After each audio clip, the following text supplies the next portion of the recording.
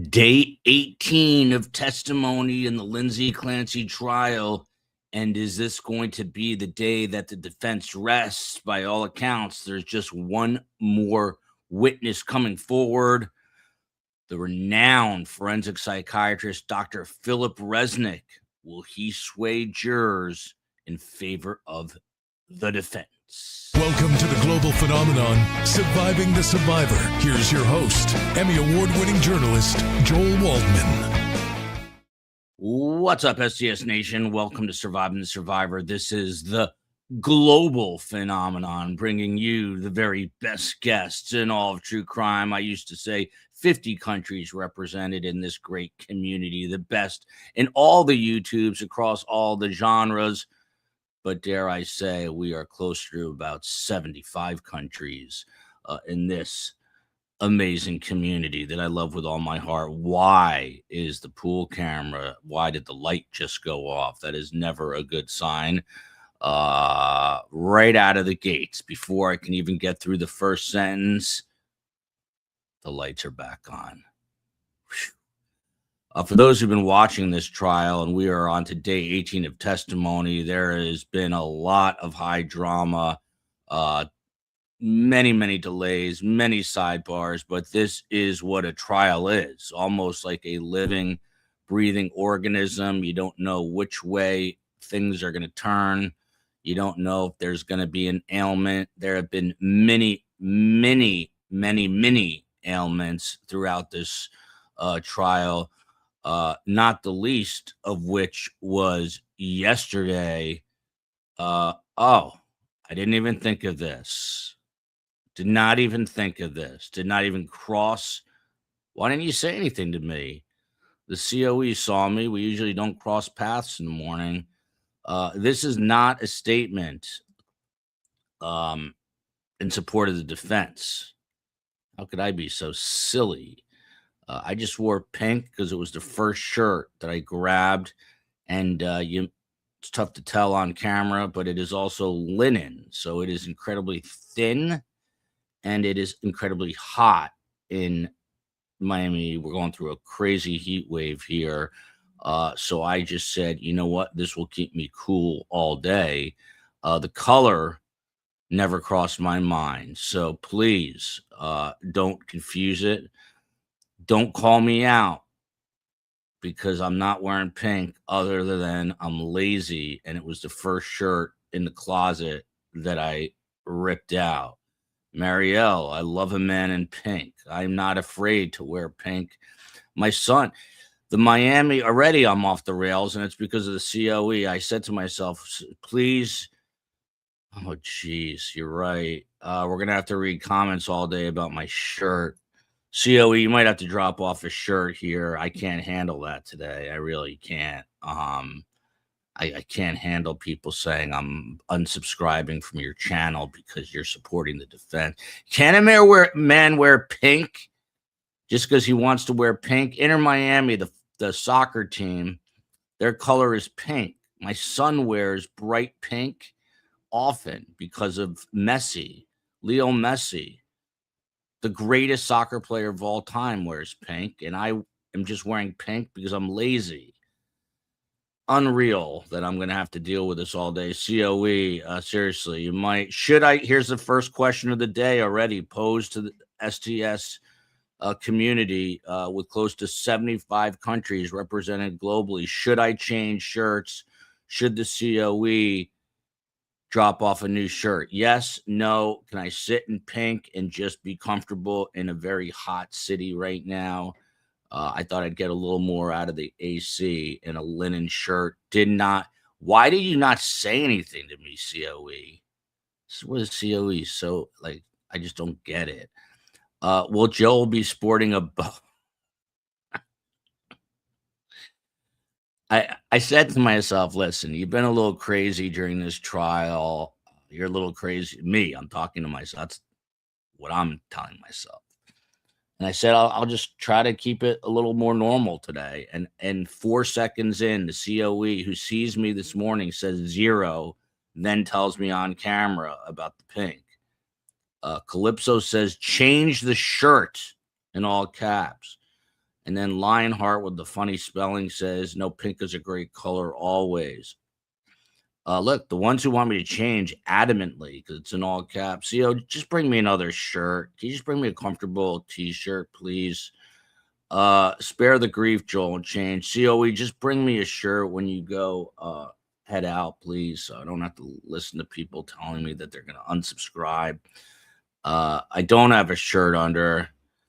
COE, just drop off a shirt, man. I just get, next thing they'll do is they'll put a meme of me on X saying, look at this YouTuber supporting the defense so openly and aggressively. So openly and aggressively, he's wearing a pink shirt. Look at these content creators today. They take these sides, and he's wearing pink. He's not an Inter Miami fan. He's pro Lindsay Clancy. How could he have a show?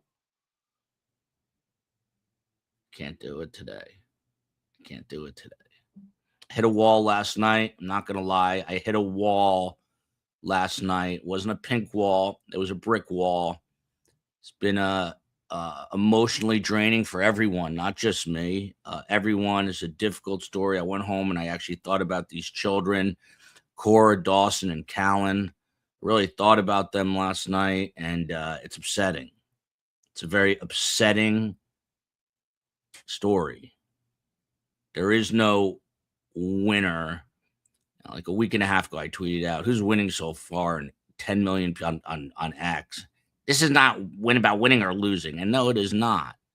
Forgive me for tweeting one X post that was a misnomer. And what I meant was who's ahead, right? Judy Herbert, love her. People say I don't thank Judy Herbert enough. I thank her every second of every day if I could, but then I couldn't do a show. But she's incredibly generous and helps us behind the scenes, helps us morally, helps us emotionally. Court starts 3 minutes ago, but it never starts at 9, so it's no surprise here. Look at this. Your bias is really showing. Oh my, I can't do it today. CO, please drop me. Soon, in about 6 months, I will do this. I'm going to get in the best shape of my life. I think I told you guys this yesterday. I was at my kid's baseball tryouts. He did very well, by the way. I was very proud of him. Very proud of him. But I noticed in the far distance of the park on one of those really crappy, horrible, like park workout machines, perhaps the most shredded dude I've ever seen in my life. What did he have? He had like 2-3 pound weights and that horrible structure of machine. It's all you need. You don't need a big fancy gym. And this is the year. This is the year that I turn into Soloflex Man. And when I do, and when I feel comfortable, I will just rip the pink shirt off and just do it. Stigma says, stop the Jersey drama. I really wanted to be normal today, somewhat normal. But the COE did this. She did this. She saw me this morning. She said not a word, nothing, zero. And then I get here, I'm on, and within a second, she's like, you're wearing pink. This is true. Real men do wear pink. I bet you Billy Bob Thornton wears pink, and now we've come full circle. Kukla, trust me, you don't want me to go shirtless right now, but in 6 months, I might do the whole podcast shirtless the rest of the time. I just don't. So I'm going to get in the best shape of my life. It's possible, even at my advanced age. Yesterday, by the way, today is day 18 of testimony in the Lindsay Clancy trial. A doctor, Margaret Spinelli, was supposed to be an expert witness, and now she is not. And there's all sorts of conjecture and speculation as to why she is not. Some say she's friends with the judge. Some say she's friends with the defense attorney's wife. I've heard. No one, as far as I know, knows the real reason. Some say that's also she has been posting about the trial, and maybe Kevin Reddington didn't want to wade into uncharted waters by bringing up an expert witness that could come back and bite him in the you know what and his client. So there you go. Margaret Spinelli is not going to testify, but the world expert in malingering, a word I don't think I ever said until this trial. Why would you ever use the word malingering in your life unless it's for a college essay that's useless or for a trial? You learn so many useless things in college, and I was just reading about tuition. People are spending over $100,000 a year to send their kids. Cornell University, which I got into, by the way. It's a whole long story as to why I didn't go. I got into Cornell University.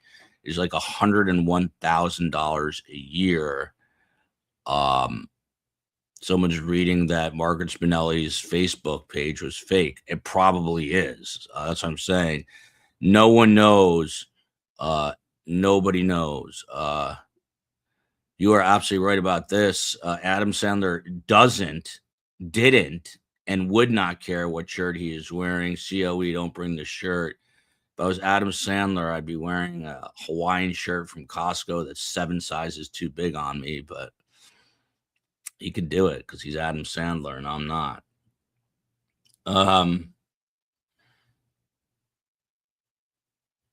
Completely thrown off my game now. So yesterday, yet another really weird day. And just to recap it, there were supporters in pink supporting Lindsay Clancy. No correlation with my pink, but they were supporters, and there was a couple hundred at least. There was a lot, and they were predominantly women. And they were outside the courthouse yesterday in a scene from the Karen Reed trial, which I try to never remember. As one trial I try to forget as much of as possible.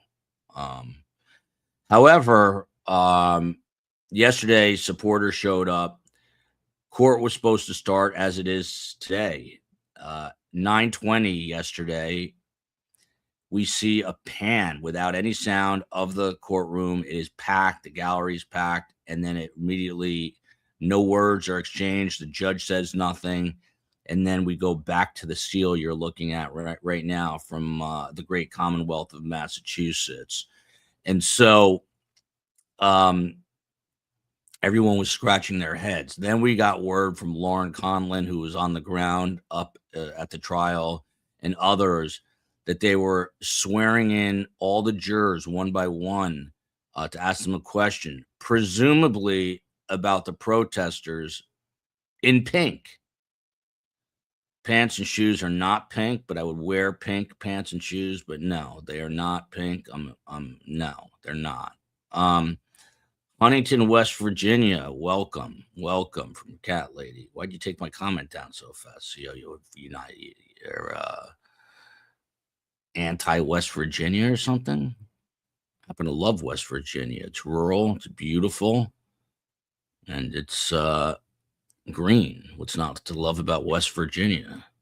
They used to say Virginia is for lovers. West Virginia, I'm not sure what it's for, but Virginia is for lovers. So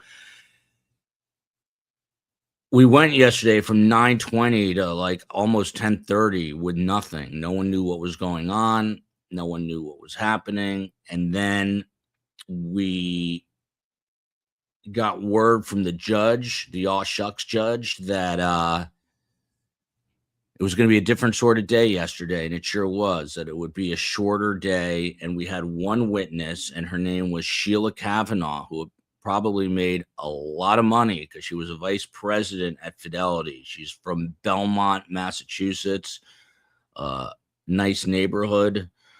She is now a board certified chaplain at what they call the Brigham, which is Brigham and Women's Hospital. She was also made it known she adopted 4 children, which I respect and admire. Good on her. West Virginia is the Mountain State. That is for sure, the Mountain State. My kids love Mountain Dew, which is not good for them. But Sheila Kavanaugh, the chaplain, gets on the stand and describes Lindsay Clancy as being dressed in medical armor. That's interesting. I'm sure she came up with that phrase prior to the testimony. Talked about the tubes and the intubation and the neck brace, but that's some imagery right there in medical armor. She described her emotional state as neutral, flat affect, and then she describes a meeting that she has with her when she sort of first meets with her on the 31st. The killings happened on the 24th of January, 2023. We're now 6-7 days ahead on the 31st. That is New Year's Eve day of 2023 into 2024. And what does Lindsay Clancy say to her? I'm so glad my children are safe. Chilling words, because this is a week after she takes the lives, admittedly, of the 3 kids. The chaplain says she's a little, taken aback, but she's a chaplain and she's used to these things. And so she says, I prayed with her. We held hands. And the chaplain tells Lindsay Clancy they are safe in heaven with God. So you're right. They are safe in heaven with God. And I wish I believed like this. I try to be a believer. I try so hard. I'm just a skeptical person. I question things. In the Jewish religion, by the way, it is expected. It is part of the Jewish religion. I read this or heard this from a rabbi once, that you are supposed to question things like this. It is even okay to question the existence of God. It's part of what is expected in the Jewish religion. I don't think that that's the same case in Catholicism. I don't think you can question it. But I wish skeptical human being, COE just made me disappear. She's probably incredibly nervous right now because now I'm talking about religion in a pink shirt. But yeah, I once heard a rabbi say it is okay to question. I mean, I've questioned how could 6 million plus Jews and many more gypsies and homosexuals and people who helped the Jews, how could all those people die in the Holocaust? How could God let this happen? I have questioned that. And then I found out from a rabbi, it is okay to question it. But this chaplain did not question Lindsay Clancy when she said, I'm so glad my children are safe. She did not question it and said she prayed with her and said they are safe in heaven with God. There we go. This is amazing. I'm happy to hear this. You can question anything you want in Christianity. God is not afraid of questions. That's awesome. God welcomes questions. I love to hear this. I wonder if you'd question why I'm wearing pink, what my true intention is. Only God knows if I literally picked this out because I was lazy and it was the first shirt, or if there is an ulterior motive in my pink. But I can rest easy knowing the real answer, and only God knows the answer because no one was there besides me and God. I really didn't want to do this today this way. Look at this. Thank you for the jewels. An Aussie here living in South Florida have watched you for years and appreciate you, Joel. You're so good at what you do. Thank you, Melly Jean. I really appreciate that. Pink shirt and all. Happy Friday. Melly Jane, I appreciate that. What part of Florida? Don't give away your address. You shouldn't say like 2607, Main Street. But what part of Florida? North, Central? You can give a city. I guess a city is big enough. Oregon's in the house. I say Oregon because I'm from Jersey. Others say Oregon. I can't say Oregon. It sounds weird to me. Now, the other thing with this chaplain that's so fascinating, by the way, we're moving into dangerous territory here. Now it's 9:15. Are we going to have another weird day where something weird happens? And by the way, Dr. Philip Resnick, who is advanced in his years, I think in his mid to late 80s, is zooming in. He is not going to be live in the courtroom from what I understand. And if it was Karm, I can guarantee you there'd be some technical issues. So I hope that Dr. Philip Resnick does not have a difficult time And I don't want to profile. I don't want to be an ageist in any way. I'm just suggesting that if it was Karm, there could be issues that I'd be concerned about. So we'll see. God did not let those things happen. He gave people free will to choose their path in life. Going back to Lindsay Clancy. Hoboken, New Jersey. I used to live on 2nd and Willow, H. Pat. No Hoboken well. Cool little city. Cool little city. So after she praised the chaplain, she said that Lindsay Clancy had apparently confided in her that she had heard a voice, that a male voice was persistent. So once again, we're hearing about a male voice slightly different than the way it came through Dr. Zeisel, the forensic psychologist, the day prior. She talks about visiting her at least 14 times at the Brigham, and I think close to 100 or 200 times since she has been in a psych hospital since the killing of her kids. And she said that the conversations about this alleged voice, that they have happened several times over this cross. Now, the Commonwealth got up, and I thought they did a really good job. They asked, you took copious notes about so much as a chaplain. Other people took notes, therapists. How come we never heard about these male voices till after the fact? Love her, hate her, be indifferent. But Leslie Dobson, I asked her that question yesterday, who is a forensic psychologist on the show, and actually posted this on Twitter at Podcast STS, on Instagram at Surviving the Survivor, on TikTok at Surviving the Survivor. If you are not following us on TikTok or any of the other two, please do. Also, on the way in, please hit the like and subscribe button. And we have an active Patreon page. So please, the like and subscribe gets the algorithm chugging, and it helps us a great deal. Ready to pull that comment up, COE, but you're doing great. Mim Benjamin wishing us from Ouchy in France. The Swans. I love the Swans. Ouchy, Switzerland. No, Ouchy is France, right? Let me know. What do I know?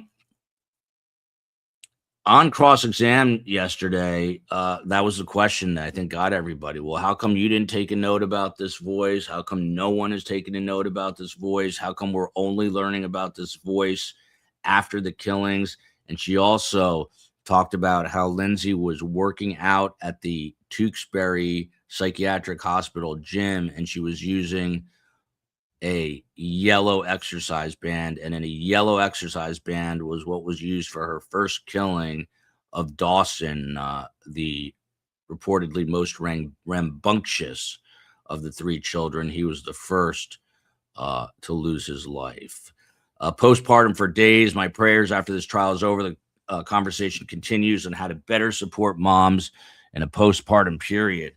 We've talked about this a lot. There is zero winner in this case. Even if I tweet one day when I'm tired and exhausted, who's winning so far, and 20 million people tell me I'm a moron for asking the question, there is no winner in this case. None. The only win here could be that people have a better grasp of postpartum depression and postpartum psychosis, if you believe that she had postpartum psychosis. So the chaplain, Sheila Kavanaugh, gets off the stand yesterday, and there's more hullabaloo.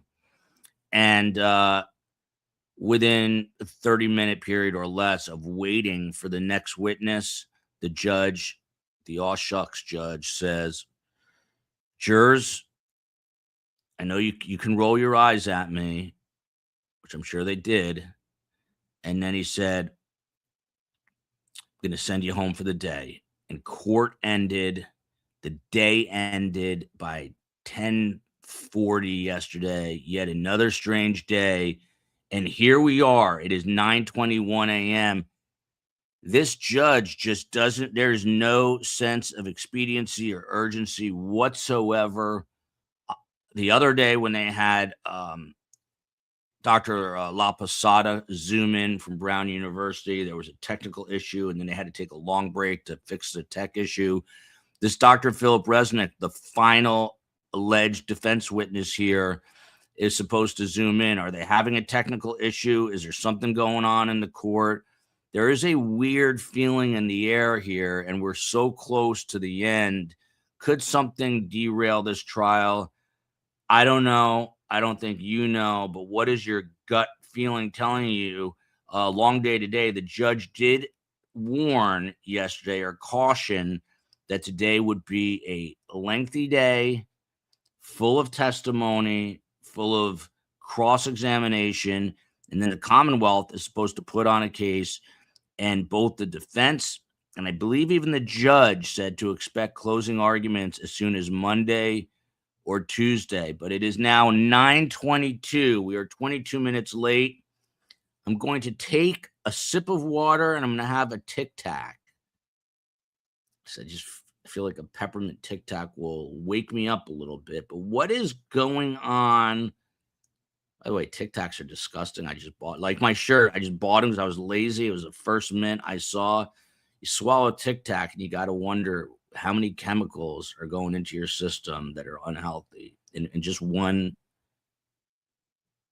little Tic Tac. How many unbelievably unhealthy chemicals are you ingesting into your body with one Tic Tac?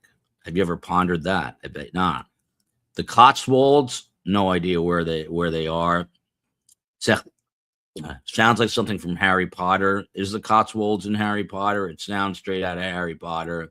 What do I know? I know very little about most things. Let me have a little sip of water.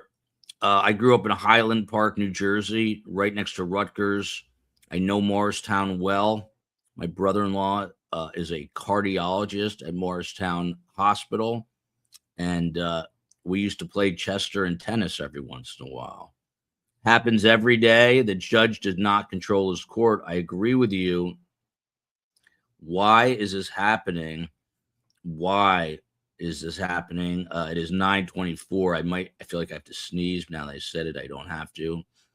Oh, Uchi is a part of Lausanne by the lake. How could I not know that? That's where my grandmother lived.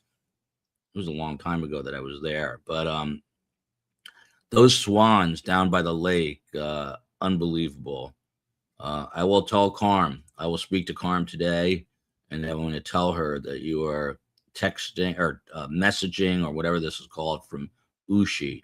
Winnipeg, Manitoba, Canada is in the house.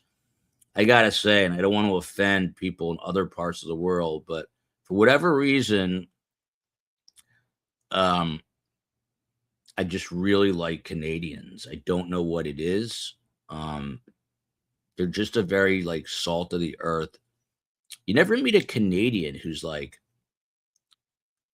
really obnoxious. I'm sure if you live in Canada, yes, but like whenever I meet Canadians, they're just always salt of the earth people. You meet an American, and 2 out of 3 times you want to smack them in the head. Never met a Canadian who I want to smack in the head, at least not right away. I don't think that I've ever gone there. The Cotswolds, since we are a global phenomenon, people should know this. You just learned about Uchi, which is a part of Lausanne, like an hour from Geneva on Lake Geneva. But here you learn that the Cotswolds span 3 countries, including Oxfordshire. The longer the judge drags it out, the more likely it will be for a juror to be compromised. That is sure, but we can't. I don't know. We can't control that. Montreal, Quebec, Canada is in the house. Spokane, Washington. We go from one side of the North American continent to the other. Nova Scotia back to the other side. Canada is here. Some of my favorite people. I just feel like Canadians are very well put together. They just I don't know, very well put together.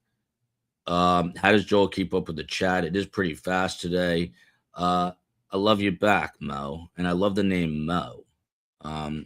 Lauren is not there. Josh Ritter is not there. They sort of popped in and out. We've been home, Mandy. We've been home for a week now. It was a short stay. Mandy is referring to we went through some tenting at our house for imaginary termites, and we spent 2 nights. Karm didn't know. I finally caved and told her, and then the COE went and made sure that she cleaned Karm's place. Always some haters. The French Canadians are rude. That might be true, actually, a little bit. Not gonna lie. The judge is disrespectful of the jury. I mean, I agree with you. You know, he's always like, "Oh shucks, you know, you can roll your eyes at me. I told you we're gonna have a full day, but something came up. I can't tell you what it is. I can't tell you that I just made an eye doctor appointment and I'm just gonna race out for 3 hours while you sit here. I can't tell you that, but the trial's gonna be delayed yet again. 9:27, and the clock is ticking. Look at this, South Plainfield. We played. That's Mariella. I know Mariella. I think we played South Plainfield in high school tennis as well, like we did Chester. Chester destroyed us, but we crushed South Plainfield. No offense to Mariella. Mariella has a special talent, and I'm going to inform everyone about it. She's working on a little something special. And by the way, am I allowed to announce your daughter got married? I think it was this past weekend. Congrats. Big moment in any mother's life is when their daughter gets married. So congratulations. Kathy is, and that immediately gets me unbelievably depressed with this story, because Lindsay, Patrick, the grandparents, will never be at Cora, Dawson, or Callan's wedding. So sad. I could literally, if I wasn't numb on the inside, I would cry. Blackwoodor, I'm going to listen to you. You're going to be the answer. I accidentally and lazily chose a pink shirt. The supporters for Lindsay Clancy wore pink yesterday. Do I need to change my shirt? Yes or no? Blackwoodor, you tell me, and I will listen to you. You're an OGer. You're from the Republic of Ireland. You're impartial, and you call, as they say, balls and strikes. You will tell me what to do. Ecuador is watching this trial. And we've got Miami Beach from Brazil. Jojo, if you ever see us, say hello. We roam the area. Might see you one day. Say hello. 2 more poisonous Tic Tacs into the system.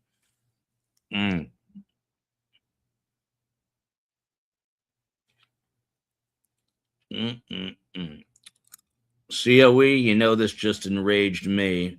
And a good friend of ours. And he's going Sunday. You hear that, COE? He's going Sunday. I might just hop on the same flight as Brian Etten now that I know he's going. There's nothing that Brian Etten is not at. As a matter of fact, I feel like there are Brian Etten clones.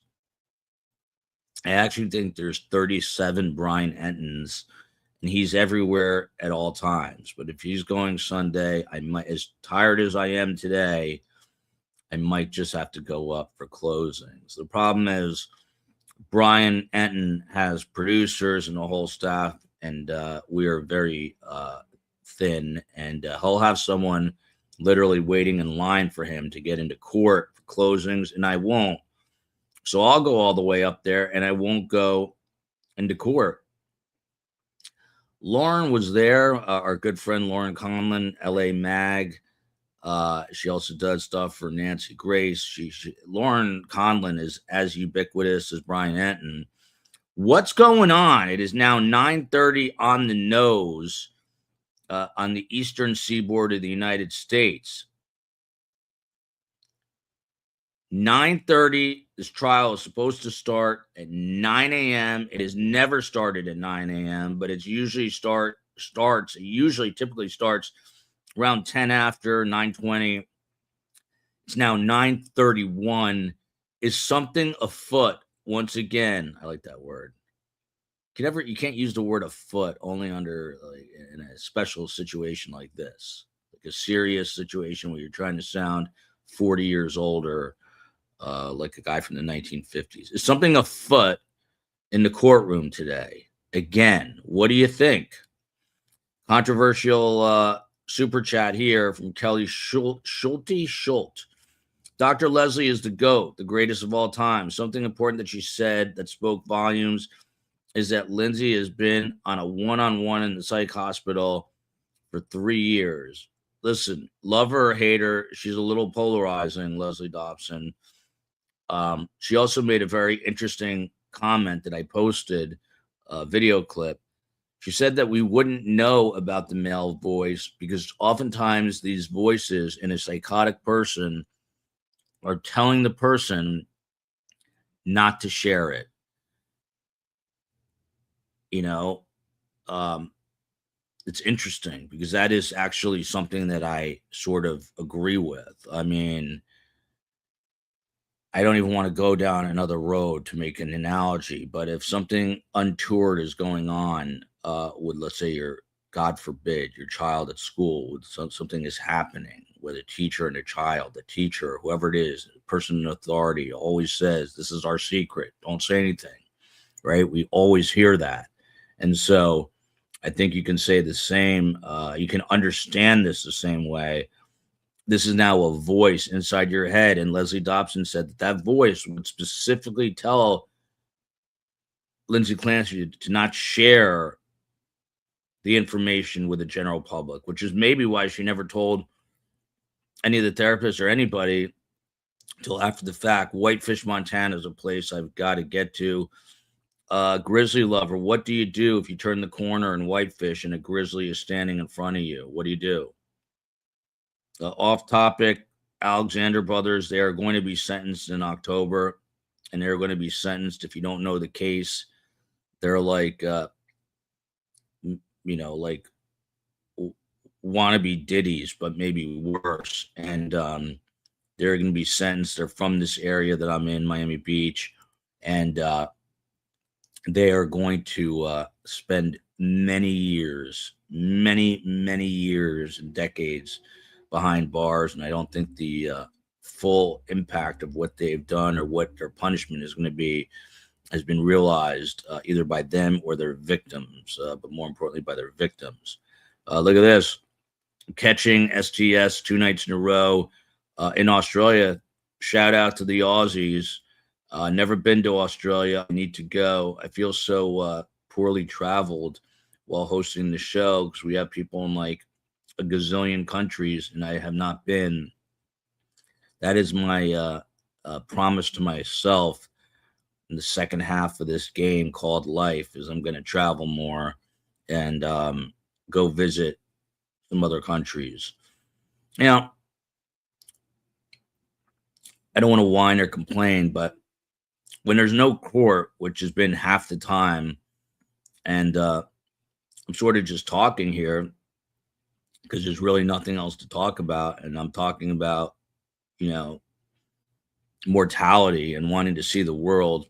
After you do it for long enough, you hit a wall, and I did that last night. So last night, I felt like my eyes were rolling around my head, and I was just staring into space.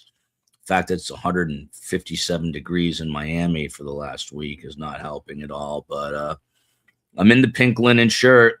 Has nothing to do with the protesters. And I'm just waiting like you are for court to start.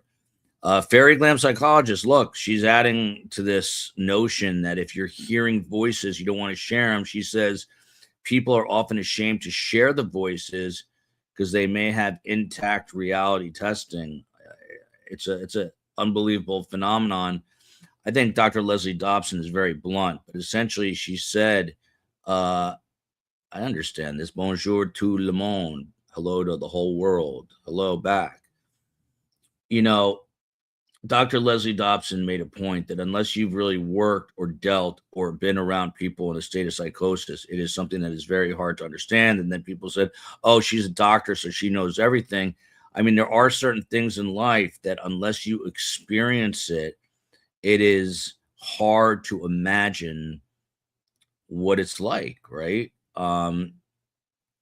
if you've never been skydiving, you can tell someone, oh, it's scary, adrenaline, but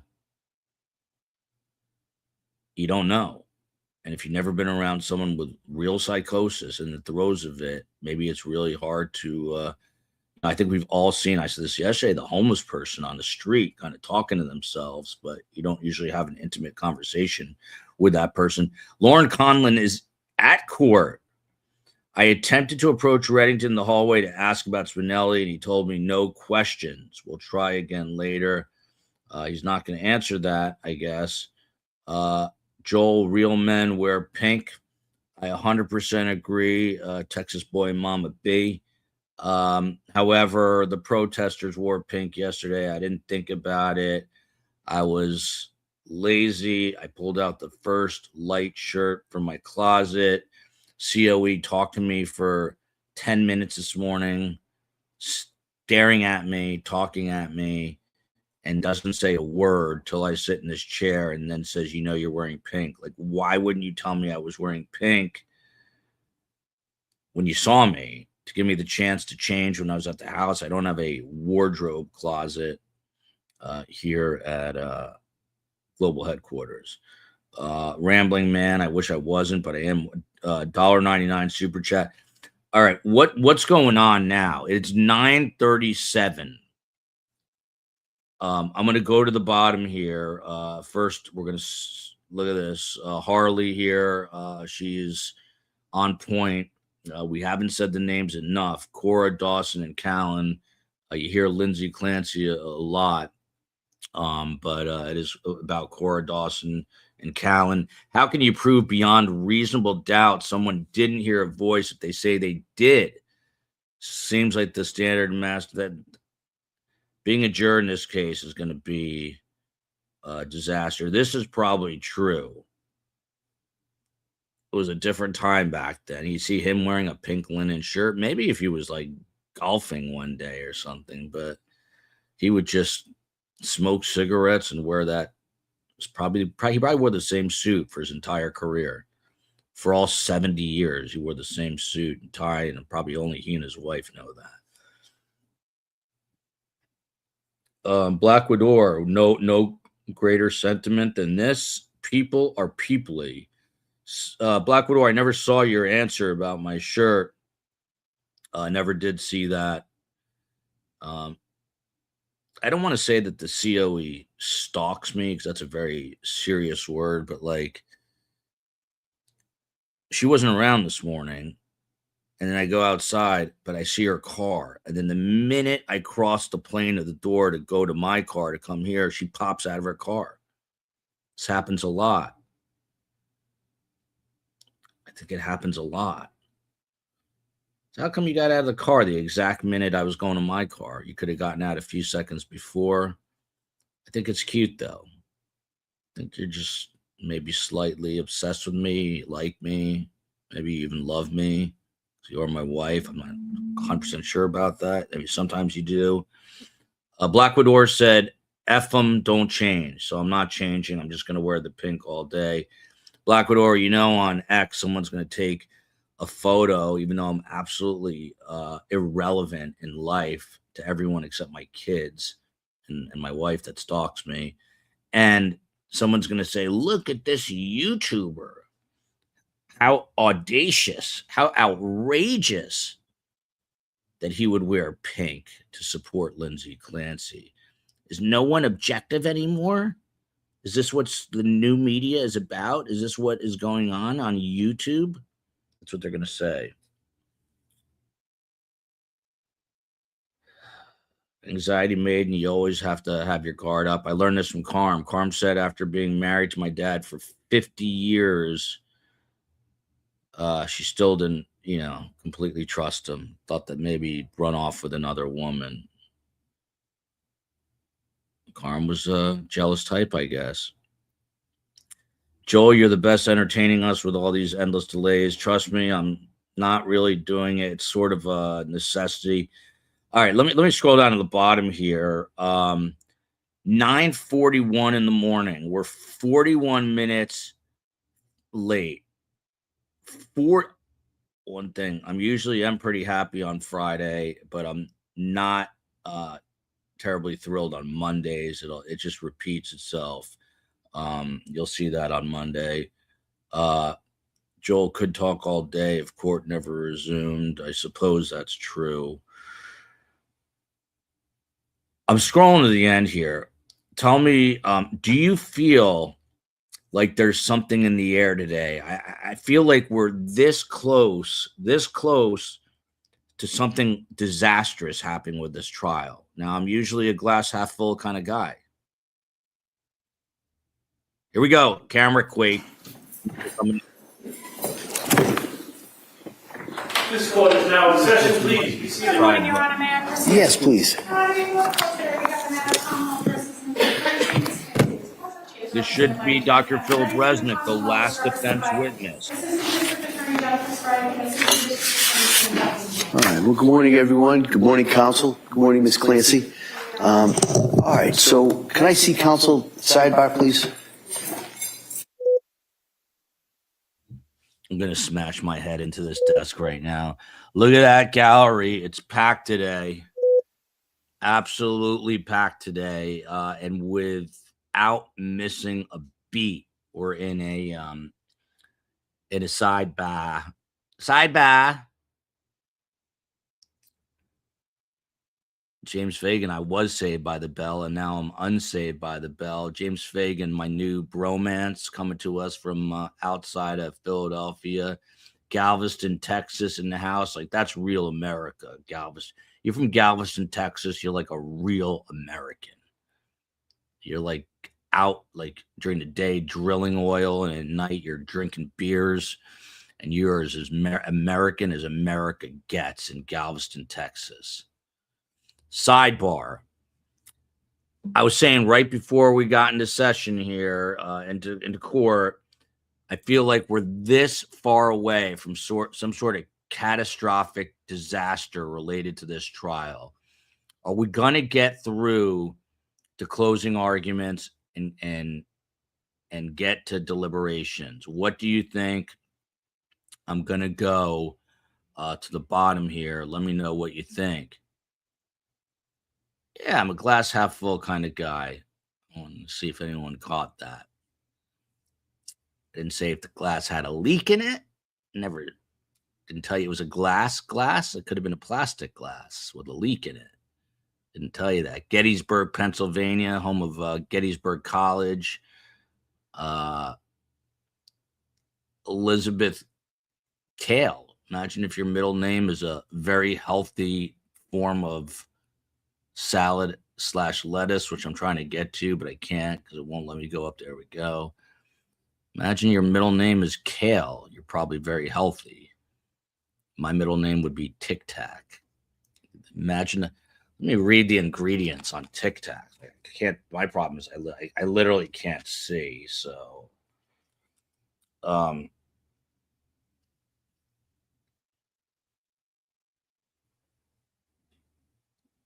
I can't read this. All I see is sugar, maltodextrin. I can't pronounce any of these names, so they're probably not too good to be ingesting it like they're Tic Tacs. They're not. Yeah, I have readers, and for some reason they're like blue light readers. And by the way, COE, I just ordered like 3 new pairs because now I can't even. You know, it's hilarious. I have a pair here, and they're pink.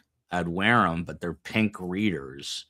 But last night I was wearing like dark tinted readers. It's supposed to be to help with the blue light off the phones. I can no longer read I had 20/20 vision, even better, my entire life until like probably 2 years ago. Now I cannot read. I cannot read anything. I was on the phone with AT&T wireless or whatever, because I have an AT&T router here, and I couldn't get Wi-Fi, and I was losing my mind. And the woman, I asked her, she's in the Philippines, tells me to go eject the SIM card from the router. You know how big the SIM card in a router is? size of a Tic Tac. And then on the back of that SIM card, and I'm not kidding when I say this, there's a 20-digit number. She's like, "Can you read this out to me?" I was like, an owl couldn't read that with the SIM card on its nose. Like an owl with the best vision in the world could not read. And you want me with my deteriorating vision to read you a 20-digit? Here comes the court. We're back. You want me to read the 20 digits on the back of a SIM card without glasses? And even with glasses, I couldn't read it. And that's how that was the only way she could authenticate me. I almost lost my mind. Someone said the way you say representative is your true personality when you're on automated calls. And that's me. AR Wyoming, how are you? Is something going to just drop here? I'm going to the bottom. Is something amiss? Let me know. Is something amiss? So what I did, it took me a day to figure this out, but I took a picture and then I zoomed it in, and that's how I did it, Max Bang. I could have used you. I'm not that smart. It occurred to me after the fact. That's how I did it. What's going on here? Something weird is happening again.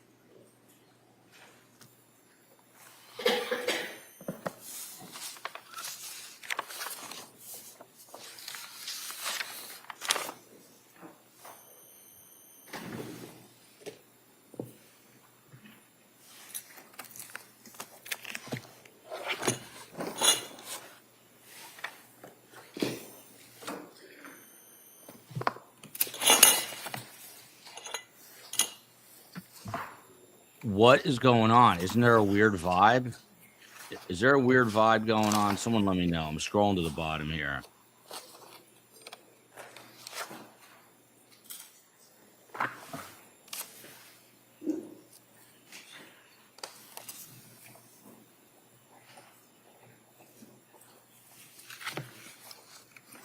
Something is not right. Excuse me.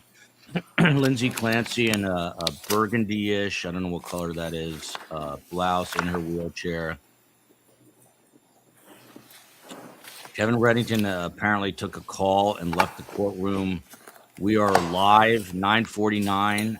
Court has not officially, well, maybe officially, but we have not heard a word, not a lick of testimony. 49 minutes into the morning after the judge said this. Okay.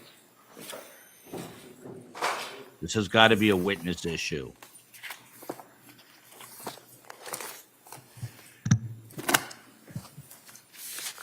I didn't catch that because I'm too freaked out about what's going on. Who is sitting next to Lindsay's mom? I didn't catch it.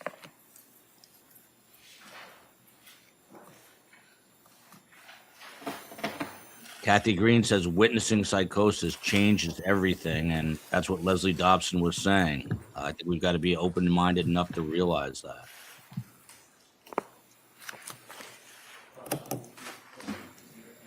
You see the monitor for what appears to be the Zoom. High drama yet again. Day 18 of testimony in the Lindsay Clancy trial. Something is off.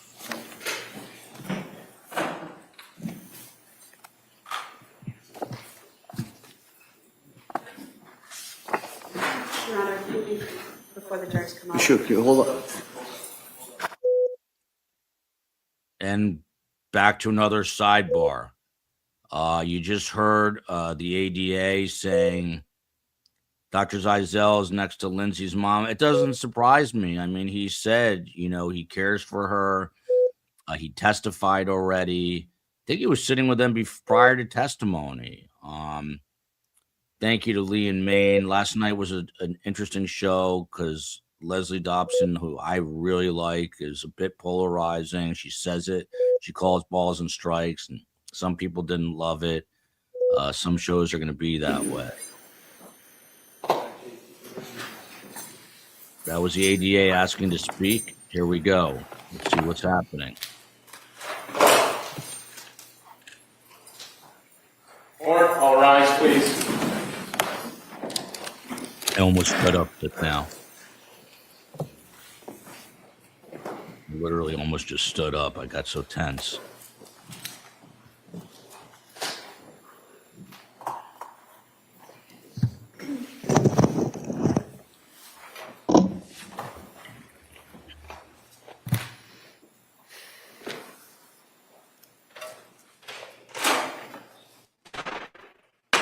COE, we need a babysitter tomorrow. I have to go out tomorrow to decompress. Anything to do before the Honorable William Sullivan, Justice of the Superior Court, now sitting in Plymouth, sitting for the Commonwealth. Draw near, give your attendance, and you shall be heard. God save the Commonwealth of Massachusetts. This court is now in session. Please be seated. Please. Before we go today, we have a continuation of the jury trial in the matter of Commonwealth versus Lindsay Clancy. Ms. Clancy is present. She is represented by Attorney Kevin Harrington. The Commonwealth is represented by Assistant District Attorney Jennifer Sprague and Assistant District Attorney Shannon Hopkins. Good morning, everyone. Good morning, everyone. What we're going to do is looking for my little cheat sheet about the questions. I thought you could probably say them along with me at this point, but let me ask them just to make sure everybody's able to follow those instructions. Yeah, we're So getting has any that member down. of the jury read, seen, heard, or overheard anything from any source that would affect your ability to be a fair and impartial juror? Next question. Is there any other serious matter or concern bearing on your service as a juror? In this case, anybody needs to bring to my attention. Again, as always, thank you for following those instructions. Now, what the schedule for today is that I would expect a longer day, all right, similar to some of the days we had earlier this week. So what we're going to do is we're going to return to the defendant who's going to call their next witness, and that witness is going to be testifying by Zoom or over the monitors that you're going to have here. Just there was an earlier witness, I think, who had also testified that way.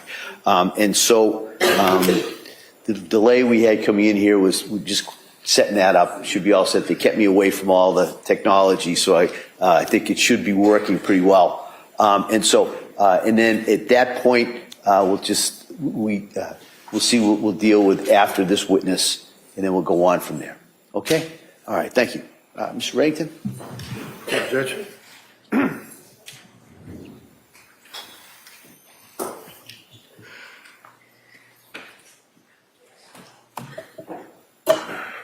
This should be Dr. Philip Resnick. Okay, thank you.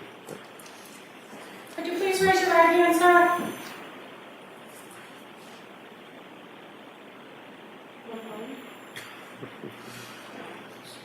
Would you please raise your right hand, sir?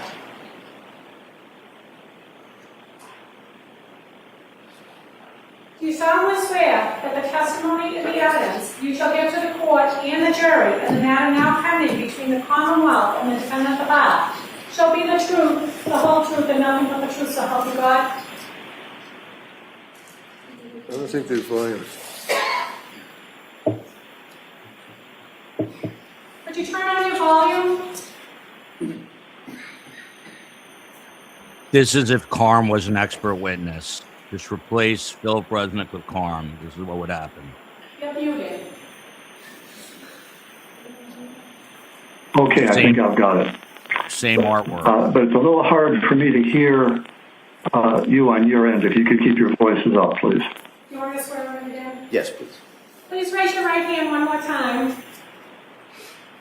You solemnly swear that the testimony and the evidence you shall give to the court and the jury in the matter now pending between the Commonwealth and the defendant at the bar shall be the truth, the whole truth, and nothing but the truth, so help you God? You froze. Yes, I do. Thank you. I am able to hear you now. All right, give it a try. All right, counsel. Good morning, doctor. Will you tell us your name in a loud voice so that we can all hear you and spell it for the record? Philip Resnick, Phillipresnick. And where do you live, sir? Where do you live? Can you hear me? You froze up. I can hear you now. Okay. Where do you live? I live in the Cleveland, Ohio area. So this is a delay. Like if I ask a question, there's like a 2 or 3 second delay for your answer. So that's a little difficult, but we'll try to get through it. Can you tell us what you do for work, sir? Yes, I'm a forensic psychiatrist.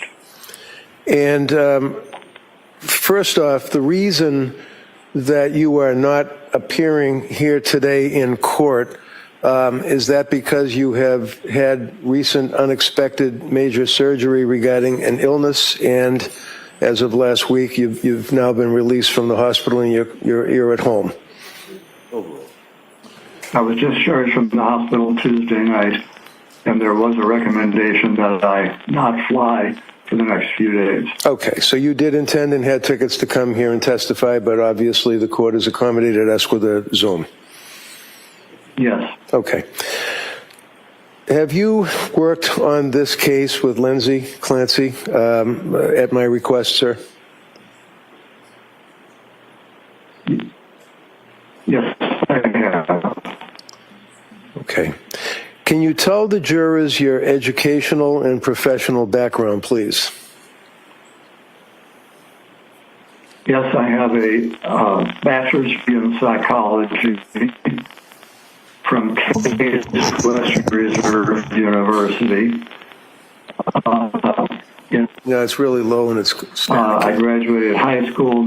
Hold up for a second. We're having technical difficulties. Can I see counsel here at the side, please?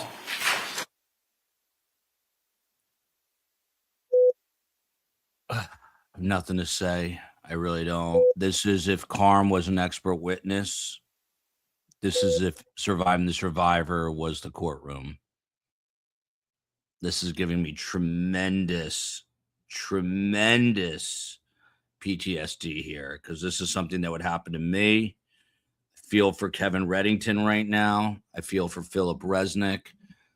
This is about to be an unmitigated disaster. How can they not set up a Zoom to work effectively for a guy that's 88 who just got out of surgery? I mean, someone just explain that to me, please. Oh, I don't know, Kate. Why do I feel something is off? Be specific. Okay, well, I think when the trial starts in just a couple of minutes, they're going to bring this 88-year-old man out who just had surgery, who could be on the brink of his final days.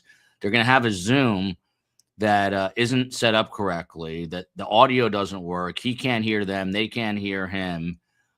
It is an absolute unmitigated disaster. And within 3 minutes of trying to provide testimony, the most critical testimony to the entire trial on the very last day, that suddenly the Zoom just goes completely out, and then Kevin Reddington has to call a sidebar.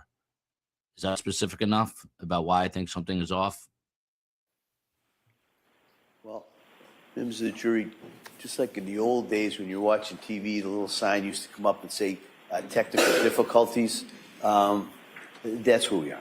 So what we're going to do is we're going to take a short break and have people who know more about this than I do to kind of readdress this, all right, to see if we can have a smoother presentation so you're able to follow and listen to the testimony without kind of being broken up and choppy. All right, so I'm going to ask you, well, I hope it's a short break, but that's the goal, is to get this in a manner that is easier for you to hear and absorb this information. So we're going to take a short break, I hope, and we'll see you in a couple of minutes. All right, thank you. All rise, please. Jurors exiting. I've never heard of him saying that we're just going to take a short break. It's 10:01 a.m. Please give me guesses. I'm scrolling down. 10:01 a.m.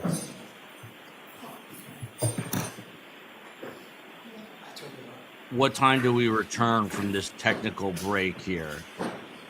Give me your best guess as to what time we return from this technical issue that we are dealing with. Please let me know.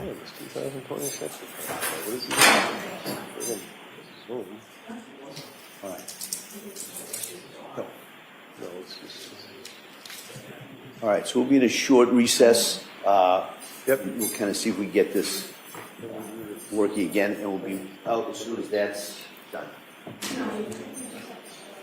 Good, all rise.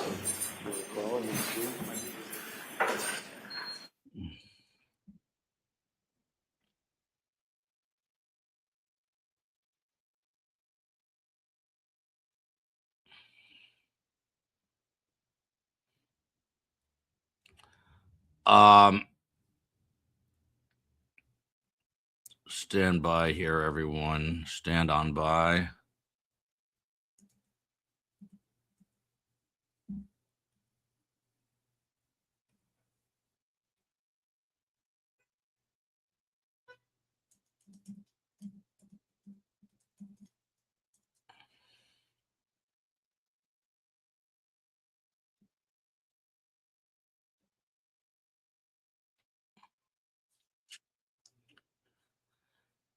How can you not have this set up?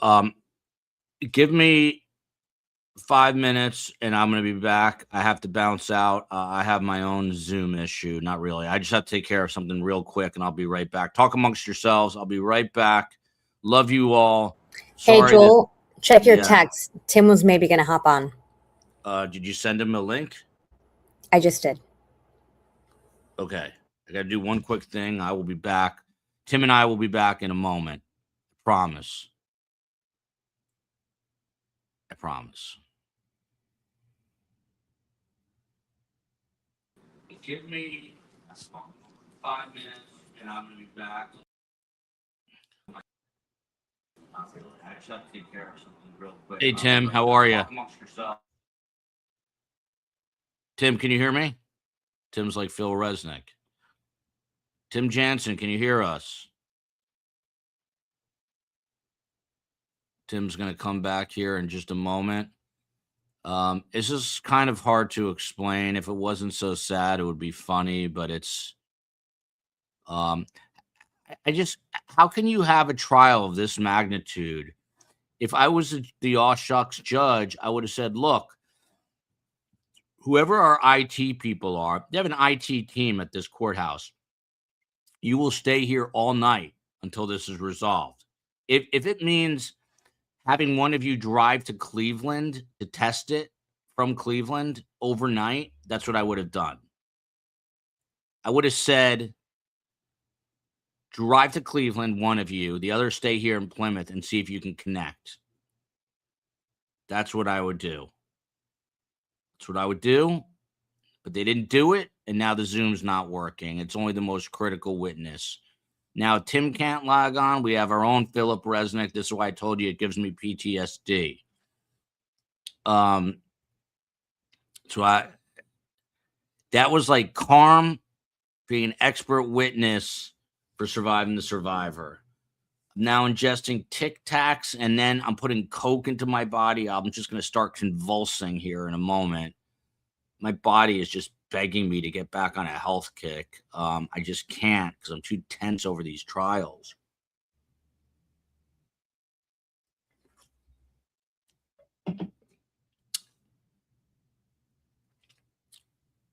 Coca-Cola, yeah. Hey, Tim. Tim Jansen? Philip Resnick? Tim? Dr. Resnick? Tim? Maybe there's a Wi-Fi outage in Massachusetts. Could be. Maybe all of Massachusetts is without Wi-Fi. Maybe they are living like the Amish today. I don't know. I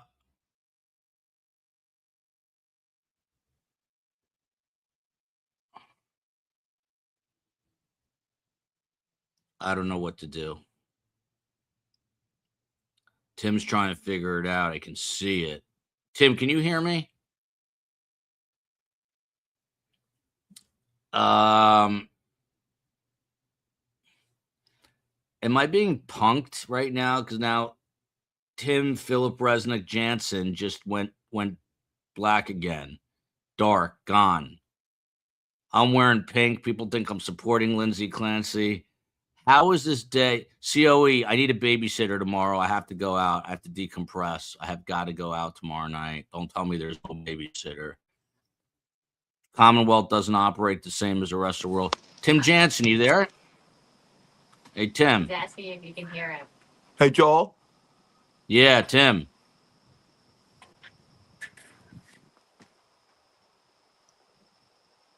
Yeah, your Wi-Fi's Tim. I think can't hear him.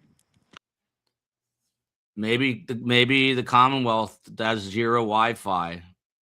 It's only like the tech hub of America. It's like that and whatchamacallit in the hell do you call it? What's the name of that? What's the name of the area in Northern California? Silicon Valley. He's trying to get you. I can't Hey, Tim. seem to Tim? get it to work. Tim? Oh, he's gone. We're not doing this to be funny, everybody. We're not doing this. Tony wants his money back. I can't blame him. Tony, what's your address? I'm going to send you a check. It's 10:08 a.m. The only thing that's happened so far is court hasn't started. The 88-year-old Dr. Philip Resnick is being tortured in his final days after having surgery with a bad Zoom connection. And now Tim Jansen, our attorney, the CW took the Wi-Fi. This is just a cascade of disaster. This is cascading. Shows me. Tim? I went inside. I couldn't get it to work. Okay. Oh. Maybe a Wi-Fi. COE, I wouldn't recommend bringing Tim in while he's not ready to be brought in. David Gargamella, COE. David, you know my wife better than me. Anything goes wrong, here's her next line. Must be your settings. Must be your settings. Must be your settings. Must be your settings. Must be your settings. Must be your settings.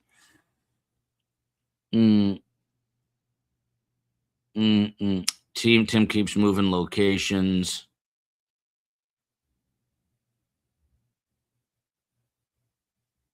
Yeah. I'm more worried about Resnick than I am Tim. The guy, just got out of serious surgery. Was supposed to fly in. The doctor recommended. He said it was a serious surgery. Hey, Tim, can you hear us?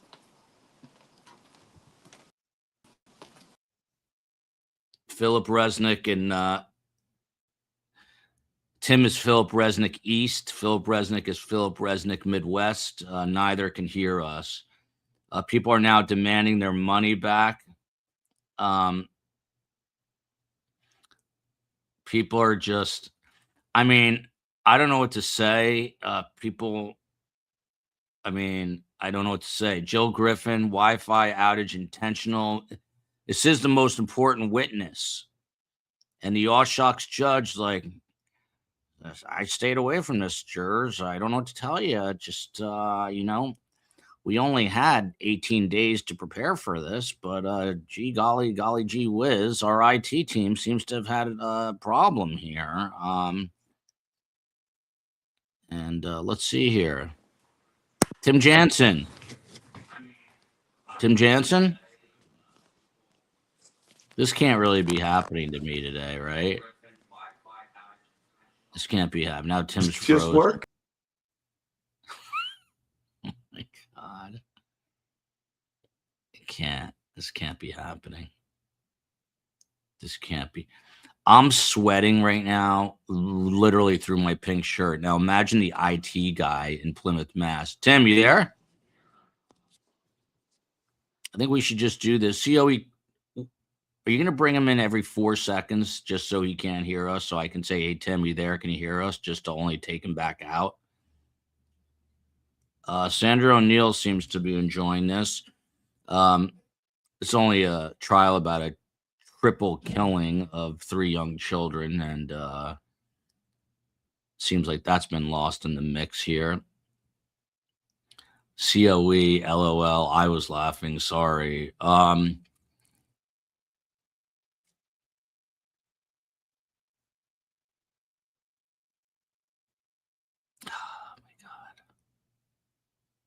I've officially run out of stuff to say. Tim Jansen? All right, COE. There's no Tim today. That was it. I'm not bringing him back unless we know this. Joel, you're handling this so well. Am I really? People are demanding their money back. I will literally just send checks right now to anyone and everyone. I have no money, but I will send checks. Can we get commentary? Don't worry, Karm's going to call literally any second. That'll just be the icing on the cake, as they say. Tim, if you can hear me back there, give me a thumbs up if you can hear me.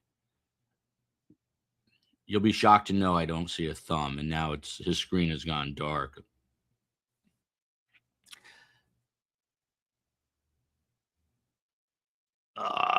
Nancy. You know what's so weird? Until I just said Nancy out loud, I never realized it's Nancy. And you've been in the chat for 4 years, and I've never realized. I always thought it was like Nan.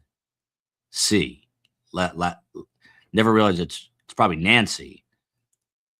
I'm a little slow, and that's I never realized that till just now. I'm getting my anxiety is rising, not because now. Tim, you there? Tim? Something's wrong. Tim? Tim perhaps said it best. The quote of the day, something is wrong. The quote of the day, this needs to go on a shirt immediately. Something's wrong. Quoted by Tim Jansen. Could say that again. 10:13 in the morning, and 10:13 in the morning here, and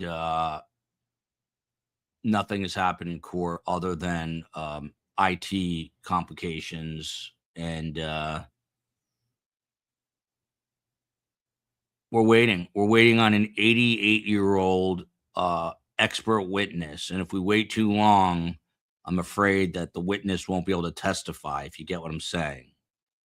If we wait too long with an 88-year-old witness who just had major surgery 3 days ago, we might never get the testimony, if you get what I'm saying.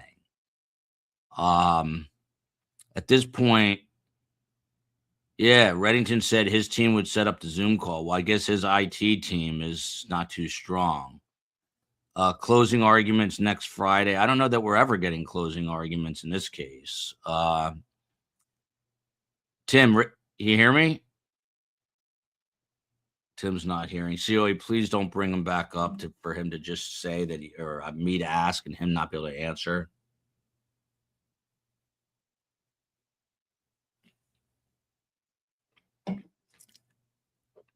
We should just do a stream where we try to get guests on the stream. What if we just did a stream all day Monday where it's just 3 guests who can't get on, and every 30 seconds I'm saying, Joan, can you hear me? David, can you hear me? Steve, can you hear me? Steve, can you hear me? Joan, can you hear me? David, can you hear me? Joan, Steve, David, Joan, David, Steve, can you hear me? What if we just did an entire 11-hour stream on Monday, COE? STS Nation would never know, and we could just do a stream. Where's Fred? Fred's at home wearing his diaper. Mike is relegated to the shoe because he's, again, trying to rip off the By the way, after going through this all day, then I get home and I love it, but I do get a lot of recommendations from you about which belly band to use for Fred, why it should be cloth and not paper, and the advantages, and it's helpful. Tim is gone again. Here's my take. If you want my real take, I think that the Commonwealth of Massachusetts is haunted and cursed, and they've got no Wi-Fi, Commonwealth Wi-Fi. If anyone is in Massachusetts in this stream, anywhere from border to border, please come into the bottom of the staff and make yourself known and let me know if you have Wi-Fi or if you're using Elon Musk's Starlink to connect. Is this going to be part of the recap? I don't think I'm doing a recap show tonight. I think I'm just tapping out. There comes a, you guys remember the clothing company Tap Out? All like the cheese heads from Jersey would wear, like the UFC clothing. Well, I'm tapping out. Tim is literally now frozen. The funniest thing, you guys aren't seeing half the show because I'm watching Tim. I was so worried about what's his name, Philip Resnick, and this all shucks judge, and then Tim suddenly is going to appear as a guest, and now all of my anxiety has shifted over to Tim. He's trying to enter and read. Here, let's see. Hey, Tim, can you hear me? Hold on. Tim? Hey, how are you? Can you hear me? Yeah, try 713. You got in, Tim. Jiminy Christmas. Yeah. Well, if it makes you feel any better, they have not started court yet. It's 10:17. We're just all kind of laughing. I'm not, but other people seem to be, because Philip Resnick, it turns out, had major surgery. He was discharged Tuesday, told not to fly. So he zooms in. They spent all night preparing the Zoom, and the Zoom didn't work. Yeah, that's typical for Plymouth. What is there an outage in Plymouth, because you were having trouble connecting? Well, it's rained, and they had rain come in. It's kind of cloudy, overcast tonight. So I don't know if we have some really cheap internet, or I don't know. You'd think that in 2026, if you got some drizzle, it wouldn't affect a statewide Wi-Fi outage, but it is what it is. Tim is back. And it's not even raining hard. It's just like a drizzle right now. All right. So Tim, here we are, day 18 of testimony. And Dr. Philip Resnick, who I found out is 88 years old. He is supposed to be the last expert witness. Any thoughts on why, before we even get into Phil Resnick, this other woman, Dr. Margaret Spinelli, was supposed to testify? There's been rumors that she's posting on Facebook. Then people said it's not her. Then there's rumors that she's friends with the judge. I mean, all sorts of things. But what would prevent an expert witness that was supposed to testify from not testifying, Tim? Well, one, the defense lawyer could say, I don't want to use her, or I think we're going to end with this doctor, or maybe she saw some information and she was concerned about her testimony or changing her testimony, which may have made her ineffective, or maybe some exculpatory evidence that would have helped the Commonwealth. We don't know what the reason, but a lot of trial decisions, sometimes you have experts, and Kevin might think he's going so well, I'm going to end with this witness. I'm going to end with him. And that could be a strategy. Yeah. It's funny. I'm having some computer issues myself as we speak. So, I mean, this is it. I think if they can get this Zoom up and running, and they get Phil Resnick, Dr. Philip Resnick, to testify from Cleveland, this is going to be their final witness. How long do you see this going on direct exam, and then how long do you see it going on cross?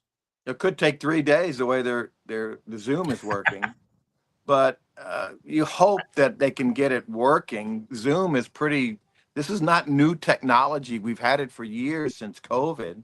I don't know why they can't get it working, if it's on Dr. Resnick's end or if it's on the court system's end, or who knows. But you would think he could be able to testify today and cross today, and then maybe rebuttal, maybe closings on Monday or Tuesday, I would think. Tim brings up a good point. it's funny. Prior to COVID, had anyone ever even heard of Zoom? I hadn't. Is this Yeah. who the hell developed Zoom, and how did it happen so quickly over COVID? These are other questions to ponder during uh, a paranoid moment in life. But so what does Reddington essentially need Dr. Philip Resnick, who's an expert in basically all of this postpartum depression and psychosis? What does he need to get out of him on the stand today, if it ever happens? Yeah, if he can get out that she was going through a psychosis, that everything he's seen and heard about what she was describing, the medications, her actions, and that yes, you can have a psychosis and do some things in a moment and do dastardly things in another moment while you're doing the psychosis. So yeah, she could have taken a phone call, she could have been ordering food, and at the same time hearing voices and caused her to kill her children. And she could have then tried to kill herself. That's the key points. And medication diagnosis, lack of it. That's what he's going to testify to. Mm. And I mean, Tim, on a quasi serious note here, we're day 18. It's a long time, and it's like every day, Space Coast echoing what we all know now. Zoom is trash software. Yes, it is. It sure is. But I mean, Tim, what does this do to I mean, the jurors have to be exhausted. And then Yeah, the judge tells him yesterday, look, you're coming in, it's going to be a long day, and it's now 10:22. And yeah, he was right. He meant a long day of testimony. It's just going to be a long day, though. But what is going on in the minds of the jurors who've got to be frustrated that the court can't get its what together?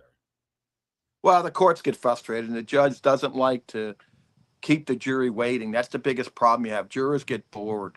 And they get bored, they stop paying attention. And then they do or say something that could jeopardize the trial. They might start talking amongst themselves, and they're not supposed to be talking about the case till it gets to them. This is a real danger zone because the jurors, you can't say they haven't made their minds up. But listen, Dr. Resnick, if you're like cooking, right, and you're a chef, Kevin has put all the ingredients on the table. And here comes his chef, Dr. Resnick.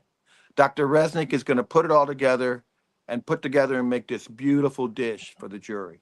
That's what the goal is.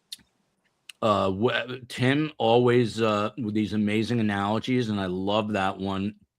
If I'm Kevin Reddington and I've gone to the finest gourmet supermarket to buy all of these amazing ingredients, and then I show up instead of Tim Jansen to make the meal, I'm going to be upset. And my point is here, the sort of the momentum, the mojo, the magic, the momentum, it's all gone right now. It's a very weird feeling. Like you knew something was wrong. We didn't know if it was a tech, but how important is momentum in a case? Kevin Reddington was kind of trying to laugh it off, but he looked unbelievably frustrated. Like he was putting his head in the air, like, doing these types of things today. Like, what is going on? I can't catch a break here. From a momentum perspective for the defense, how frustrating is this that there's just one issue after another with this trial? Well, I will say this. Kevin Reddington is old school like me. He's bringing poster boards in. He has files. He doesn't use computers. He can use them, but he doesn't like them. He doesn't trust them. I don't trust him for this very reason. Why would I want to use a computer and the computer breaks down? I have nothing. I'm sure he's frustrated and he's thinking probably in the old days when he tried cases, the witnesses came in, you hand an exhibit and you look at this board, you show it to the jury. That works. You don't have glitches. And with technology, you have great technology, but when it doesn't work, it's very, very damaging. It slows things down. I think the momentum is still with the defense because remember, the state, the Commonwealth is not doing anything now. It's been nothing but Kevin's case, even though we've only had a few hours of testimony. They're listening and writing notes, and it's defense case. So the Commonwealth is not making their points. And if they get Dr. Resnick and he finishes over the weekend or finishes, that's a big thing that the jurors will take home with them over the weekend. By the way, neither here nor there, but sort of here and there is I was invited. I really don't even know much of the details, so I can't give too many right now. But there's something called Two Way, the number two, and then written out way. And it is a new interactive platform. Right now, ironically, right now they're using Zoom, but they're building this as like being done by a former big, I think, Washington Post reporter. And they invited me on, and it's basically going to be an interactive show at 1 p.m. Eastern on Tuesday that is going to be hosted by some journalists from the Daily Mail, of all places, with prosecutors and defense attorneys, and they're having me come on as the host of Surviving the Survivor, and I'll get you the details. But if you're interested, I will definitely put them on Instagram at Surviving the Survivor and Twitter at Podcast SDS and on TikTok. And you'll be able to go in and you can, I guess, get in backstage to be an actual part of this show. I wish I could tell you more and explain it more, but that's Tuesday at 1 o'clock. So look out on my socials for that. It sounds, oh, see, Carrie knows this. Two Way is great, or Camry knows this. Apologies, I couldn't see that. But Two Way is great. I don't really know anything about Two Way, but yeah, it's Mark Halperin, correct. So I'm invited to do that, and I'll get you the details when I have the details. If you can, please like and sub. We've got a Patreon page, and we're obviously going to be bringing you closings and all of that stuff as we go.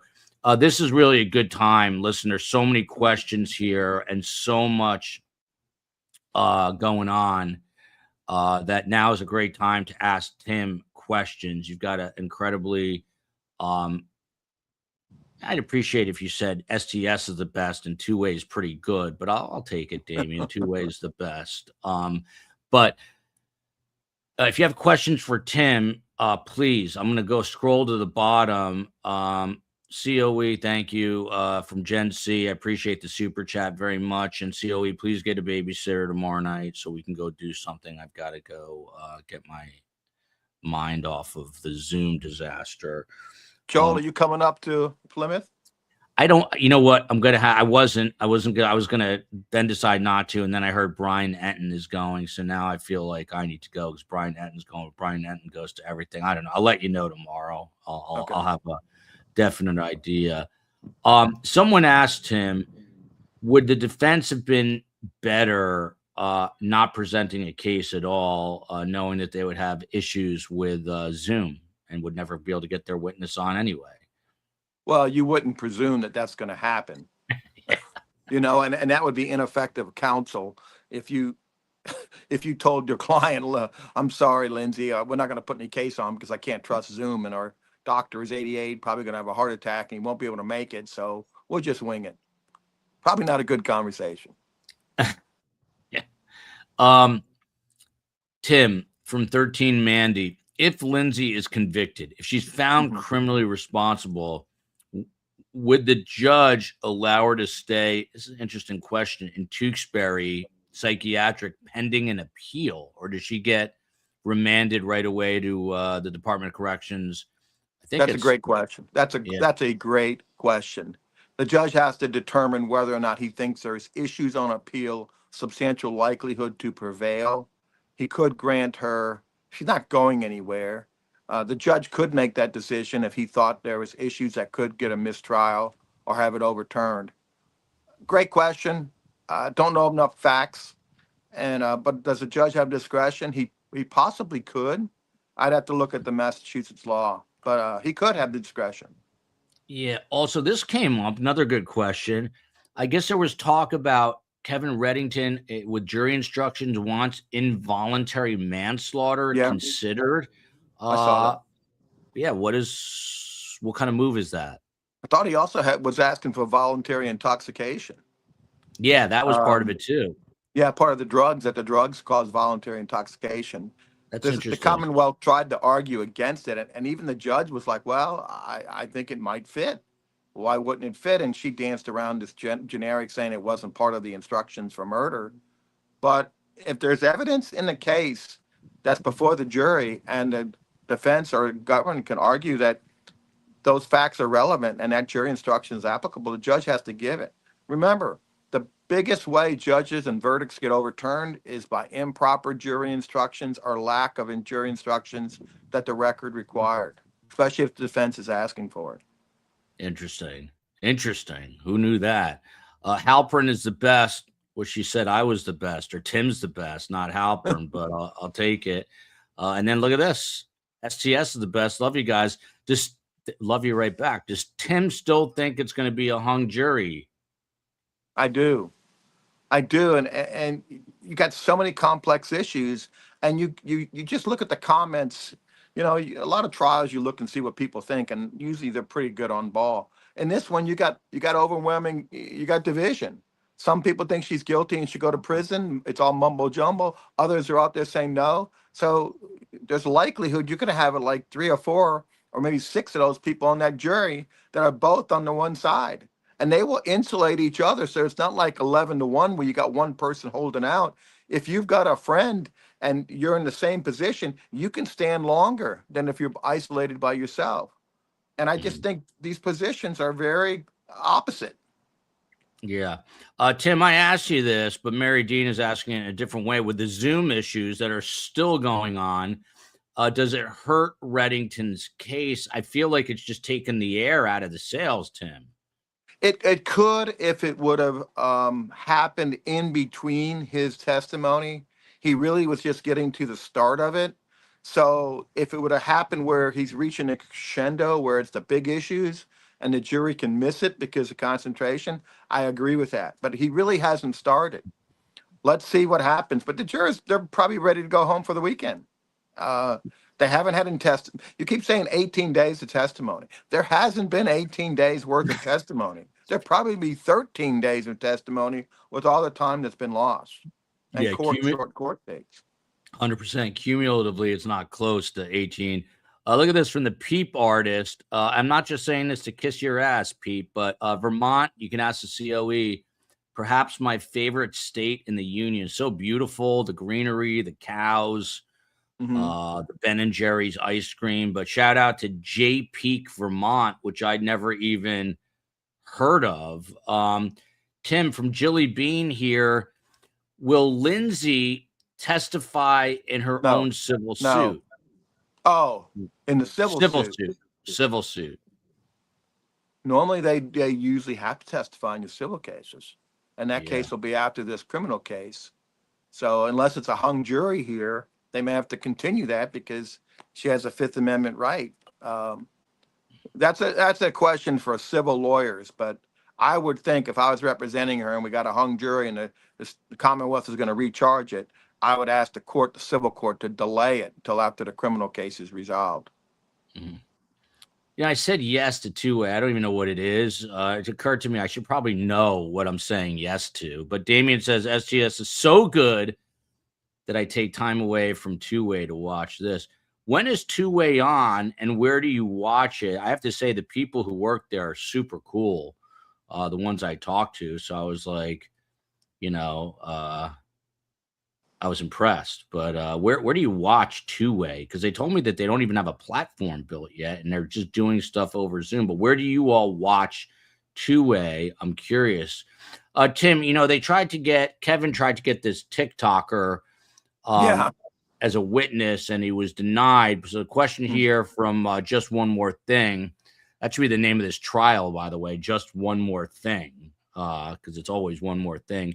Can Reddington put the TikTok video from Emily Thorndike in closings because closings are not evidence? Can he put a clip of that TikTok video to get it in still without her as a witness? You guys have great questions. No, because it's not a demonstrative aid. That's not going to go back to the jury. The testimony was not allowed. I believe the court did a proffer. They did her testimony outside the jury, and the court determined it wasn't relevant. So it's not been admitted in this court. The jury never heard her testimony, right? Right. It was a proffer outside the presence of the jury. Correct. And the judge says it's not admissible, it's not relevant. So no, that's gonna. And I think there'll probably be a motion in limine by the Commonwealth that he can't mention it. And I don't think Kevin will do that. Now, Tim, we're a day or two or maybe 30 away from closings, depending on how long it takes to get the Zoom fixed. But what is Kevin Reddington going to do this weekend? How do you put together closings on a trial?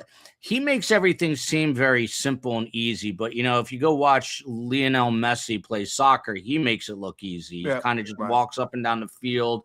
He just picks his spots. I always tell my son that. He never looks like he's trying too hard. Right. Reddington never looks like he's trying too hard, but you got to get many points in. What do you do to make sure your closing is tight and right?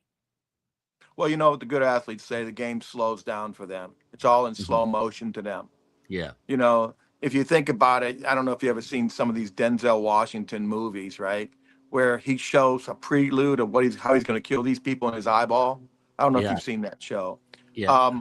But what he does is, and every trial lawyer does this, every witness, you have what you want to get out of that witness. You know the questions, then you go back, and when you're doing closings, you go through each witness, the highlights that you made, the notes, the points you're going to make, and then you bottle them all up and get into a closing. Then you come up with a theme, and you keep it as simple as possible that everybody can understand it. And that's what sometimes lawyers don't. They speak above jurors. They speak above these people, and the juror's like, okay, but they don't understand what you're saying. And if you can give them an analogy, right, or you give them photos, or you give them those chalkboards with the emails, that's what they cling on to. Kevin's is gonna do that, and I think he's really gonna do well with this expert. And the Commonwealth's gonna have a hard time crossing this expert.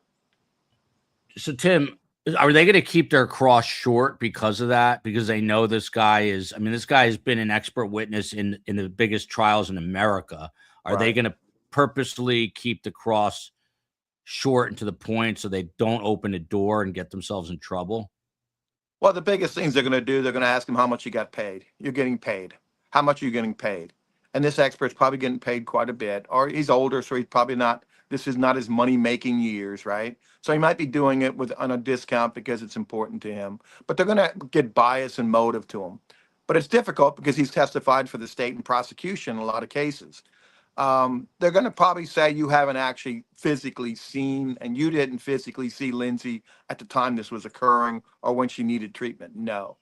So they're going to make their little points and hope that they can do enough to go back to the bands, the 911 call, and all the emotional stuff that they're tending to try to pull the jury across the finish line.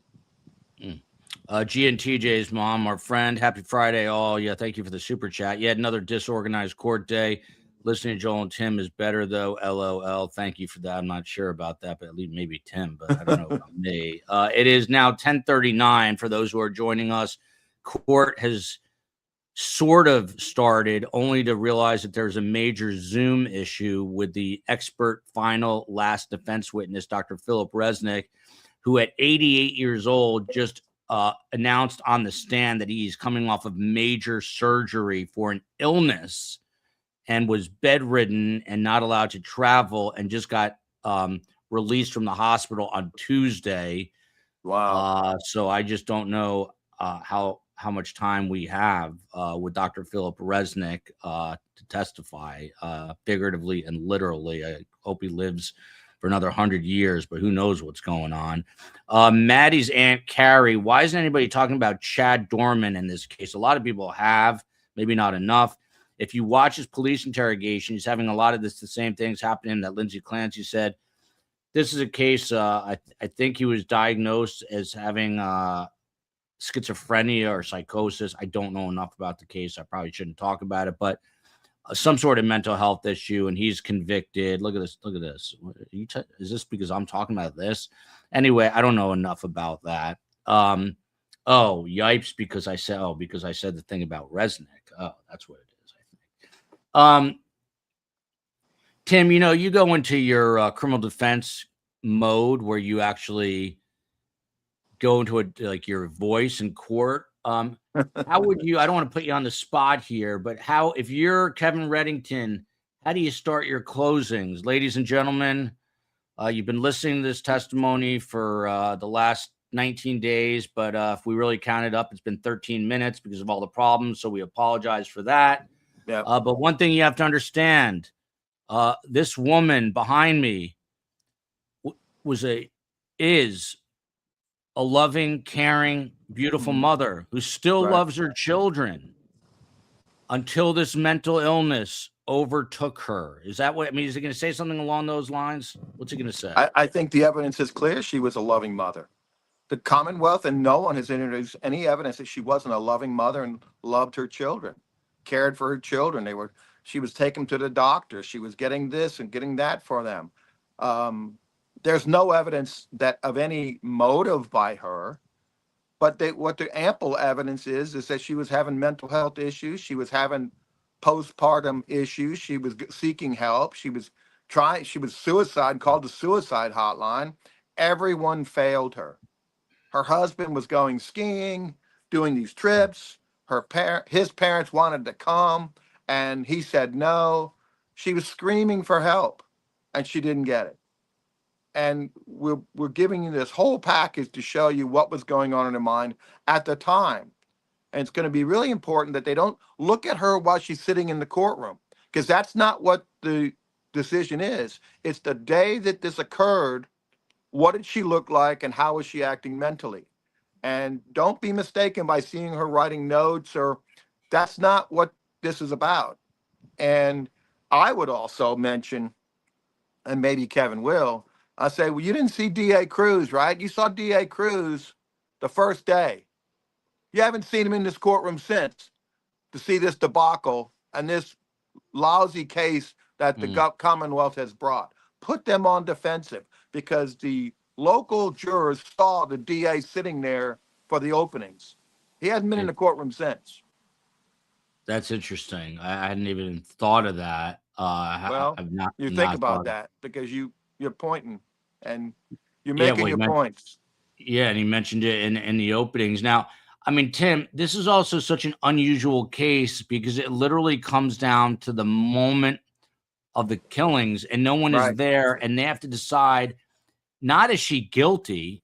Everyone knows that she did this. So it's not the issue. The issue is in that moment of time, was she criminally responsible or not? And again, 18 days into this, I still don't understand. What does that really mean? That means that's reasonable doubt. And it means that the government, Commonwealth, has not really laid out their theory, hammered it down, ironclad beyond a reasonable doubt. This is why she did it, and this is why you know she did it, and this is why you know she knew what she was doing was wrong. They have yet to introduce any evidence to that. Yeah, I mean, how are they going to get around that she was on 13 different medications, calls 2 different suicide hotlines? She's told that she doesn't have a plan, so they can't help her. She can't go to a psych hospital because she's too overly medicated. I mean, if none of that ever happened and she just did this, okay. Right. She, was obviously conniving, but there are all these quote unquote cries for help. So how does the Commonwealth get around all of these cries prior to the day it happens? What do they have to say to make you think that she still is criminally responsible? I think they've showed you. I think they've intimated that the suicide was fake. I think they've intimated that she wasn't either not taking the medication, she was doctor pill shopping, which I think is false. Or then what they did, they purposely, emotionally, the kids' clothing, the bands, what the kids like to do. They're crying for an emotional verdict. They can't ask for that, but they're crying for it. Looks like we're moving here. We got the camera quake. We're coming back, everyone. Trial of Commonwealth versus Lindsay Clancy. All parties are present, excluding the jury. All right, buckle up. Ready for the jury? Yes. Fingers crossed. All right. Fingers crossed. Hey, Joel, I'm off the main. I got to run. All right, Tim. Thanks so much, man. Appreciate it. Okay. Bye-bye. You were here at the right time. Thank you. That was Tim Jansen, the famed Tallahassee criminal defense attorney, former federal prosecutor. You're looking at a live picture of Lindsay Clancy wearing what appears to be a burgundy crimson type colored shirt. Tim, thanks for the great coverage from Gina. And they are working, had been working to get the Zoom. At least there's no static on their Zoom. Can you guys hear that static? Sounds like a noisemaker, like a white noisemaker. Let's see, 10:46. Can you hear me now?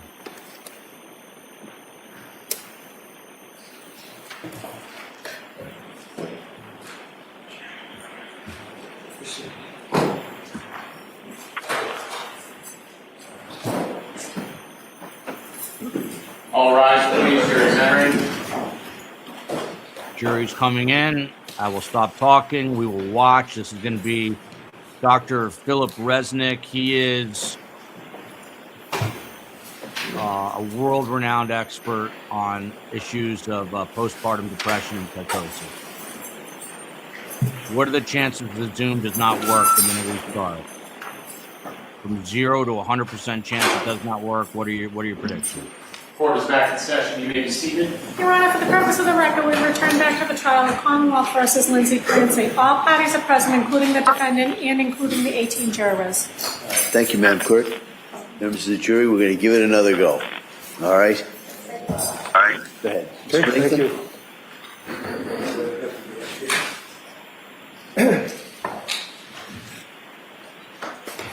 All right, Doctor, can you hear me? Yes. Excellent. Tell us again your name for the record, just and spell the last name. Resnick, P-A-I-L-L-I-N-P, R-E-S-N-I-C-K. All right, and you're going to have to speak a little slower, only because of the microphone. Okay. Tell us your background, sir. I know you're a physician. Tell us your educational background and your work history. I am a forensic psychiatrist, and I received a bachelor's degree in psychology in 1959 and a medical degree in 1963, both from Case Western Reserve University in Cleveland, Ohio. I then had a 1-month internship in a military hospital in Texas, and then I came back to University Hospital for Cleveland, where I completed my residency in psychiatry. And do you have... Go further? I'm sorry, go ahead. Yeah. Would you like me to... Yeah, you can continue. I interrupted. I apologize. Yeah. I have remained at Case Western Reserve University as now a full professor, and I've also become interested in forensic psychiatry, that is, that aspect of psychiatry which relates to legal issues such as this case. And I initiated a fellowship in forensic psychiatry in 1979 and directed that for 40 years. I also served as director of the Court Psychiatric Clinic in Cleveland, Ohio for over 40 years. Doctor, do you have board certifications as well? Yes, I'm board certified in psychiatry, 1971, and board certified in forensic psychiatry, 1979.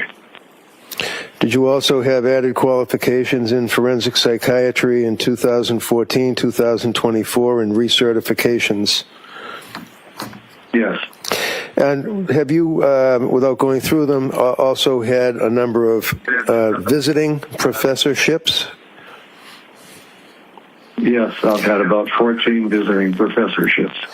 Now, Doctor, this case involves what I guess is referred to as filicide, F-I-L-L-I-C-I-D-E, I believe. Did I spell that right? Single L. Single L, okay. Can you tell the jurors what that means?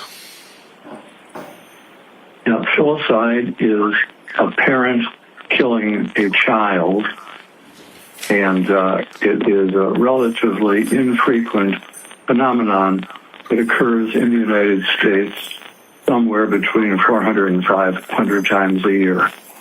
And Doctor, is it fair to say that you have, at least in the country, if not outside the country, the most experience in working on filicide cases?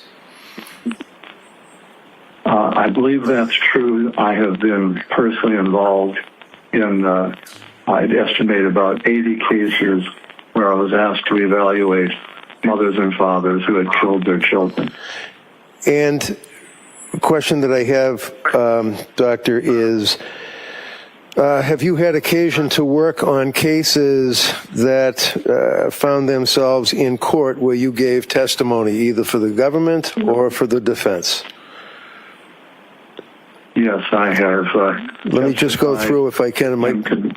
So let me just go through so we can cut to the chase. Did you work as an expert on the case of Jeffrey Dahmer? Yes, I consulted to the prosecution in that case.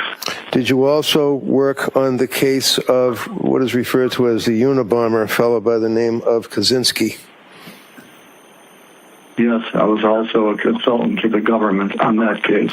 Did you also find yourself consulting on the matter of, in Florida, the Commonwealth versus, or the state versus Casey Anthony?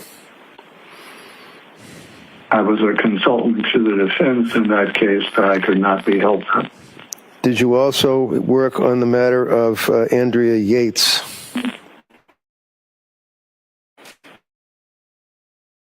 Yes, I testified for the defense in both of her trials. Did you also work on the case of what is known as the Aurora movie theater shooting? Yes, I was a consultant to the prosecutor in that case. Did you also work on the case involving the Oklahoma City bombing courthouse? Yes.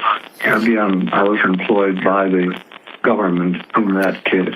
And in addition to those cases, did you also, in your practice, consult with the defense as well as the prosecution on a number of homicide cases, many of which involve filicide? Yes, I have. All right. In the course of this case, sir, did I reach out to you and ask if you would assist me in evaluating Lindsay Clancy? Yes, you did. And can you tell the jurors when and for how long you would actually interview, whether it would be Lindsay, whether it would be third-party contacts? Just give us an idea as to how you evaluated her. Yes, about 4 months after the crime, I did a personal evaluation of Lindsay and her parents to gain information, and I spent 3 hours interviewing her on that date. And how long did you spend interviewing third-party contacts of her parents? An hour and 50 minutes. And this would be in May of 2023? That's right. Where did the interview take place? The interview took place at Duxbury Hospital. Would that be, is that a hospital facility that's a mental institution in the town or city of Tewksbury? Tewksbury, yes. And Lindsay actually came and was living in Duxbury at the time of the incident, is that correct? That's correct. All right. So can you describe for us, without getting into any statements that she made to you, tell us about the circumstances. How did she appear to you physically, and how was she able to answer your questions? Just tell us what her appearance was, her mood. Yes. Well, first of all, at the time, of course, she had suffered major injury and was paralyzed, so that was the setting. So during the examination, she did not have control of the lower part of her body. During the interview, she appeared somewhat matter-of-fact, but at the time she was still grieving. The nurses told me that she was crying daily about the loss of her 3 children, and she was also medicated at that time. She was fully cooperative and gave me a detailed account of her recollections of the critical events. Did you make an observation of her affect? Did she appear to have what you refer to as a flat affect? Yes, she did have, or I would call it a blunted affect. That is, her emotions were not, as you would expect. Her feeling tone was muted. Muted? Is that what you said, muted? Muted. Okay. Yes.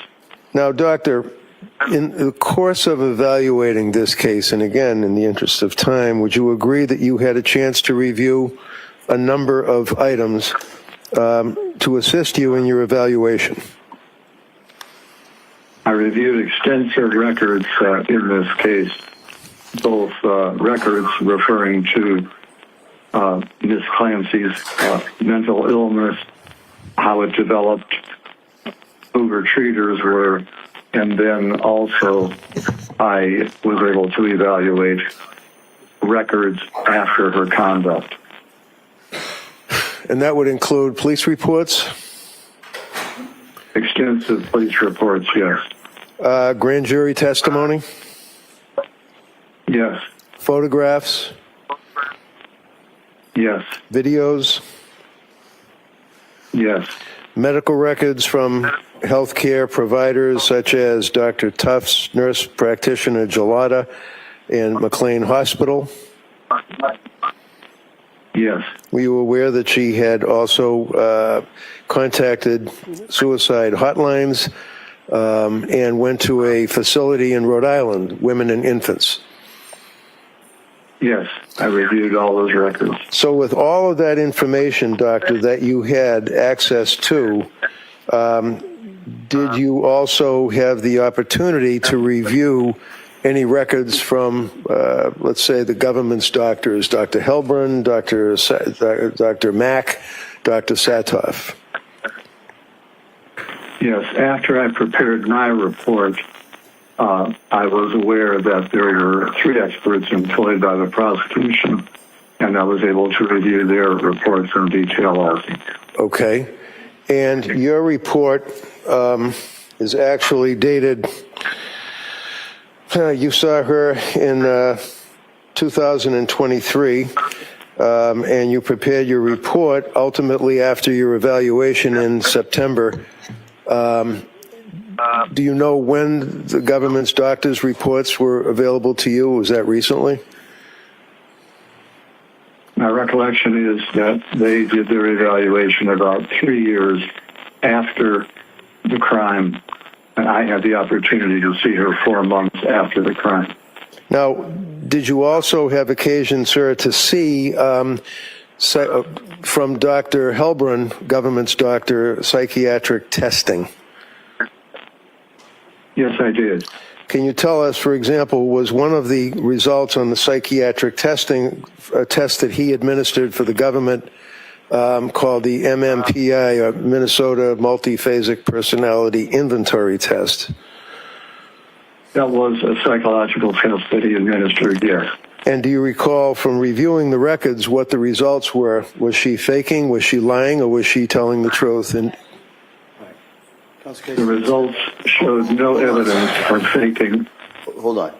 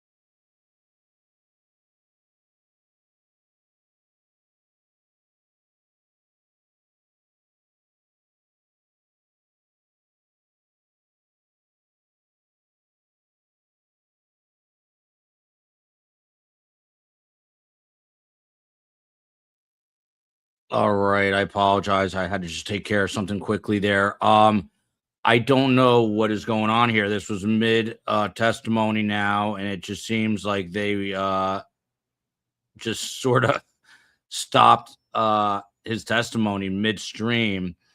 This is Philip Resnick, who is on the witness stand right now.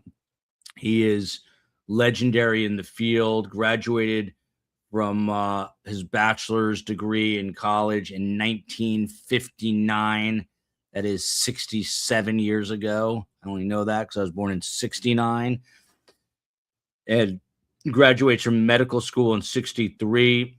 He has had 14 visiting professorships. He is a world expert in filicide, which is the horrific and unthinkable act of a parent killing a child. He says that does happen 400 to 500 times a year. He's testified in the Jeffrey Dahmer, Unabomber, Casey Anthony. Okay, Doctor, I had asked you if you were aware that government's Dr. Halpern had administered the MMPI test and came to a conclusion as to whether or not Lindsay was telling the truth, faking, or exaggerating symptoms. And you relied on that test as a portion of your opinion. Is that right? Yes, I did. Can you tell the jurors what the results of that test were, to your knowledge? The summary, the results were that Lindsay Clancy had a tendency to minimize and did not have a tendency to exaggerate what she was saying in her own symptoms. Did it also indicate that she was not, I think the terminology is faking or lying in her answers, but in fact was being truthful as best she could be? Yes, although the test is a little more specific about symptoms rather than lying or not lying, but it did not suggest any evidence of faking symptoms. Okay, and I'm sorry, that broke up. It did not suggest any evidence of what? No evidence of faking psychiatric symptoms. And then finally, one of the scales in that test is referred to as the K, I think from the books, the K scale or the lie scale. Is that correct? Yes, that was not elevated. Not elevated. Okay. Now, doctor, in your experience, do you have any particular subspecialty or interest in the concept of people that are malingering or faking in the forensic world? In other words, if it's a criminal case, if it's a workman's comp case where somebody's pretending their back hurts, things of that nature. Have you focused on that as a subspecialty or interest in your career? That has been a major interest. I've actually written 46 articles or book chapters in this area. The first was 1984, and over the course of that, of course, new research comes out. So when you write a new edition of a book chapter, it would incorporate new material.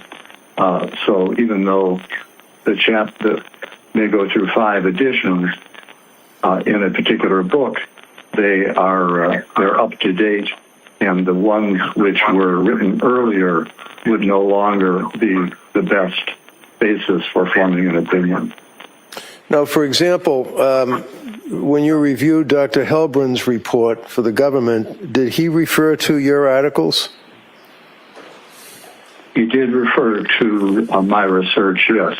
And was that updated research or was it old research that he referenced? He referenced older research. So can you tell us, Doctor, when you consider let me start over again. When you reviewed Lindsay's medical records, you also reviewed the psychopharmacology, in other words, the medications that Dr. Tufts and Gelada and all of these other doctors had prescribed to her during that period?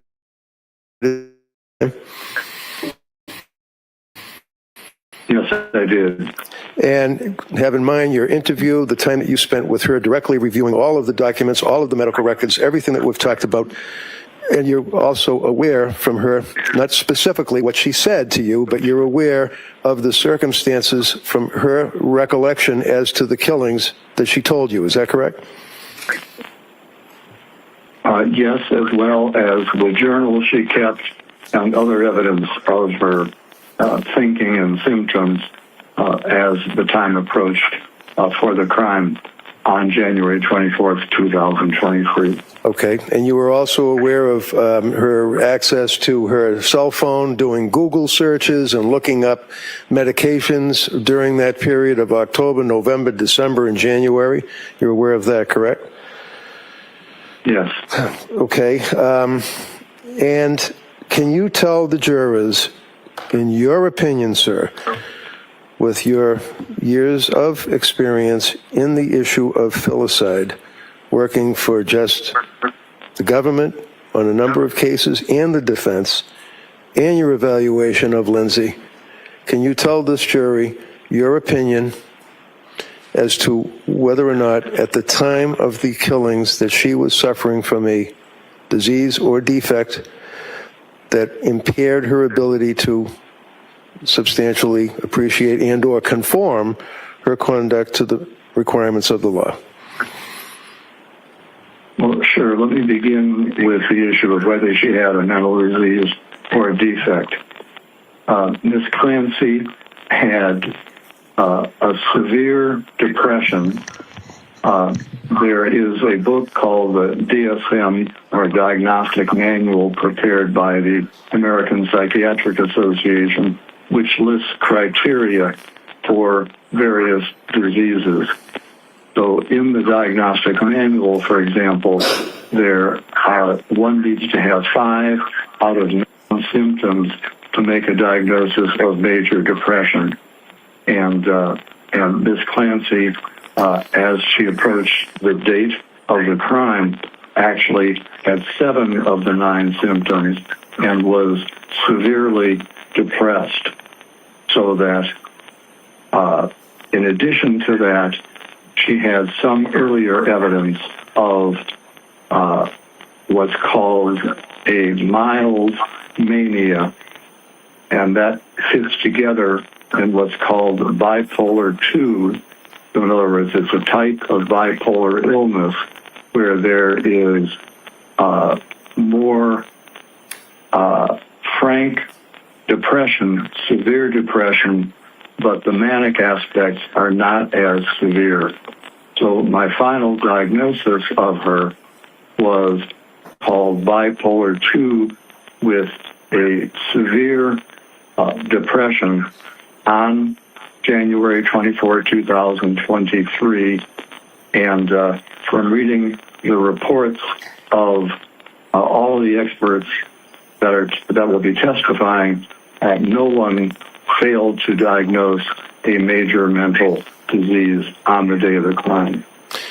Now, doctor, in the course of that diagnosis, have you considered the concept of postpartum depression and or postpartum psychosis? Yes. And can you tell the jurors how that... First of all, I'm sorry. Can you tell the jurors how that factors into your diagnosis and opinion? Yes.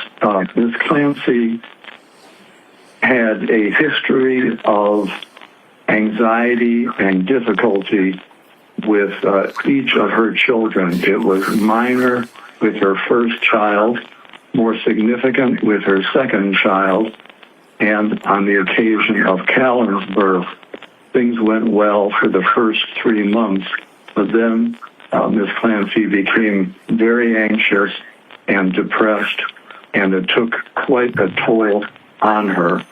And I believe the jury has heard from various treaters, such as Dr. Tufts and Nurse Gelada and others, and her own anguish about how depressed she was, where she actually felt she couldn't function, her brain was damaged, she would never be the same. So the she definitely met the definition of a major depression as well as this bipolar phenomenon. Now, with respect to the postpartum aspect, since Ms. Clancy's symptoms began within 3 months of Callan's birth, that would be considered a postpartum onset. Then, of course, she had considerable difficulty over the next 5 months, and at the time of the crime itself, on January 24, 2023, Ms. Clancy was frankly psychotic. So in that sense, she had a postpartum psychosis. It's actually not frequent to have a postpartum psychosis 8 months after a birth, but it does occasionally occur. And so what I can say is whether it is the classic postpartum psychosis or not, with the postpartum onset and frank psychosis on the day of the killing, I would label that a postpartum psychosis in the sense that it was a postpartum onset and she was clearly psychotic on that day. And Doctor, when a person is psychotic or involved in having a psychosis, in your opinion, are they able to appear normal, quote unquote, communicate with people, drive a car, things of that nature? Well, let me say there that Ms. Clancy herself did her best to not reveal the extent of her depression. She was frank with members of her own family. Her sister, her mother-in-law were aware of how anguished and depressed she was. But with more casual friends, she tended not to show the extent of her depression. I'm not suggesting that she was wax and wane. For example, on the day of her crime, I'm not suggesting that she was frankly psychotic every minute. She was functioning. In fact, she said she was having a better day than other days. And she actually went out and made a snowman with the kids, took Cora to a doctor for the 5th birthday checkup, and was functioning at a level that was not frankly psychotic until she had a command hallucination while her husband, Patrick, was out doing a couple of chores. And can you tell us, Doctor, what, in your opinion, what a command hallucination is and how it fits, if you will, in a diagnosis of psychosis? Yes. If we take, first of all, a hallucination is simply hearing a voice, and the voice can be benign or it can be more malignant. So a voice may just simply say, open a window. About 1/3 of voices are called command hallucinations. That is an instruction to do something. And the majority of those commands are benign. So it might be open a window, get a glass of water. It might be something much more ominous, such as to kill oneself or harm someone else. Those are dangerous command hallucinations. Now, in Ms. Clancy's case, she had not only a command hallucination on the day that she killed her children, she had what is known as a delusion of influence. That is, not only did she hear a command, but she felt that her body was taken over by an external force where she was in a dream state and did not have control of her own body. It was almost like she was a puppet and someone else was pulling the strings. Yeah, hold on a second. Counsel?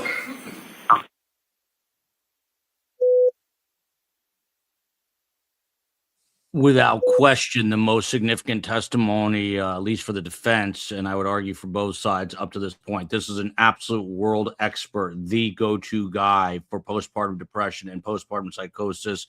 The list of trials goes from the Unabomber to the Oklahoma City bombing to Casey Anthony to Jeffrey Dahmer, and he just testified under oath, albeit via Zoom, that he diagnosed Lindsay Clancy with bipolar 2 with severe depression on January 24, 2023. That is the day of the triple killings. He also said that she suffered from varying forms of postpartum depression with not one, not two, but all three of her pregnancies. And then this is the key. Dr. Resnick said that Lindsay Clancy did, in fact, suffer from postpartum psychosis on January 24th of 2023, the day of the killings. And he said that is despite being 8 months after Callan's birth. He says it is rare, but it does happen. And if anyone knows, this doctor knows. Mr. Chair, I want to give you an instruction at this point. I'm going to go into this also a little bit later when I give you the full instructions at the end of the case. But you are not to consider the defendant's statements to any psychiatrist or psychologist as establishing the truth of any facts that are contained in that sentence, in those statements. All right. The defendant's statements to any psychiatrist or psychologist for purposes of evaluation cannot be considered by you as evidence of premeditation, extreme atrocity or cruelty, or specific intent to kill. Such statements are admissible only as they relate to the basis for the doctor's opinion of the defendant's mental condition. All right, and I'll go into that a little bit later. Okay? Go ahead, Mr. Riggs.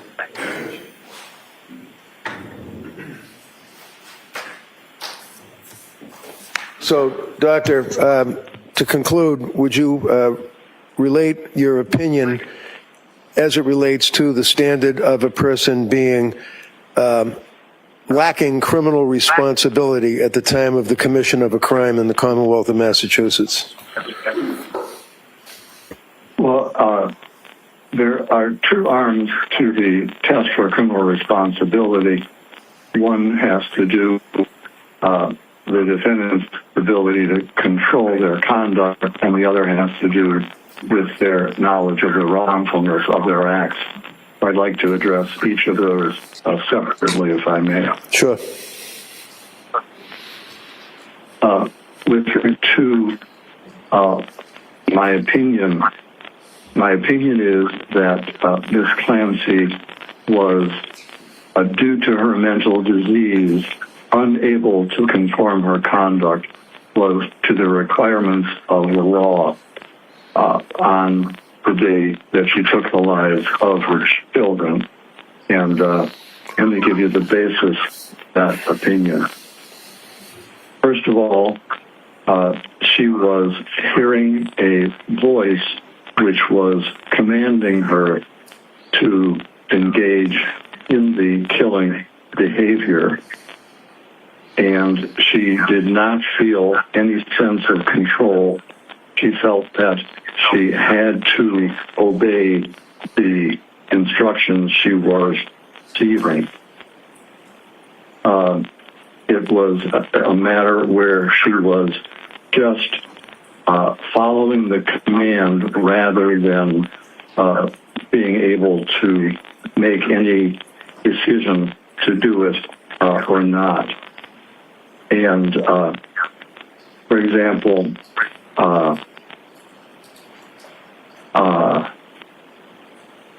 I asked Ms. Clancy. No, you can't say what you talked. Doctor, you can't. You cannot say what she told you. All right.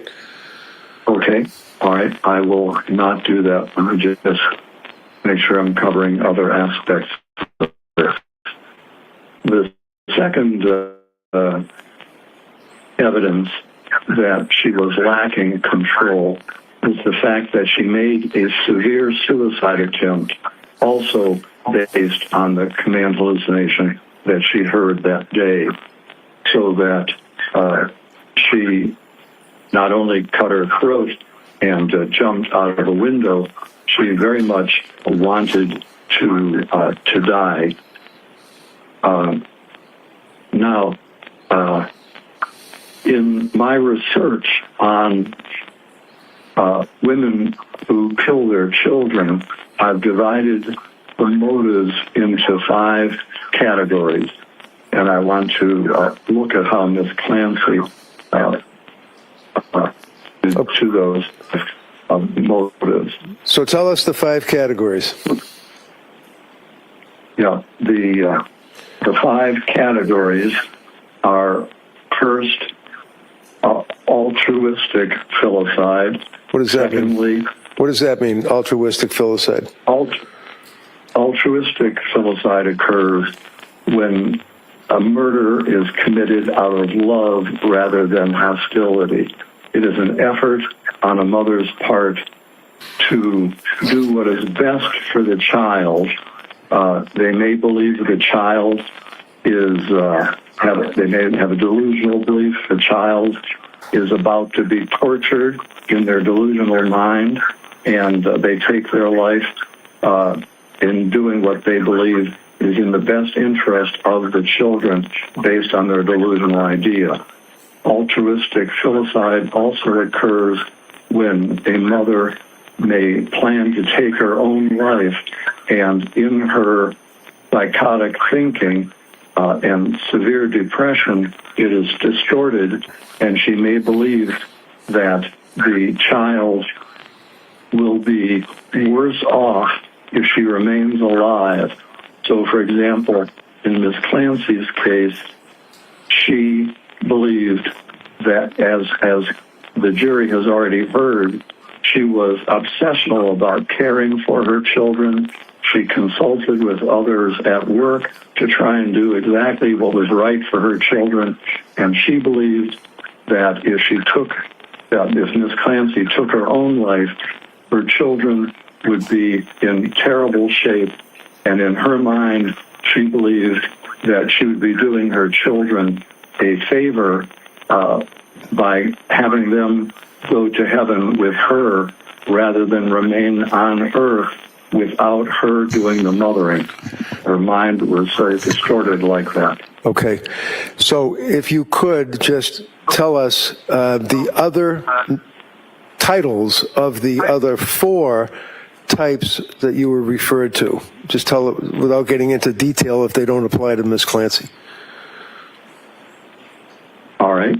The second category does apply to Ms. Clancy, and that is called acutely psychotic filicide. Okay. And this occurs when someone is frankly psychotic.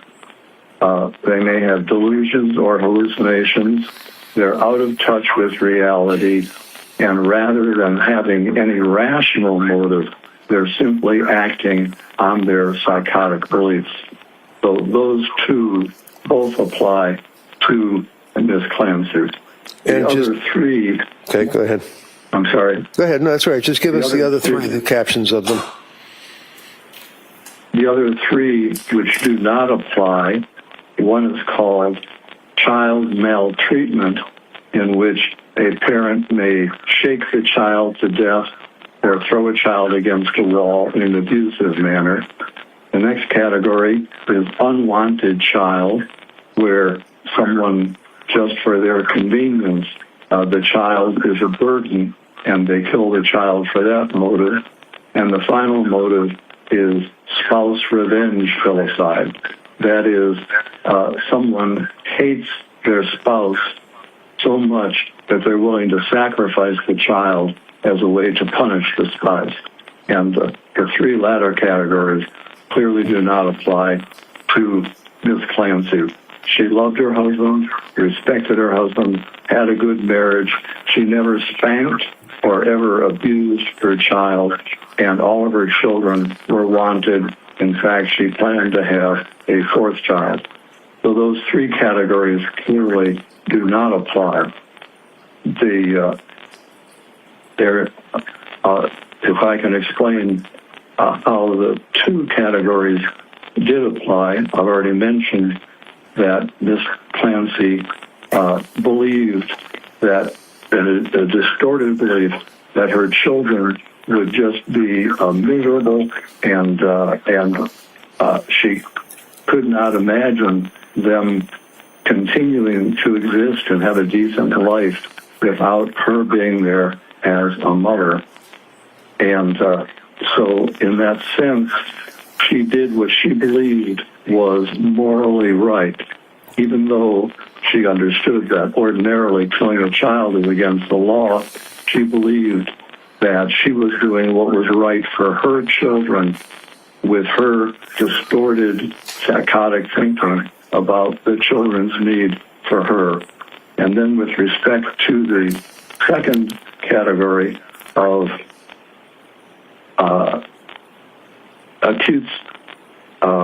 acutely psychotic, Ms. Clancy was under the influence of a command hallucination and idea of influence, so that at that time, rather than the ability to make a rational decision, she was so in the grip of her psychotic command hallucination and idea of influence that she lacked the capacity to conform her conduct to the requirements of the law.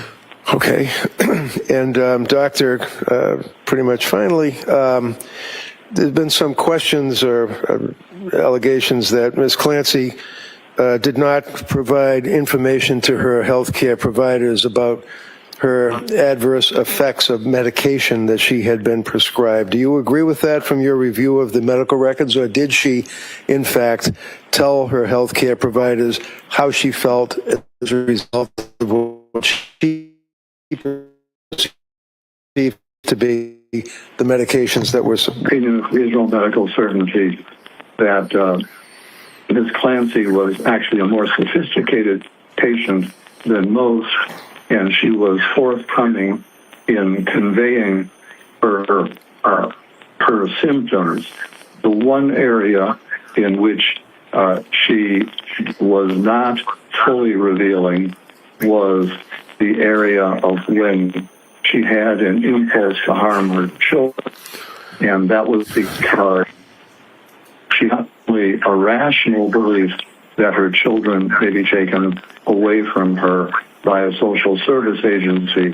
She had an irrational belief that if she even entered a medical hospital, that her should be taken away.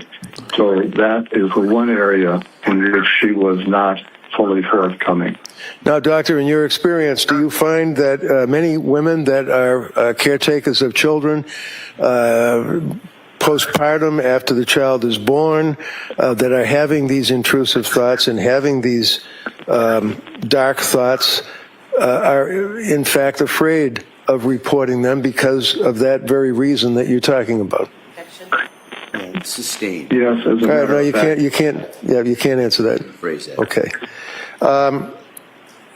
It's also been mentioned here a couple of times that she hasn't killed herself yet, even though she's in the Duxbury hospital. Can you tell the jurors briefly, while she's in the Duxbury hospital, what are the circumstances of her confinement and what type of care is being provided to her as it relates to whether or not why she hasn't killed herself yet? Well, Nancy, indeed, there is evidence of her going suicidality to such an extent that she is never allowed to be out of the presence of a staff member. Even when I conducted an examination of her and requested privacy, a staff member had to be present. So her ability to take her life in view of her process and observation is and she recognizes that, so that the reality is, no matter she does not want to live at any point, she has no choice but first to live at this time. Thank you very much, Doctor. You have to answer some questions from the DA. Your Honor, at this point, I would like to, because I'm looking at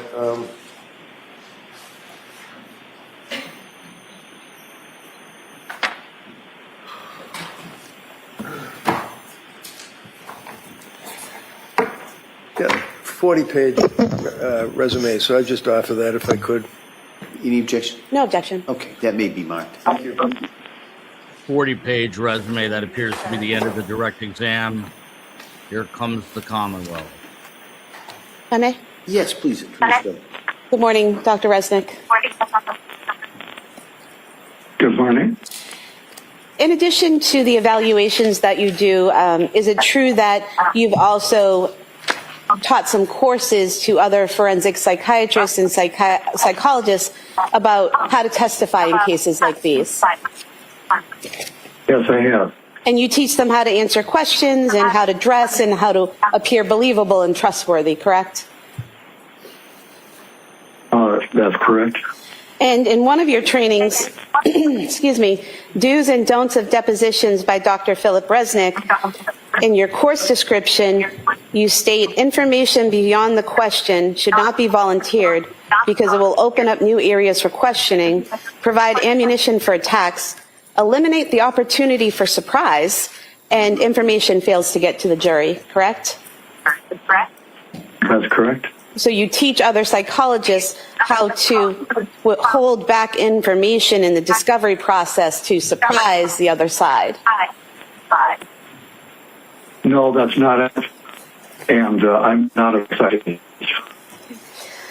Now, a woman who kills her child can have more than one motive, correct? Yes. And actually, the most common motive for women who kill their children is fatal maltreatment or child abuse, correct? That's correct. And in fact, most women who kill their kids don't do it due to mental illness, correct? That's correct. And in fact, there's a quote from you in an article, Child Murdered by Mothers, Patterns and Prevention, where you say, quote, more filicides occur due to fatal maltreatment than because of maternal psychiatric illness, correct? Correct. You also have written about parents having significant emotional devastation after killing their children, correct? Yes. And in fact, you've written in, it's a chapter 6 of Family Murder, Child Murder by Parents, in the aftermath section, you've written, quote, these life events are likely to prolong the parent's depression. The anniversary of the children's deaths and exposure to things that remind the parent of it are likely to be upsetting, correct? Yes. Things like birthdays and holidays and the anniversary of the killings would all be something that would be upsetting, correct? They sometimes are, yes. Now, you've written a lot about malingered psychosis, correct? Yes. And malingering psychosis, you can have a mental illness and your malingering could be exaggerating those symptoms or saying you have psychosis symptoms when you don't, correct? That's correct. And one of the things that you have written, and there's an article that you wrote called Faking It, you've written in here, quote, command auditory hallucinations are easy to fabricate. Persons experiencing genuine command hallucinations do not always obey the voices, especially if doing so would be dangerous, correct? That's correct. You've also given some points to other practitioners. If you, quote, if you suspect a person of malingered auditory hallucination, ask what density, correct? Yes. Because typically someone who hears a voice telling them to do something horrible like kill their child will try to resist that voice initially, correct? That there's variability. Some do and some don't. And in fact, the case you mentioned earlier, Andrea Yates, Miss Yates, in fact, committed herself to a hospital 5 times and tried to kill herself twice, all while trying to not kill her children, correct? Yes. She had heard voices for months and telling her to kill her children, and to resist those voices, she actually tried to kill herself, correct? Until she could no longer resist the voices, yes. Right. But she tried. Right, as did Ms. Clancy. Well, according to the records and reports that we have that are in evidence, Ms. Clancy heard the voice and immediately acted, correct? According to those records? Well, Is that correct? Well, Ms. Clancy had impulses to harm her children, which she did resist until the command hallucination when she was overwhelmed, yes. But according to the records and the testimony that we've had, she had an impulse in December one time to harm her children, correct?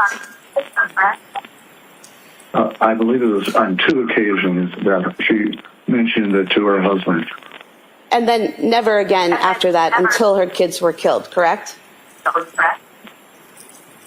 There were only 2 occasions she mentioned it, but she referred to having these horrible impulses, so that suggests to me she was dealing with it on an ongoing basis, although she mentioned it only twice to her husband. But she never said she had thoughts to kill her children. She said she had thoughts to harm her children, correct? Yes, but actually, I think it's clear that to harm her children was to kill her children. Well, in the records where you say that she was so clear in presenting her symptoms to her doctors, she repeatedly was asked if she had any homicidal ideation, and she repeatedly said no, correct? That's right, and she did in the initial parts of her treatment, but by late December and January is when she did have those impulses. But what and she told did not her acknowledge them. But what she told her doctors, to her doctors. what she told her doctors in December is that she had no homicidal ideation. She only reported suicidal ideation, correct? Yes, and as noted, that's very common because people fear their children will be taken away. So it's better to kill them than to have them taken away. Distinct. You know, it's not better to kill them Hold on, Doctor. than have them taken away. That question is stricken, that answer is stricken. Okay. You say that she was very forthcoming in her symptoms to her medical providers, but she never told those medical providers that she had an impulse to harm her children, correct? That's correct. You also, in teaching people about malingering, about faking hearing voices or being psychotic, you give pointers of what people should look for, such as patient uses no strategies to diminish hallucinations. Patient states he obeys all commands, correct? Yes.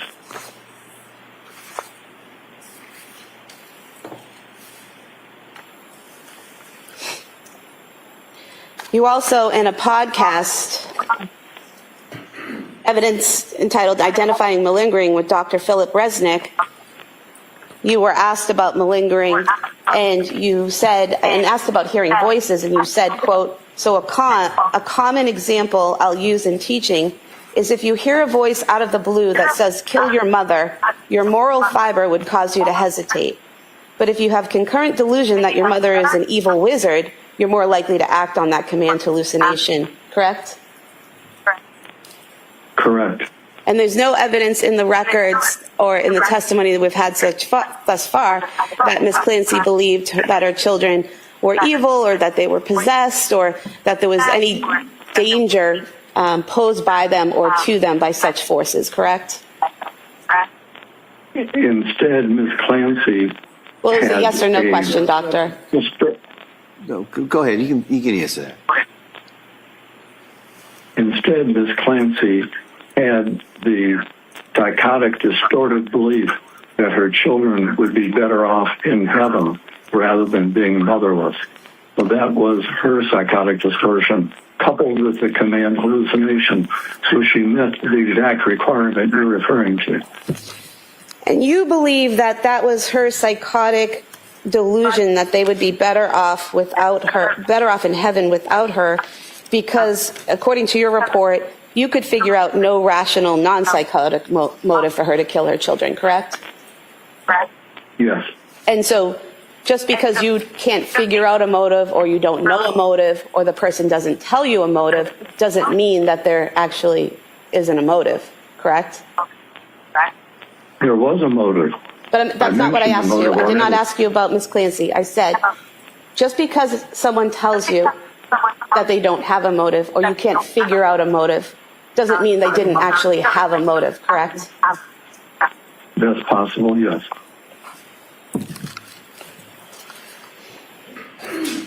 You also state in another article identifying malingering with Dr. Philip Resnick, you point out that the rapid resolution of symptoms with medication can be a red flag, as genuine psychotic symptoms usually take longer to subside, correct? That's correct. Were you aware from the Duxbury records that on page 1136 it says Ms. Clancy has been clinically stable since her admission. There have been no events of affective, cognitive, or behavioral instability since her admission, and that Ms. Clancy has not evidenced any challenges in accepting and conforming to the rules and standards. Did you review that note? I'm aware. Okay. Were you also aware on page 1168 that it says Ms. Clancy denies that she has ever experienced hallucinatory content prior to or since that event, referring to when she killed her children, correct? Yes. And you're aware on page 1170, it states Ms. Clancy presents with intact reality testing and no observable symptoms of psychosis. She is actively engaged in treatment. She is able to identify possible hopes for her future, including serving as an activist for postpartum psychosis awareness and participating in a wheelchair marathon. Were you aware of that? Yes. I move to submit these three sections as the next three exhibits. All right. Any objection? All right. Are those part of the Duxbury records are already in? Yes. Okay, those may be admitted.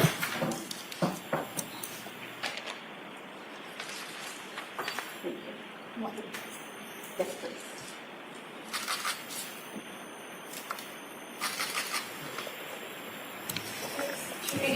Page 90 to 90 so marked.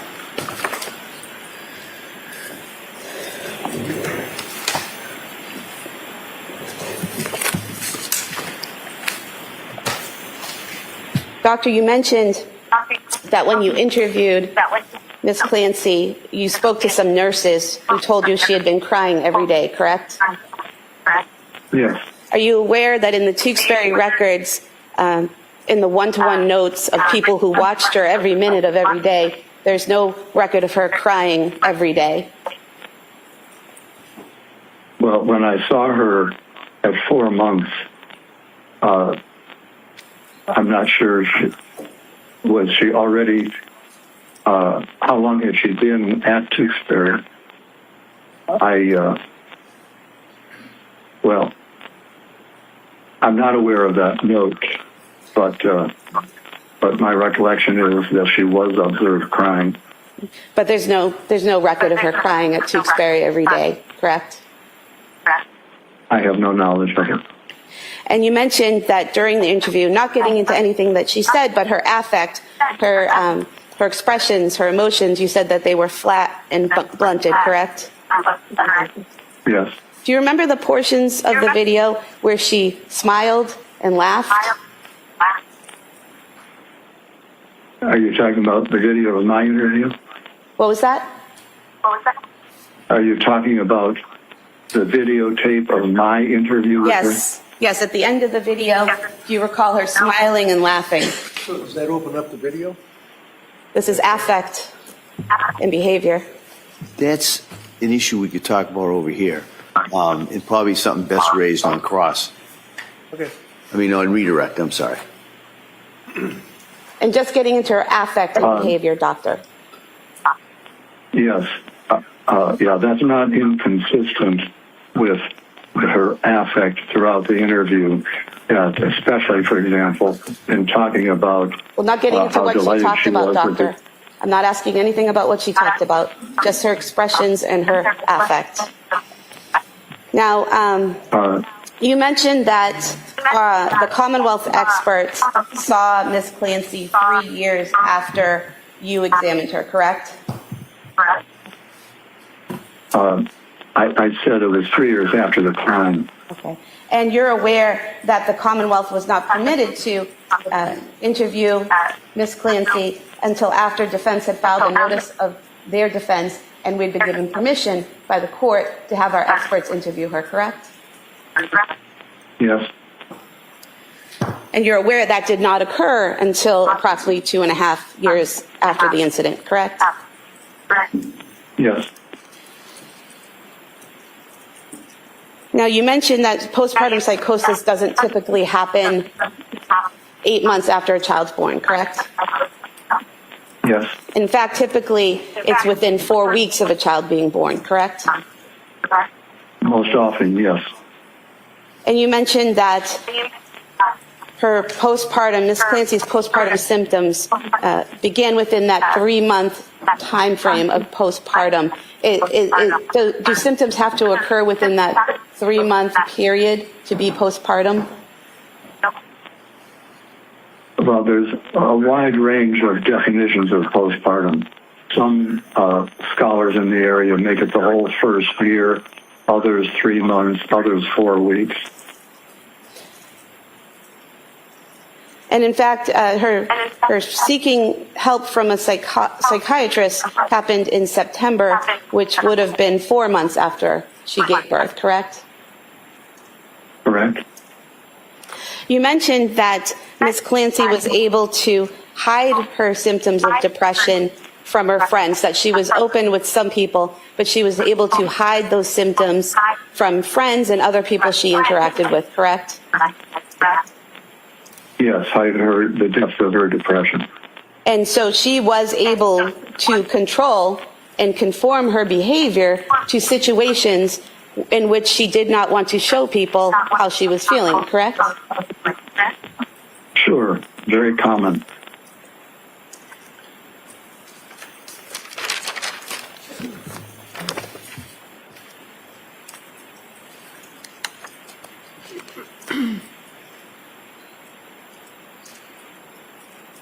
Now, you wrote in your report on page 24 that Ms. Clancy had paranoid beliefs that her children would be taken away from her if anyone knew what she was going through, correct? Yes. But that's actually a rational belief, is it not? That if someone knows you want to harm your children, they might be taken away? It can be rational, but it was more, it approached irrational in her case rather than rational.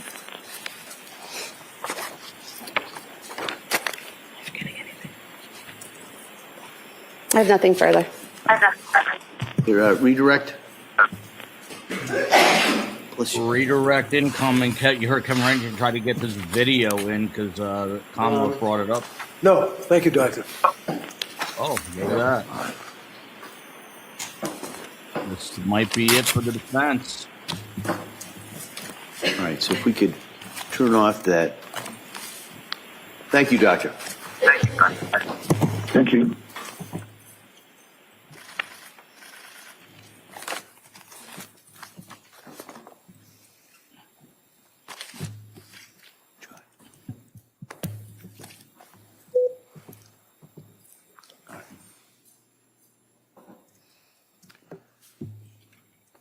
All right. Reddington. Your Honor, Lindsay Clancy rests her case. All right.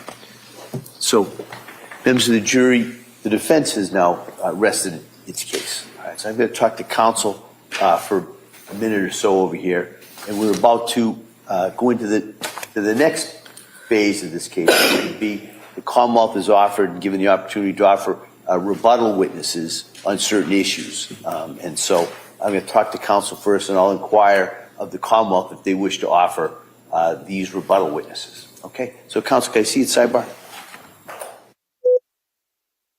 11:52 a.m. Lindsay Clancy and her defense rest their case.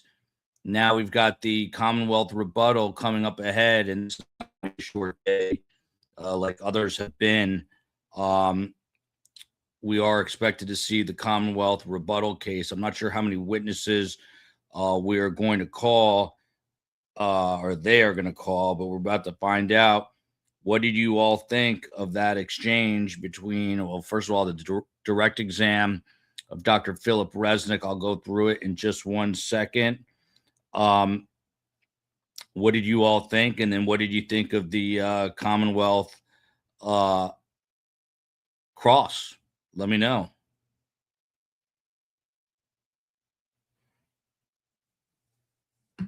Let me go down here and take a look. All right. So thank you, Kayla. I appreciate that. We're coming back here. Attorney Sprague, does the Commonwealth wish to offer any rebuttal? Yes, Your Honor. All right. If you call your next witness, please. The Commonwealth would call Dr. Avram Mack. Dr. Avery Mack for the rebuttal.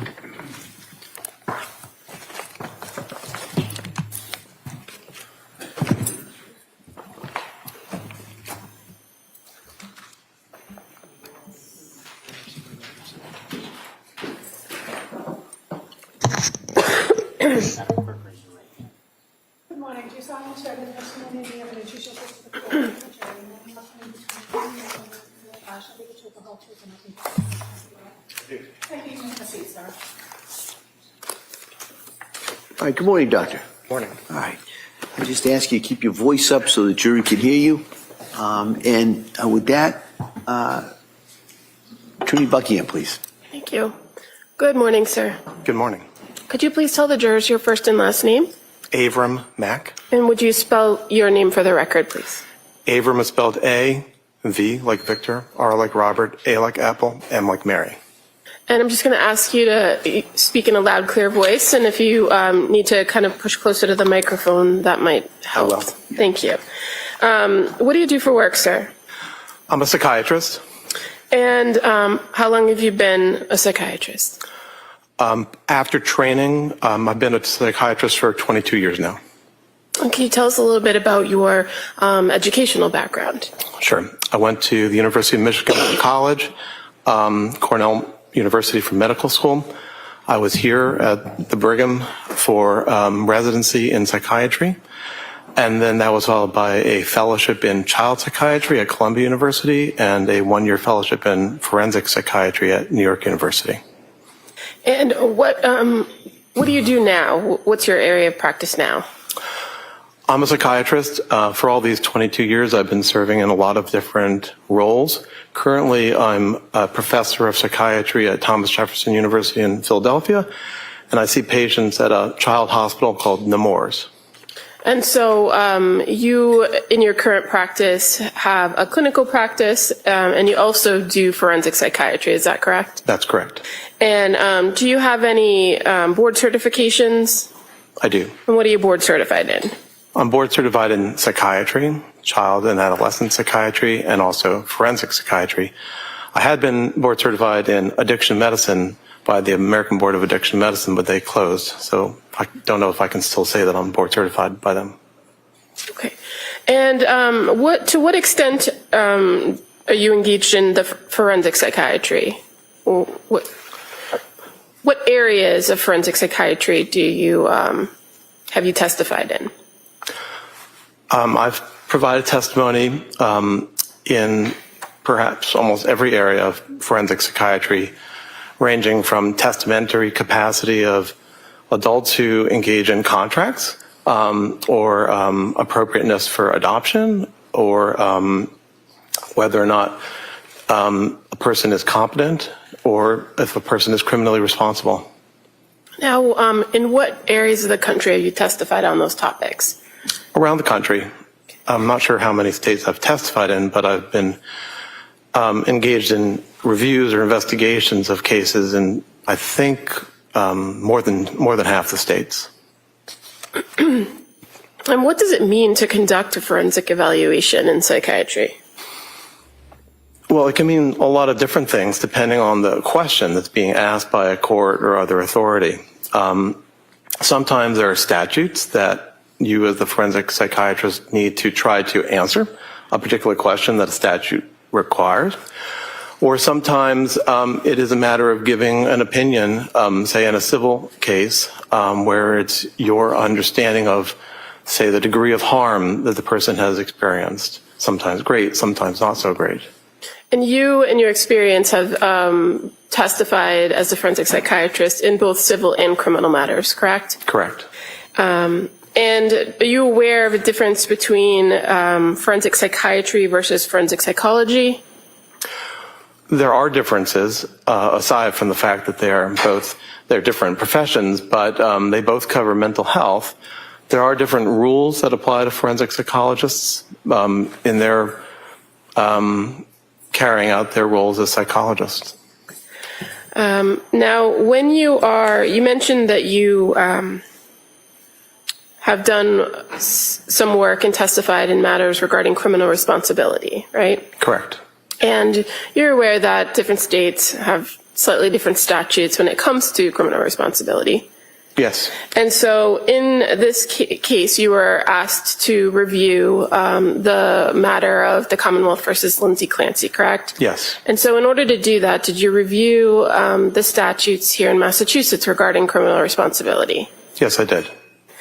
And can you tell us how it came that you were involved in this case? I was asked by the prosecutor's office to be involved as a psychiatrist reviewing the matter. And when you're asked or you're retained by either side in a case, defense or prosecution, what is the goal of the evaluation? Are you just trying to advocate for the side who hires you, or are you conducting an independent evaluation of the evidence? Overall. You can answer. Well, to answer your question, certainly the goal is to provide an independent evaluation, or one would also add to provide clarity and to say what can be said. In criminal matters, sometimes it's a very certain question that it's either a yes or a no. In other matters, it's not always necessarily a strict yes or no. Now, in criminal matters where you were asked to conduct these independent evaluations, how do you approach it? What kind of information do you seek, or would you prefer to have in order to conduct the evaluation? Well, generally one starts with the statute and then tries to gather or review what information exists to understand the mental state of the person, if that's pertaining to the particular statutory question, and to understand the mental history and the mental state of the individual, and to see if that can be applied to the questions at hand. And so what types of records are you generally looking at when conducting a forensic evaluation for something like criminal responsibility? Well, one would certainly want to review psychiatric records if they exist. Ideally also to have examined the individual and to gather information, not only historical information from the individual, but to do, in that sense, an examination in real time. And that provides you the information, what we call a mental status examination. Okay. Other records are also important: medical records, educational records, and other records that describe the individual.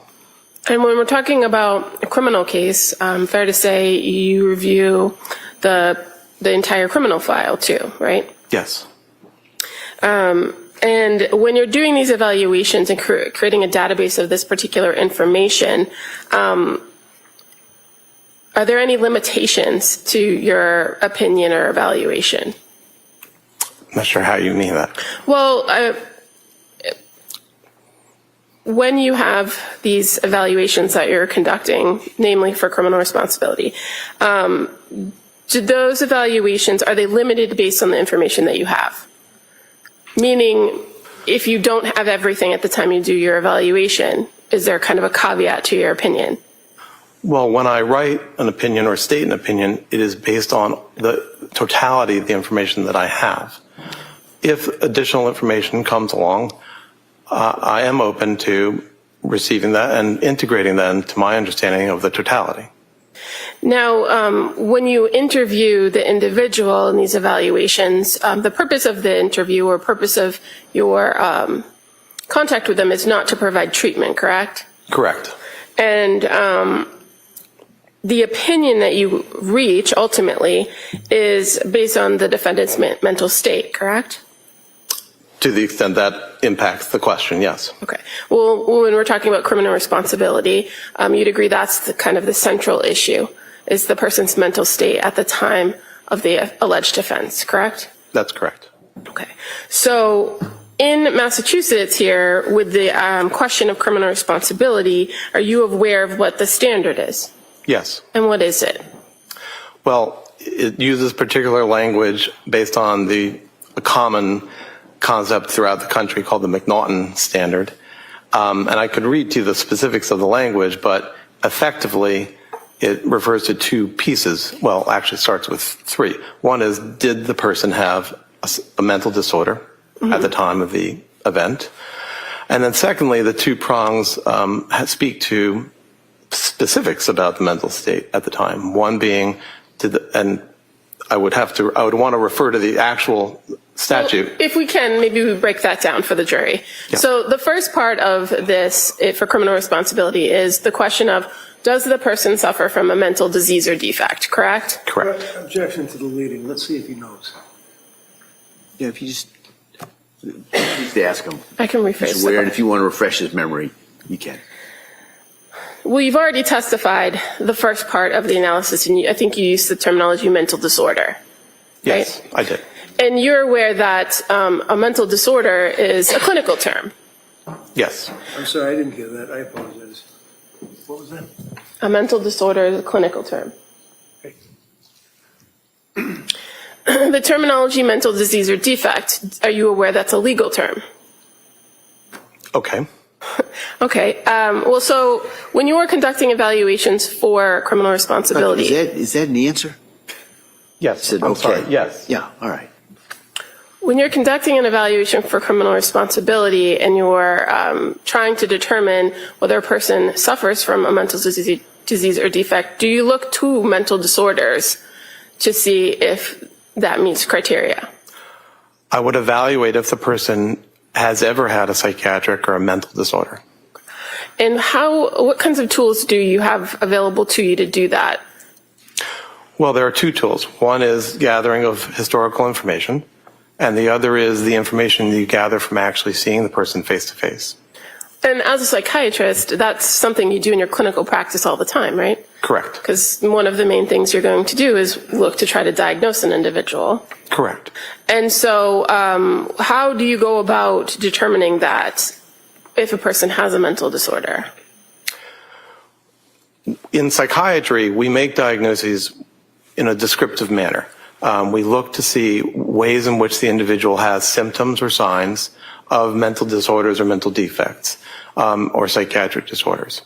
So in particular, one will start with trying to gather as much information as possible about what are the things that bother the individual.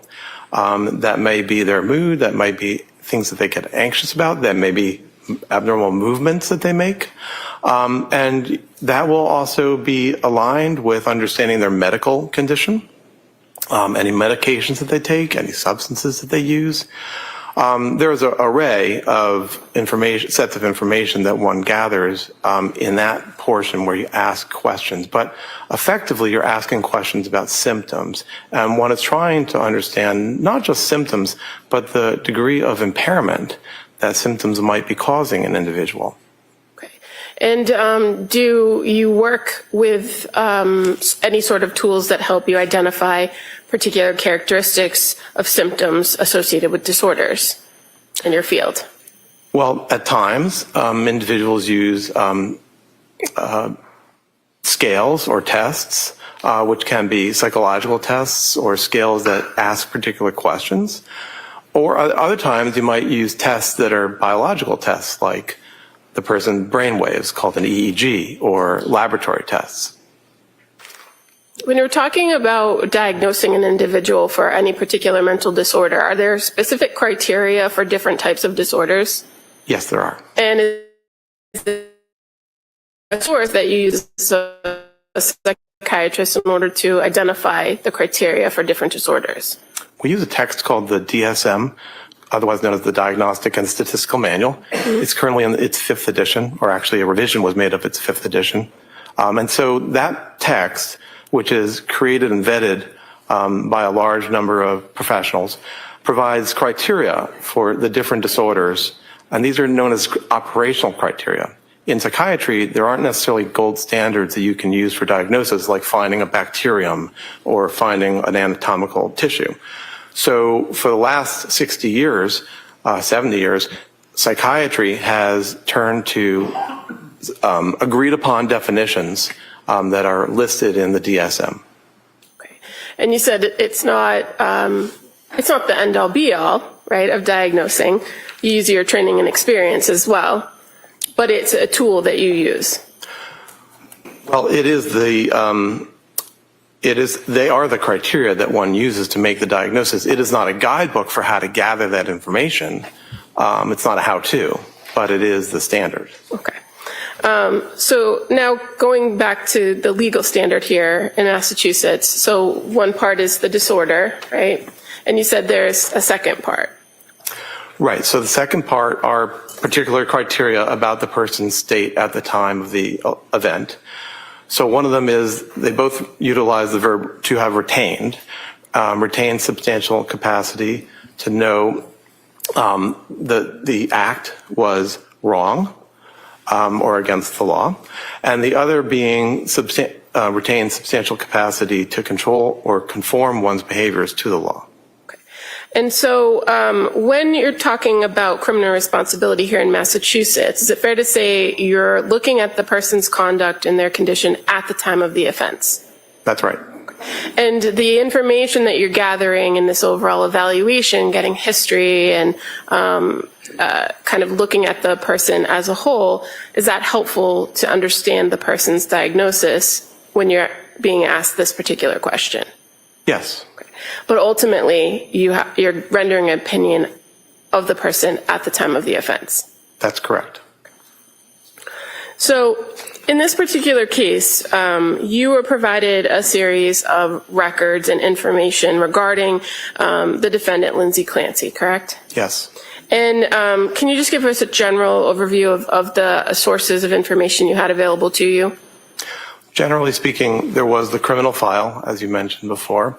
And then in terms of medical or psychiatric records, there was the records from the hospital that she's at right now, the hospital that she was at right before, called Spalding, the hospital that she was at before that, which was Brigham and Women's.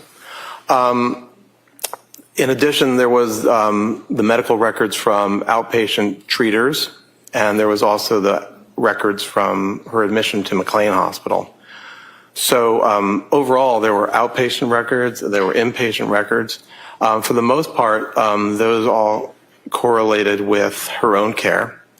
Additionally, we received the pediatric records for some of the victims in this matter. And as I mentioned before, the criminal file. Okay. And in addition to the records related to the defendant herself, we also provided some other reports to review. I was. By other psychiatrists and psychologists? Yes. Now, you mentioned that one of the things that's useful in these evaluations is an interview with the person themselves, right? Yes. And did you engage in an interview with the defendant? I did. And when did that occur? I interviewed her on April 10th and April 12th of this year. And that's of this year in 2026? Correct. And what were your observations of her when you first met with her on April 10th? Can you describe her demeanor? Generally, she was friendly and cooperative. When you begin an interview with an individual that you're evaluating, do you conduct what's referred to as a mental status exam? Well, the mental status exam happens all the while that you're interacting with somebody. You're always observing for aspects of their emotions, how they speak, their mood, and so forth. Sometimes there are directed aspects of the mental status examination where you are asking about particular cognitive capacities like executive functioning and attention and concentration.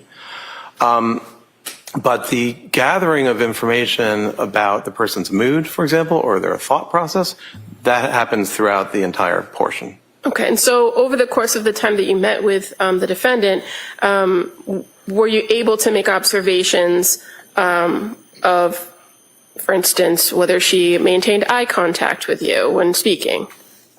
Right, so she did maintain eye contact. Okay, what about her emotional state? So overall, if we go through the various components, like what's called her affect, which is her emotional expression or her mood, generally speaking, there were not many abnormalities in her presentation, and I can go through them. They include the way in which she speaks, that is to say the rapidity of speech, if the speech is made in sort of regular intervals between words. In terms of thought, does the person, and in this case did Ms. Clancy, make goal-directed ideas? Mm-hmm. Was there a particular content of the ideas? So generally speaking, for all the components of the mental status examination, there were not really abnormalities. I would say at some points she seemed distressed by some topics. I believe tearful at one point, but otherwise nothing remarkable on mental status examination. Okay. And in these evaluations, when you're interviewing the individuals, are you also kind of taking account of their physical presentation? Yes. And obviously, when you met with her in April of 2026, you were able to observe her physical condition, right? Yes. And what were your observations of her physical condition? Well, she's utilizing a wheelchair. Generally speaking, there were not necessarily abnormal movements that I observed. She seemed comfortable physically. Did you find that she was able to kind of navigate her situation herself? Meaning you were in a room with her with other individuals, right? Yes. And she was able to kind of take care of her own. I'm going to object leading at this point, just as they object. Sustained, if you just ask the observations. What did you observe her do as far as moving herself around the room? Was she able to do that? Yes, at the moments when there were transitions, when we took a break and she went out to the hall, she was able to navigate her wheelchair one place or another. And when you spoke with her on April 10th and April 12th, were you able to kind of have a conversation with her about her level of functioning at the Duxbury? Yes. And did she tell you anything about what her general day looked like? She described her general day. She described basically her existence there at Duxbury. Okay. And did she indicate to you whether she engaged with other patients, or did she spend her day mostly in bed, or what did she say about that? Mostly she described she stays in bed or on her own. I don't think she described interacting with patients very much. There were a couple of ways in which she did interact with staff, at least. There was a therapist that she described working with. She did describe having had a physical therapist at a certain point. I'm not sure if I remember if she still was getting physical therapy. She stated she wasn't very interested in the physical therapy that she was getting there. She wasn't interested in the food there. She described having visitors at a not infrequent basis, and that sometimes she was able to eat food or drinks that were brought in by them. And who were her visitors, if you recall? Family members mostly, as well as, I believe, both, and I'm not sure if they were specifically from the Brigham or Mass General, but or any place in particular, but I believe religious figures, chaplain or priest from some organizations. And her having told you that she kind of has visitors, were you able to corroborate that in reviewing records that she had visitors? Yes. And were you able to corroborate or were you able to identify in the records that she did interact with staff and patients at the hospital, according to the records? To some degree, yes. And you said that she had indicated to you that the food wasn't appealing at the hospital. And did you have the chance to observe her consuming her own snacks or beverages? Beverages, yes. Now, did she indicate to you her level of attention to hygiene and grooming while at Duxbury? She did. She described that she wasn't very interested in her own hygiene or grooming. And were you able to later in the conversation speak with her about her ability to take care of her own daily activities like grooming? For instance, showering. Was she able to do that on her own? Showering is embarrassing. It requires staff to help her. And that's one way in which she would rather not. It may also be that she described a lack of interest. So it's both components. When you observed her, did she appear to be disheveled or not properly groomed in your meetings on April 10th and 12th? No, she appeared groomed sufficiently, and I believe her hair was combed and she was wearing neat clothing. Now, did she describe to you her thoughts or feelings about her current situation? Yes. And what did she say about that? Well, she described feeling depressed, which she termed situational depression. She described feeling, I'm not sure the exact term she used, but feeling miserable, not wanting to be alive. And finish, please. If he's finished, that's fine, but don't cut him off. No, yeah, sorry. I'm sorry, doctor, were you done? Yes. Thank you. So when you were meeting with her, do you recall her indicating that she reported being devastated? Yes. That she was devastated and grieving by her current situation? Yes. When you met with her at the Duxbury Hospital, did you go over with her what her current treatment regimen is, what current medication she was on? I did. Was she able to tell you what medication she was taking? Yes. And were you able to confirm that with the records, that that was an accurate report? Yes. So what medications, when you met with her in April 2026, was she currently on? Well, in terms of psychiatric medications, the main medication of note is olanzapine. I believe that there were several medications being used for her physical needs. Mm-hmm. One that helps with her bladder, one that helps with movement of the GI system. Well, let's just kind of focus on the psychiatric medications, right? Because that's of your interest here. You mentioned olanzapine. What's the common or the brand name for that? It's called Zyprexa. And what is it used to treat? Originally, it was created to be an antipsychotic medication, so to treat psychosis. Okay. And are you aware that it's prescribed to Ms. Clancy for bipolar? Yes, it is also used for mania. It is also sometimes used. The question was bipolar. Yeah. Yeah. The question, if you could just listen to the question, the question, and then if the Commonwealth or the other side wants to add to the answer, they'll ask you, okay? Go ahead. So I think my question was, are you aware that the Zyprexa is prescribed for bipolar? So bipolar is a disorder. Yes, bipolar is a disorder of mania. Which is, I'm sorry, why I was mentioning at that point. And what was the dosage of the Zyprexa that she was on, if you recall? I believe it was 2.5 milligrams. And in your experience, is that a significant dosage? No, it's a small dose. Are you aware of any other psychiatric medications that she's prescribed at Duxbury?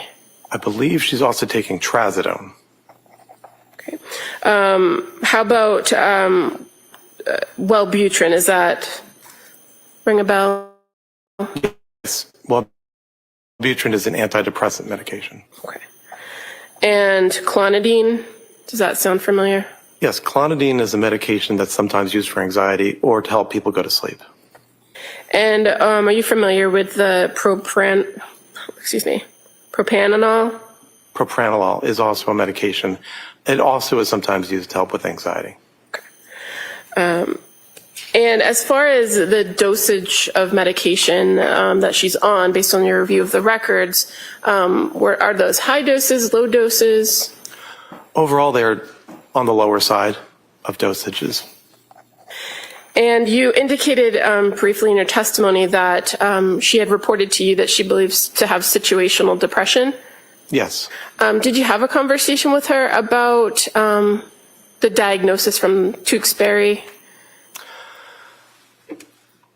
There were times that if you're asking about bipolar disorder, at one point she made the statement that she wasn't convinced that she has bipolar or has had bipolar disorder. She described situational depression in terms of feeling depressed about the several stressors that she experiences today. And what are those stressors?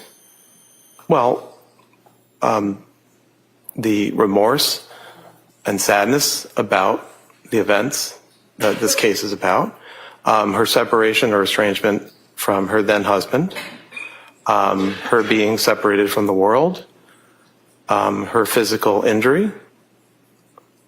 Do you recall her actually using the term remorse, or is that just your description of the conversation you had? That's my summarization right here. Okay. Now, when you were meeting with her, did you talk to her about past medication regimens that she had been on prior to the current regimen of the Zyprexa and Wellbutrin? Yes. And so are you aware that she had previously been prescribed at some point lithium? Yes. And is that something that would be important to you to know when you were conducting your own evaluation for diagnosis of whether somebody was on lithium? It might help, but in psychiatry we don't make diagnoses based on medication response. And when it came to the report of the lithium, fair to say it was not something that was trialed for a very long period of time. Yes, and let me correct that. It's not that we don't make diagnoses. We don't categorize or define disorders by medication response. I heard the description of the trial of lithium. That was a short trial. Okay. And about her physical injuries, did you have a conversation with her about her understanding of her physical injuries? Yes. Do you recall whether she reported that she had any head injuries after January 24th? She denied that she had had a head injury. And was she familiar with the extent of her spinal injury? Yes. Meaning she was able to explain to you where the injuries occurred? That's correct.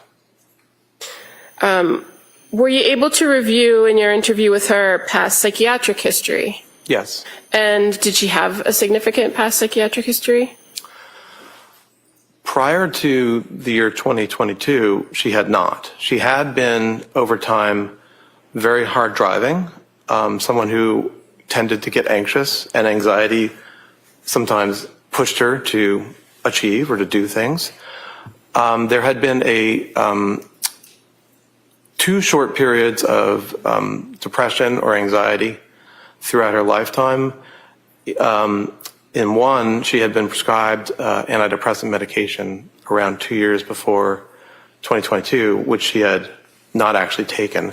She had tended to resolve her anxiety or depression through exercise and hard work.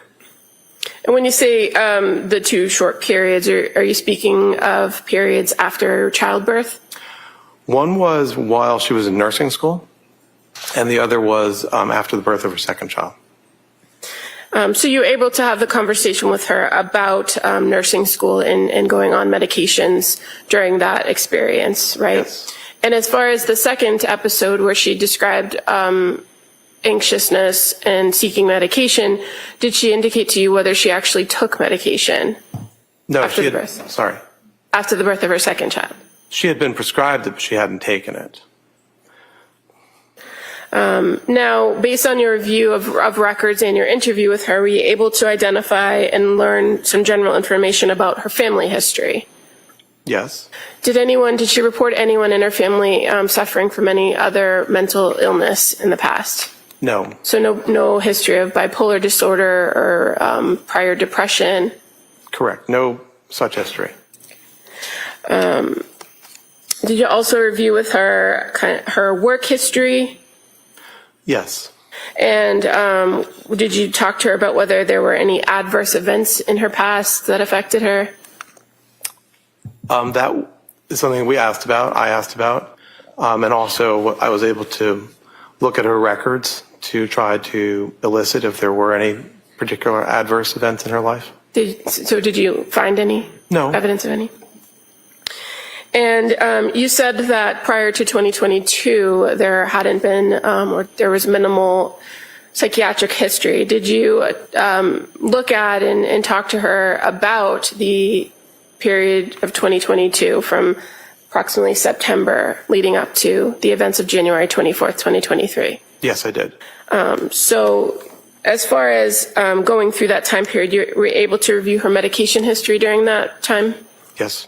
And fair to say there was a significant amount of medications that you looked at as far as what she was taking and what it was prescribed for? Correct. Did anything stand out to you in the timeline of her medication history that was significant in this case? Well, she was initially prescribed medication in September of 2022. She didn't actually start taking that medication, sertraline, until October. There were several different medications that were prescribed. It is not clear that she actually took every medication that was ever prescribed or that she necessarily took it more than one or two times. There was a period of trial on a second antidepressant called Prozac. There were various medications used to help her to sleep. Period of taking a medication called Seroquel or quetiapine. Are you familiar with that medication in your practice? I am. And is it fair to say that that medication has multiple functions, like most psychiatric medications? When you reviewed her history, what was the initial dose that she was prescribed for it?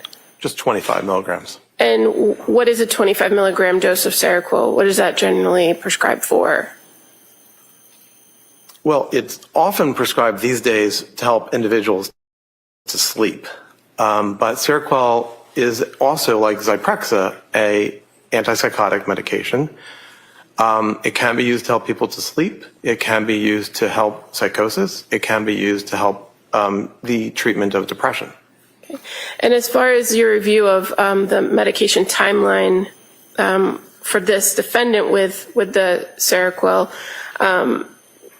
would the amount of time that she took the Seroquel have had any lasting effects biologically on her brain or her body?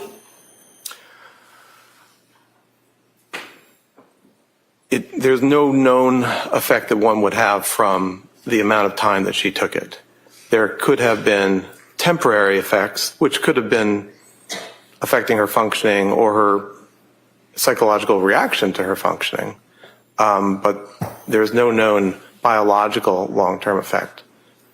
So when you say that they could have some effect, are we talking about symptoms or negative symptoms maybe? So Seroquel might affect a person's ability to think straight. We talked earlier about cognition, the ability to pay attention, to concentrate, to have memory. And Seroquel can negatively affect your cognitive functioning, although it is expected that that will eventually go away when you stop taking the medication. And is Seroquel a type of medication that lingers in a person's system? Not substantially. There are some medications that do linger, like diazepam or Valium, which is another medication that she was later prescribed. All medications are, on a relative basis. So diazepam will stay in your body much longer than, say, lorazepam, a different benzodiazepine. Okay, but as far as the Seroquel goes, once a person stops taking it, is it fair to say that the symptoms or any negative symptoms that they have would eventually resolve themselves? Yes. And you're aware of the medications, the last reported medications that the defendant was on right before the events of January 24th? I am. And what were those? Melatonin, lorazepam, trazodone, and an antidepressant medication called amitriptyline. And as far as the amitriptyline, you're aware of what the dosage was? Well, on the day before January 24th, it became 20 milligrams, but for several days before that, it was 10 milligrams. Now, in your experience, a 10 milligram to 20 milligram dose of amitriptyline, is that a significant dosage? It's small. The usual starting dose for an adult is 150 milligrams. Are you aware of what the chief complaints or problems that the defendant had been reporting at the time when these medications were all being prescribed to her in 2022? Well, it's a several month period, but it started in September of 2022 with complaints of anxiety and depression. And fair to say, in reviewing all the records and with your conversation, that sleep also was a main issue or a complaint. Yes, that's right. And in some of the medications that you reviewed, is sleep, could the medications themselves affect a person's sleep? Yes, sertraline can. Now, as far as past diagnosis of this defendant, you were able to review overall in all the records that were available to you what different providers had given as far as past diagnoses, correct? Yes. And as far as your overall evaluation in determining criminal responsibility, where you have to answer first that question of mental disease or defect, do you rely on those prior diagnoses or do you come to your own conclusions? I come to my own conclusions. Are the fact that there were past diagnoses something that you consider? Yes, especially to the extent that they highlighted the basis for those prior diagnoses. I don't necessarily have to agree with the diagnoses, but I'm interested in what was observed in terms of coming to those diagnoses. And when you're doing these types of evaluations for criminal responsibility, why do you not rely on a past diagnosis? Why do you come to your own conclusion? Well, that's part of being an independent evaluator, where in your mind you're able to collate the information and make your own diagnosis. As far as kind of before we move on to your actual diagnosis, in addition to the interview that you had with the defendant over those 2 days, reviewing all the records, did you attempt to speak with what are called collaterals? I did not. Okay. Is that something that you sometimes do in these evaluations? Sometimes. Fair to say in this particular case, you did have a significant amount of information from people that were close to the defendant, right? That was my view, yes. And after speaking with the defendant, did she identify to you some people that maybe you could talk to? I don't remember who she said, but I think she suggested perhaps her husband or then husband. But you yourself didn't have an interview with Patrick Clancy, did you? No. But you were able to review his grand jury testimony and interviews he's given with the police in the past, right? Yes, I did. And CPS.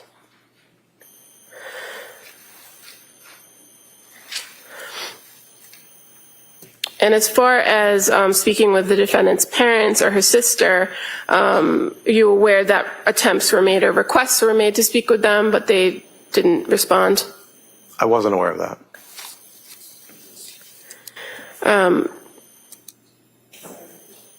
I was not.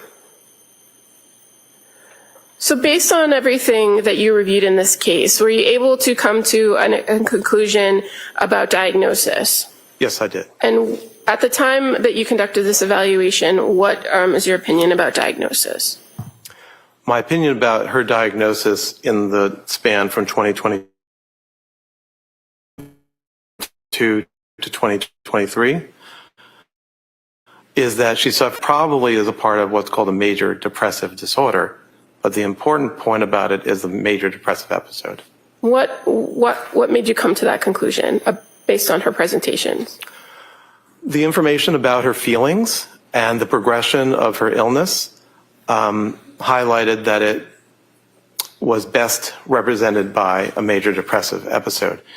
It's a condition defined in DSM-5 where an individual displays problems with mood, problems with feeling pleasure, feelings of guilt or worthlessness, problems with appetite, problems with sleep, preoccupation with death or suicide, poor concentration, poor energy, perhaps also what's called psychomotor agitation or retardation. So one doesn't necessarily need to show all of those, but as it is in the DSM criteria sets, one needs to have a certain threshold. And her history and her description of her experience, in my view, matched a major depressive episode. Okay. And you indicated that it was kind of a progressive thing from the fall into January of 2023, right? Yes. And in addition to the low mood, were you able to identify that she presented with anxiety at various points? Yes, very much. And did you also make observations of obsessive thinking? Yes, obsessive thinking is a kind of anxiety where you repeatedly think about a topic, maybe that you're asking, what if? And it's the kind of form of anxiety that you frequently see in an anxiety disorder called generalized anxiety disorder. I think it's possible she also had generalized anxiety disorder, but that is sort of secondary to the major depressive episode. Okay. Now, in the time closest to January 24th of 2023, did you take a look at what her presentation or what her mental state was then, based on all the information that you had available to you? Yes, I did. Did you identify whether she was ever presenting in a manic state or a hypomanic state? Throughout the period from 2022 to 2023, no. There was never indication of any element of mania or hypomania. So just to kind of make it kind of clear to the jury here, when you talk about major depressive disorder, that's a identified disorder in the DSM, right? Yes. And when we use terminology like mania, right, what is mania? So mania is a mood state, just like major depressive episode is a mood state. And these are the sort of building blocks of the mood disorders, bipolar disorders and major depressive disorder. So just like major depressive episode, mania is defined in the DSM, where with a certain time threshold, in this case for mania, 7 days, where you consistently have at least 4 of the following symptoms, you would be called being in a manic state. So that includes distractibility, a type of thinking called flight of ideas, grandiosity, excessive goal-directed behavior, pressured speech or some abnormality of speech, a reduced degree of need for sleep, and also the 7th would be an engagement in activities that have a high potential that are pleasurable but have a high potential for painful consequences. So mania requires 7 days of that, most of the day, every day, and you need 4 over 7 days. Hypomania is a lesser type of mania,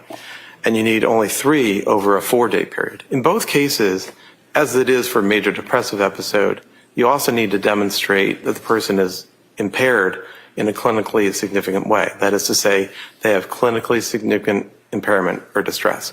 So these are the building blocks for the mood conditions that we're talking about. And so when you say you looked at the defendant's condition from September through January, September 2022 through January 2023, did you observe or did you find any evidence of mania or hypomania in what was reported was her conduct or her presentation? I could not find any example of behavior or thinking that corresponded with those elements of mania or hypomania. Now, what about in the days immediately after the incident, were there, you said you reviewed records from Brigham and Women's Hospital, correct? Correct. Did you identify or could you find any evidence of mania or hypomania during that time period? No. And in fact, there are actually some instances that would tell you that she was in those states, correct? Like her behavior? Yes, sustained. During the time period of immediately after the incident, what did you observe or did you observe in the records some activity at Brigham and Women's Hospital that would show that she had linear thinking and goal direction? Well, after she was removed from the medication called dexmedetomidine, which was sedating her and having her sleep intentionally. After that point, she awakened, the records indicate, and was able to think coherently with goal-directed thoughts. One example, and so the various mental status examinations done by the doctors at the Brigham generally showed normal mental status. One particular portion of the record reviews their review of whether or not she had the ability to make a decision. In that case, a change to her healthcare proxy. And so the physicians there were able to examine her closely in order to understand that she did have decision-making capacity. And that's an example of something you reviewed in the record that was close in time to the incident itself, correct? Yes. And you also were able to review records from Jennifer Tufts from an appointment with the defendant the day before the incident occurred, correct? I did. And again, in those records, did you find anything that would have been suggestive of mania? What about psychosis? Did you observe any of that? I did not throughout the period in question. So tell us what psychosis means. Psychosis is a form of thinking where the person has disorganization and also may have a lack of what is called reality testing.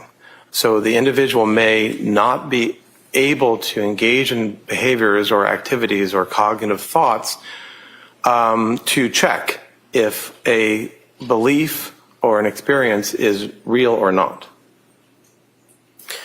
So is there any particular way in which a person can display psychosis?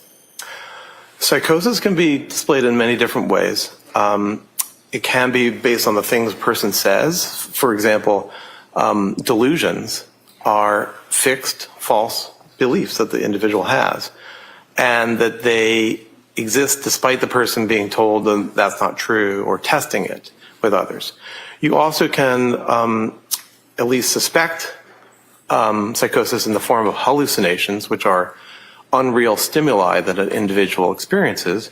Sometimes you may see individuals actually moving their body to respond to stimuli that they think or they are experiencing in the environment. But hallucinations can also be taste, smell, or things that you hear or things that you see or feel on your body. And there is a kind of psychosis that includes some of that, but also simply includes an individual's lack of ability to act in an organized manner. So a person in psychosis can sometimes do the normal things that they always do, right? It depends on what kind of psychosis and how bad the psychosis is or to what extent it is occurring.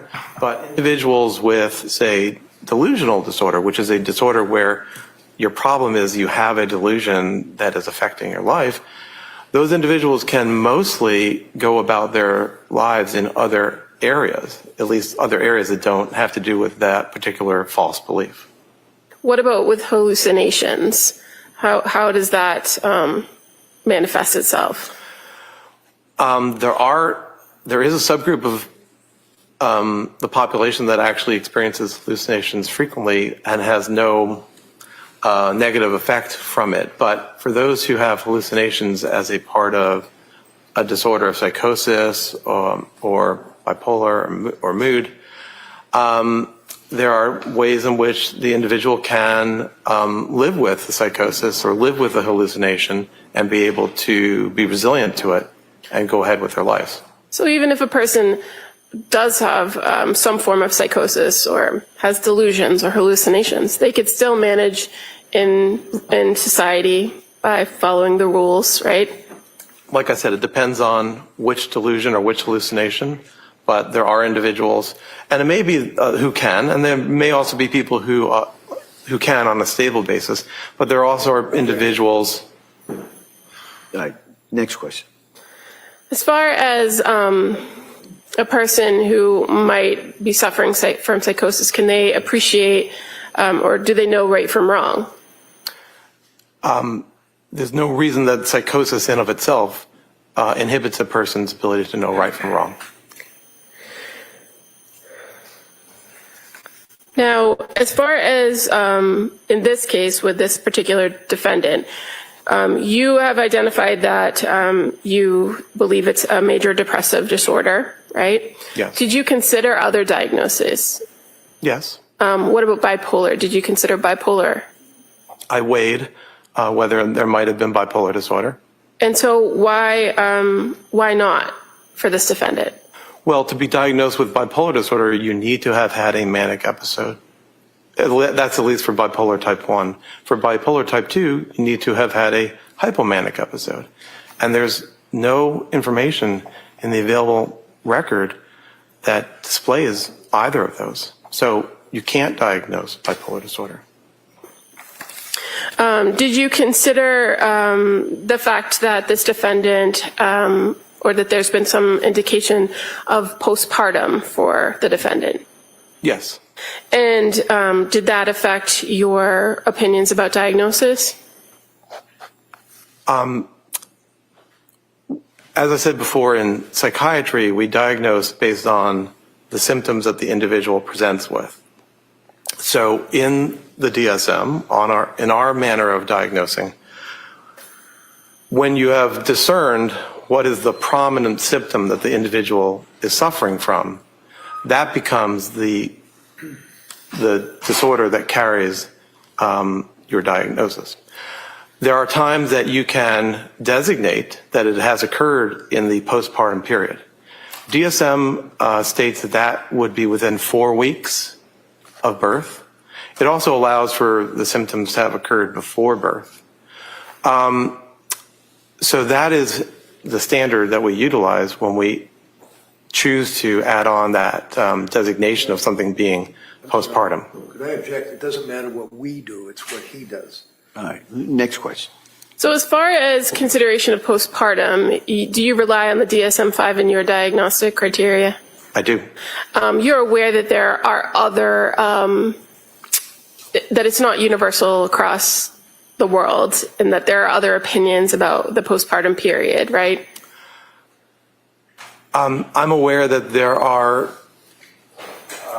psychiatrists and others who have asked to make a specific diagnosis that relates to psychiatric problems in the postpartum state. That has been studied over the years.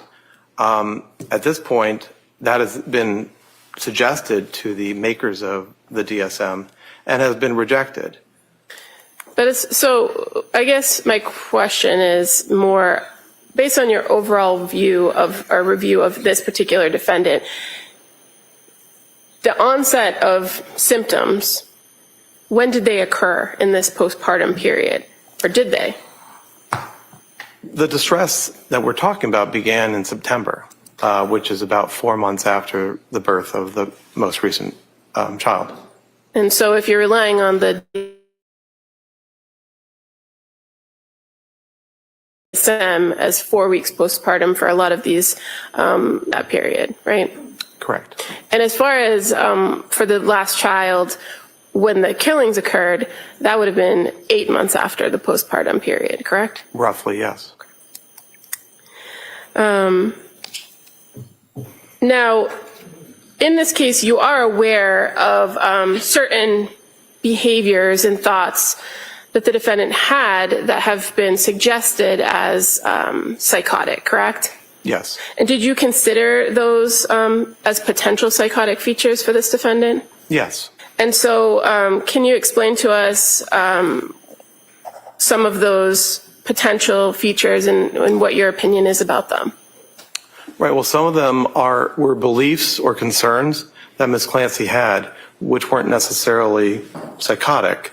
So one was the idea that in the midst of her distress and her impairment, that Child Protective Services or the Child Welfare Agency would act on, somehow take away her kids, to speak in a global way, but to somehow interact with her. I don't know that that's psychotic. Another is the idea that she was damaged permanently by the medications that she took. I can appreciate that she felt side effects and a degree of change from the medications that she took. So I don't know that that feeling or that belief is necessarily psychotic. So those are two that I would mention right off the bat. What about the idea that somebody could hear her thoughts? Did you look into that?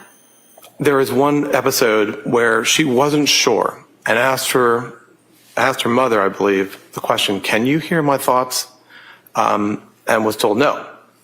And so while there is a form of psychosis called thought broadcasting, that wasn't her belief. That wasn't her belief that she was engaging in thought broadcasting where she was putting her thoughts out into the world.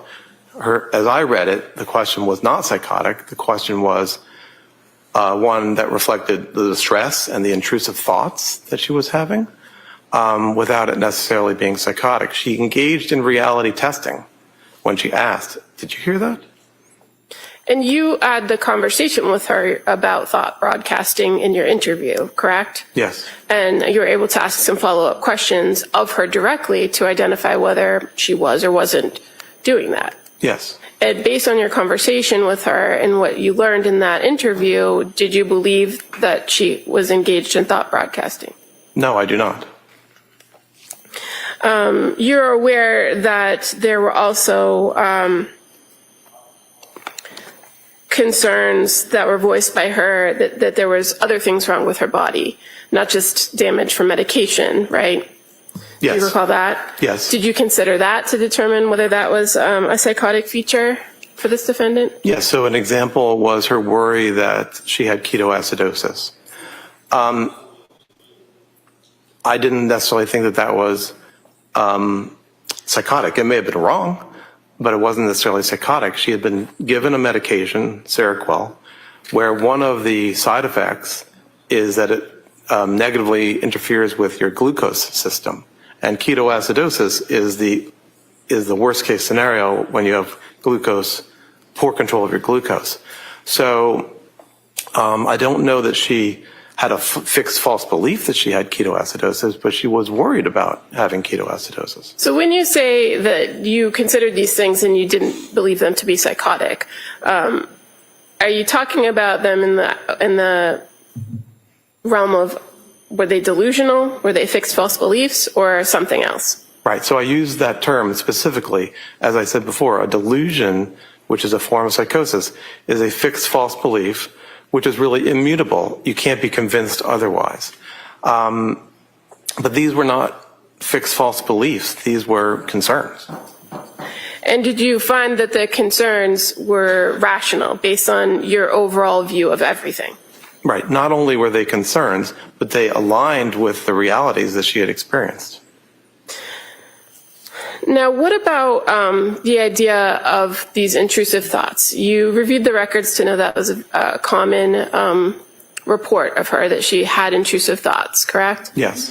And that at various points she did identify that she did want to die. Yes. Is being suicidal a form of psychosis? No.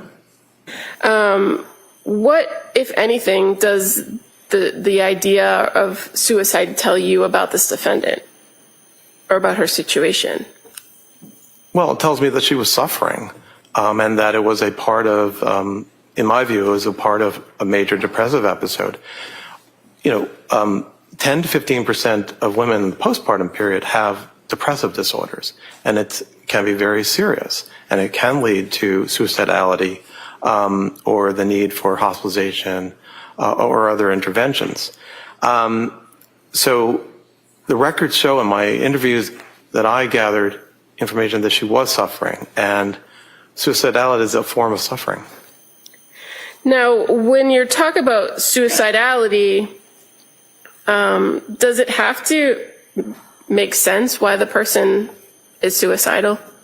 No, suicidality occurs, but it doesn't always make sense. Sometimes there might be places where one might say, well, why was that person suicidal? They had only good things in life, speaking hypothetically.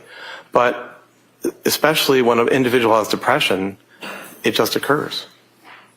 Now, when you're talking about people that have suicidal ideation, are there certain things known as protective factors? Yes. And did you identify in your review of this case in the records whether the defendant presented with any protective factors when it comes to suicidality?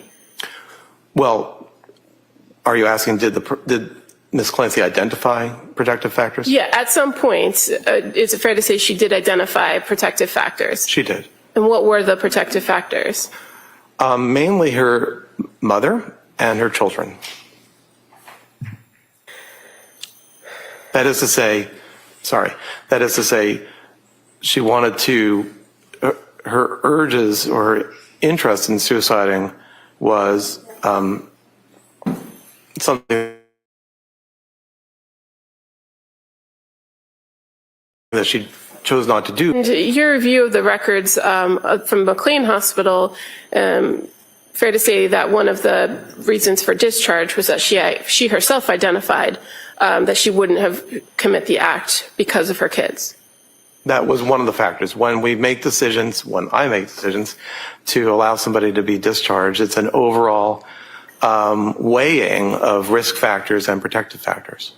All right, Counsel, it's 1 o'clock. Why don't we take the afternoon recess at this point, okay? All right, thank you, John. So, Mr. Drew, we're going to take the afternoon recess. As I always tell you, no research, writing, talking about this matter, and we'll have you back here approximately 2 o'clock, okay? All rise, please. Jurors next.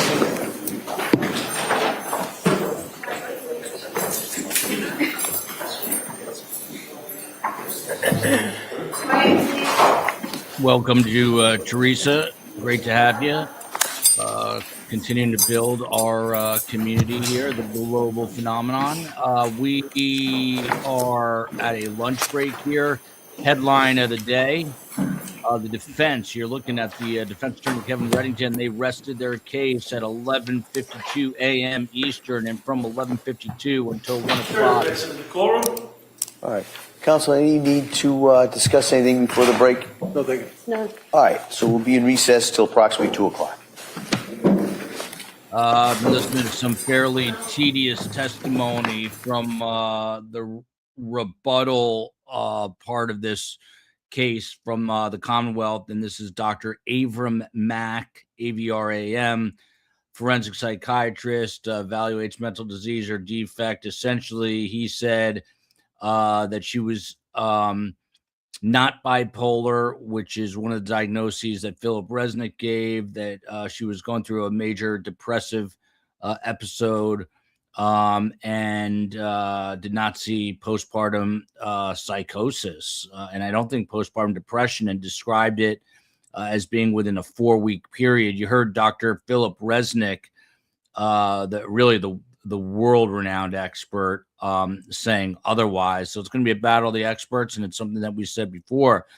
From Joe Griffin here with the $20 super chat. Thank you so much. For those who don't believe or understand this case, it's because you're trying to understand the non-understandable. Until you live inside the mind of non-reality, you'll never understand. It's not provable, but it is real. Very good, salient comment there. And we've heard this before. You said it much better. In essence, Leslie Dobson said it in a much more harsh kind of way. But what they're both saying is it is just such a hard thing to fathom if you either haven't been in a state of psychosis or don't know someone that's been in a state of psychosis. Now, Dr. Philip Resnick, there was the whole issue. Yes, he is a child psychiatrist. Correct. That is his specialty. Dr. Philip Resnick did say that she wasn't psychotic up until the point that she had command hallucinations, that she did hear the voice, that there's different types of voices. Voices can be benign, like just open the window. Some are dangerous, command hallucinations. He described that she felt her body was being taken over by a force. At that point, the judge stepped in and said, look, you've got to take these experts as opinion only, not as absolute truth. So he was just cautioning with Philip Resnick that it is not a universal truth, but rather his opinion, which same situation with Avram Mack, who was just on the stand. Another hello to Undercover Mother, becoming a member. Cute pup. Appreciate that. Then Dr. Philip Resnick got to the crux of what he was on the stand to say. He says, my opinion is Lindsay Clancy, due to her mental health disease, could not conform to conduct representative of the law on the day of the killings. He said she was hearing a voice commanding her to kill. She felt she had no control, and she was just following the command, and that she, quote unquote, very much wanted to die, which goes against the Commonwealth theory that she did not want to take her life. Then he gets into the 5 categories of filicide and says that Lindsay Clancy fits the first 2. I believe these are categories that he himself developed, but are like followed by the psychiatric field. The first is known as altruistic filicide. That is a murder that is committed out of love rather than hostility. Something like your child's about to be tortured, or God needs your child, will be harmed if they're here on planet Earth. So he said that Lindsay Clancy fits this model of altruistic filicide. The second one is something known as acutely psychotic filicide. When one is psychotic, out of touch with reality, just acting on psychotic beliefs. He said Lindsay Clancy also fits into that category. Now, this Commonwealth doctor says she wasn't psychotic at all. Didn't present as psychotic and didn't present as bipolar, neither 1 nor 2. I guess the question is, who do you believe? Dr. Avram Mack, child psychiatrist with 22 years experience. Do you believe Dr. Philip Resnick, who's literally written the book and testified in the biggest cases? Maybe you believe Avram Mack. I have no idea. It's going to be up to maybe the jurors do too. There are 3 other categories of filicide that he says Lindsay Clancy had nothing to do with. One is child maltreatment, things like shaking a child to death, unwanted child, like getting rid of a child out of convenience so you can go and have your affair, whatever it is. Number 5 is spouse revenge filicide, which some believe that's what this is, with zero evidence of it, that she was trying to get back at Patrick. It has come up a lot. There's zero evidence of it, but that is the 5th category. Cross-exam happens on Dr. Philip Resnick. And she starts by saying, you've taught how to testify. Yes. You tell people what to wear, how to dress, how to be believable. Yes. Do's and don'ts in depositions. Yes. Don't volunteer information beyond your questions. Yes. This guy's a world expert. He's testified, so he's now taught others how to testify. And there is a method to the testimonials that these people give. And they are expert witnesses who are obviously working for a particular side. He made it clear for a lot of these huge cases that he was involved in, he was working for the Commonwealth. I thought he did work on the Casey Anthony case, but someone said that he couldn't offer anything on that case, which is why he didn't work for it. He's asked by the Commonwealth, could a woman who kills a child have more than one motive? Yeah. Isn't the most common motive child abuse? Yes. And don't more filicides occur due to quote unquote fatal maltreatment or more murders of children occur to fatal maltreatment than filicide? Yes. She got into the whole issue of birthdays. She annoyed Lindsay Clancy the other day, the ADA did, by bringing up the fact that there was no real response from her on the birthday anniversaries. And he said that typically birthdays are off-putting and upsetting. So that, I guess, is a point for the Commonwealth. And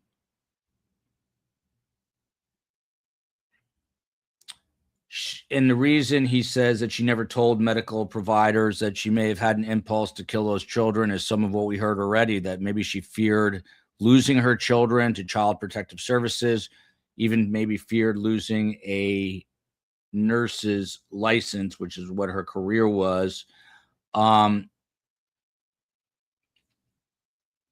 then the Commonwealth basically crossed on that and said, well, if you're not saying it because you know your kids could be taken away, isn't that a very rational thought? Isn't she in a clear state of mind? And his basic answer was, it depends. So the takeaway from this, you've got competing experts. I don't know how you felt. I felt like this expert, Avram Mack, that they could have gotten to the point that he does not feel she was psychotic at any point, not even bipolar, could have come up in the first 3 minutes as opposed to like 45 minutes in. It seemed like there was some extraneous questioning there. Maybe it was just because it was right after Philip Resnick, and also because it's happening on day 18 and people kind of want to be done with it for the most part. I don't know what is to come after lunch other than a possible cross. I don't know if we're getting another witness, but I'm going to go take a break.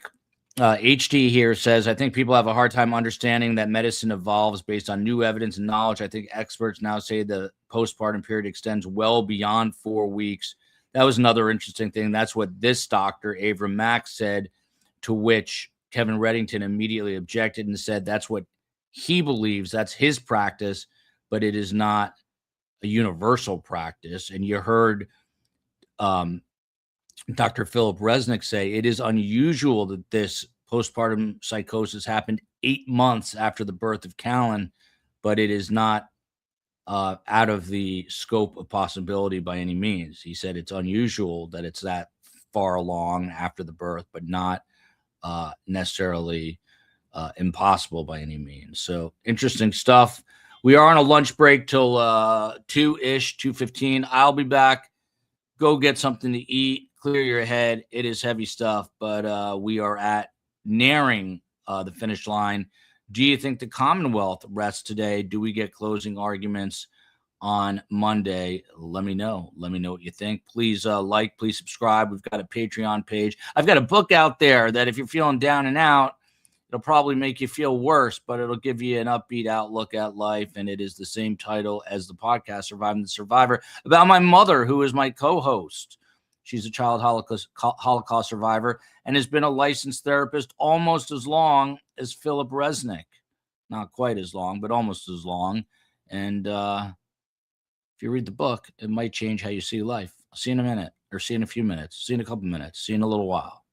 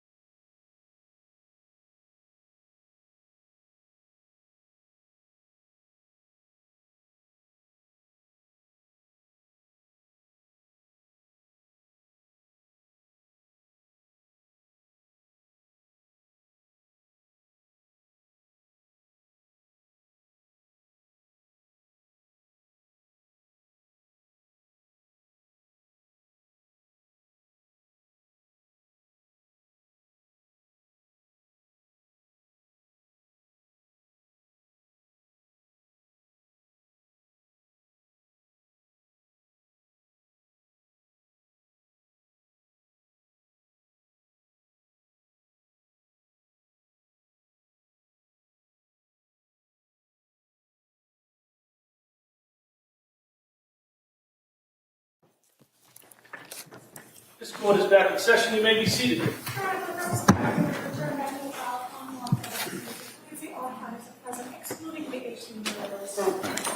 All right, counsel, we ready for the jury? Yes. All right. Yeah. Yeah.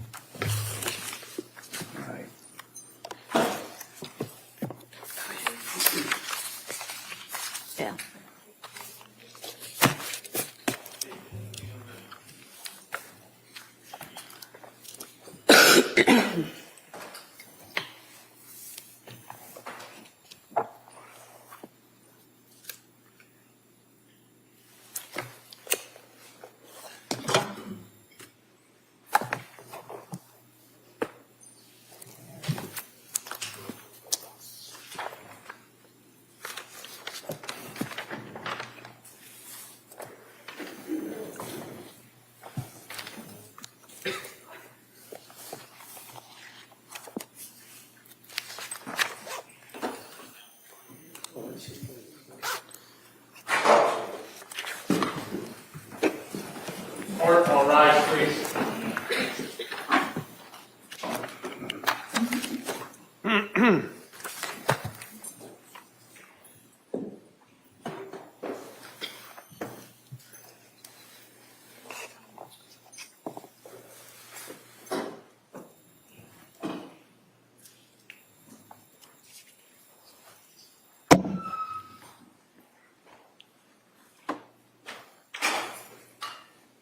Court is back in session. You may be seated. Your Honor, for purpose of the record,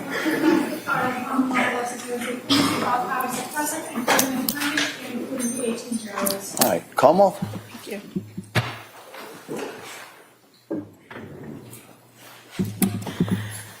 Dr. Mack, before we broke, we were talking about protective factors in suicide. Do you recall that? Yes, I do. Can you just explain to the jury what a protective factor is? Well, when a person is suicidal, they have risk factors and they have protective factors. Risk factors are those aspects of the individual that make it more likely that the person is going to act on their suicidal thoughts. And protective factors do the opposite. They are things that hold the person back from acting on their suicidal interests. And in this case, you're aware that the defendant had previously indicated that her kids and her mother were reasons why she didn't continue with the thoughts of suicide in the past, right? Well, objection is not the thoughts, it's the action. No, overruled. You can answer. I'm not sure if your question is that kept her from acting on suicidal interests or right. ideation. I guess the important part I'm trying to piece together is it was two professionals that her mother and her kids were reasons why she wouldn't have committed the act. Correct. Okay. And you are aware that at the time of the event or after the event, she indicated that a voice told her that she needed to kill the kids so that she could kill herself. Yes. And this was the same day that she then attempted to kill herself. Correct.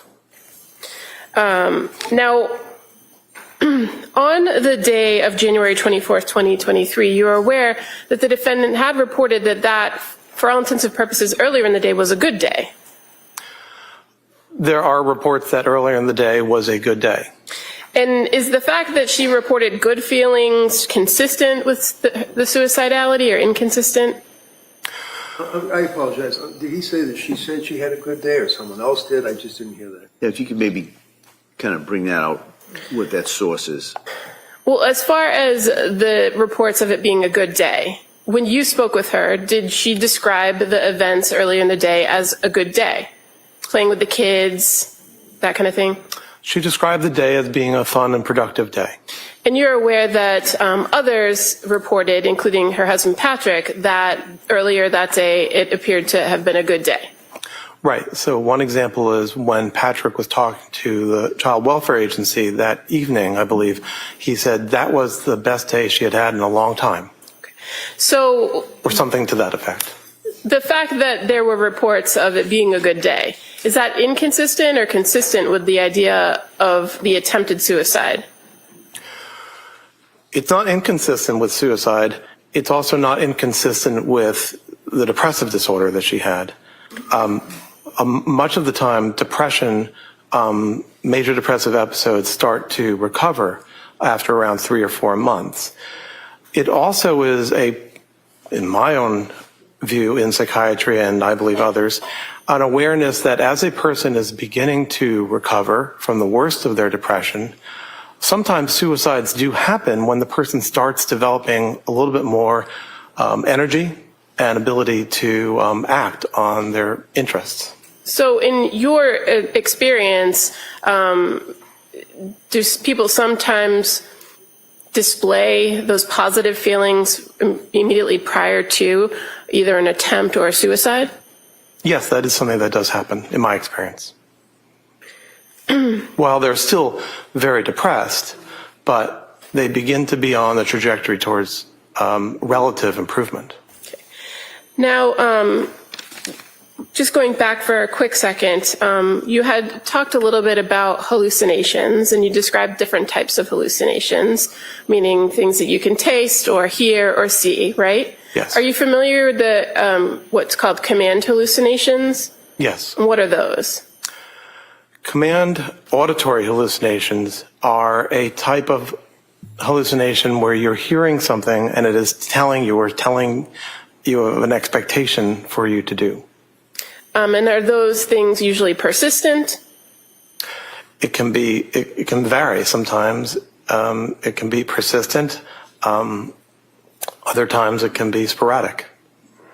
Going to your conversation with the defendant about the events of January 24th, 2023, you, in your interview with her, were able to speak with her about her recollection of that day, correct? Yes. And one of the things that was done in that interview was that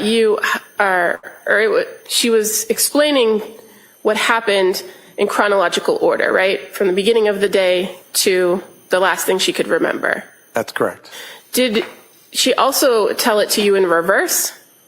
She was asked to recite it in reverse, yes. And did she tell the same story forwards and backwards? Yes. Was she able to recall details of some parts of the day but not others? Yes, I would say that's correct. And did she describe to you when she heard this voice? Her experience that is called a voice occurred in the late afternoon.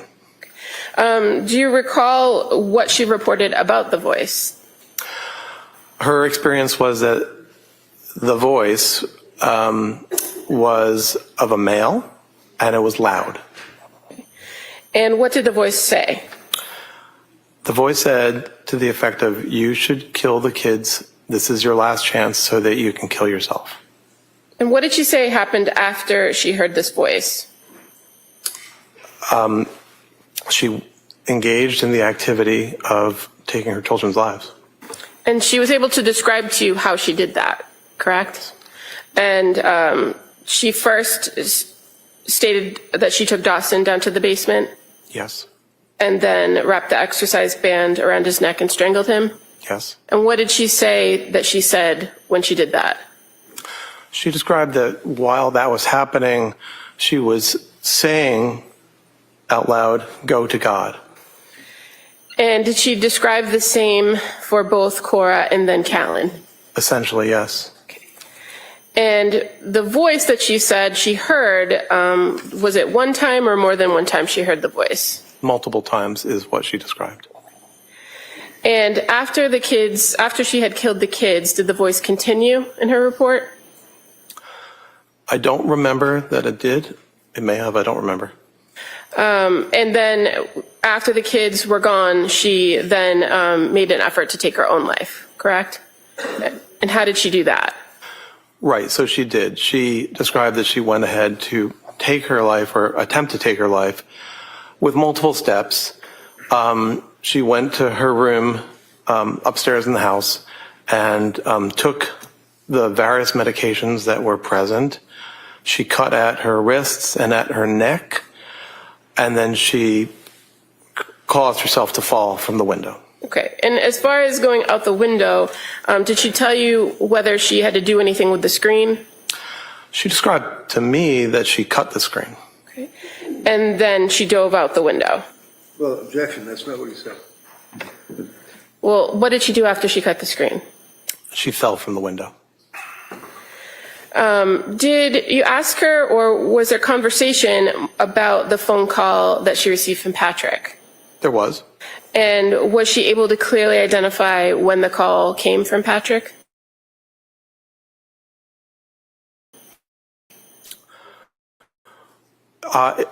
Around 18 to 20 minutes that this was happening, that she received that call. Do you recall if part of the conversation about the timeline of events, whether the voice came as soon as Patrick left the house or before or after the phone call? My recollection is that it happened as soon as Patrick had left. Now, were there some things in what she was telling you about the events that was different from what you reviewed from other information in this case? Can you say that again? Yeah, I'm just asking if you recall that there were things in the version that she told you in your interview that were different or not consistent with the information you knew about the case. Well, two things come to mind. One is the locking or the closing of the bedroom door, and the other is the cutting of the screen of the window. Okay, and as far as the locking or closing of the bedroom door, do you recall what she told you about that? She denied that she had done that. And so from the information you reviewed about reports from Patrick and everything else, did you know that the door had been locked? That was my understanding. And the second thing that you indicated about the screen, what information did you have about the screen that was different from what she reported to you? I believe there was a question as to whether the screen had been cut, perhaps with a sharp.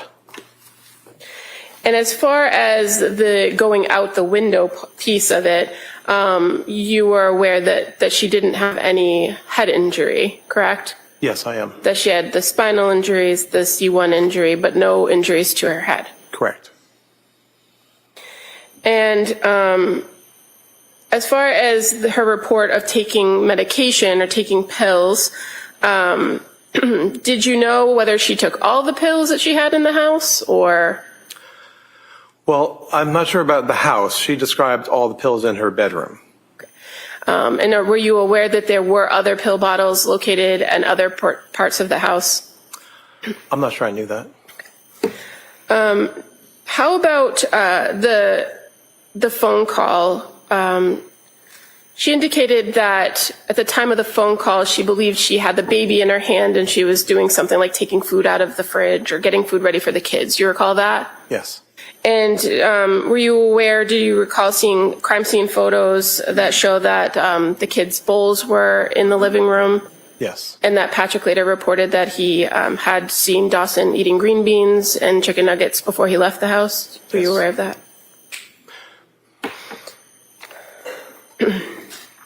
So, Dr. Mack, based on your review of this case, were you able to come to an opinion to a degree of medical certainty about whether this defendant was suffering from a mental disease or defect on January 24th of 2023? Yes, I did. And what is that opinion?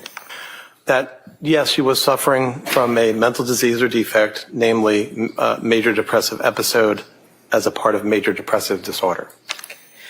And as far as the substantial capacity to appreciate wrongfulness or criminality of conduct, were you able to come to an opinion to a reasonable degree of medical certainty about that? Yes. And what's your opinion regarding that? That she had retained that capacity.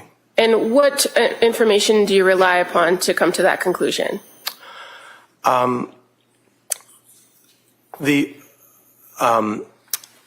first point is that this was a continuation. Her mental state at that time was a continuation of the mental state she had had for months.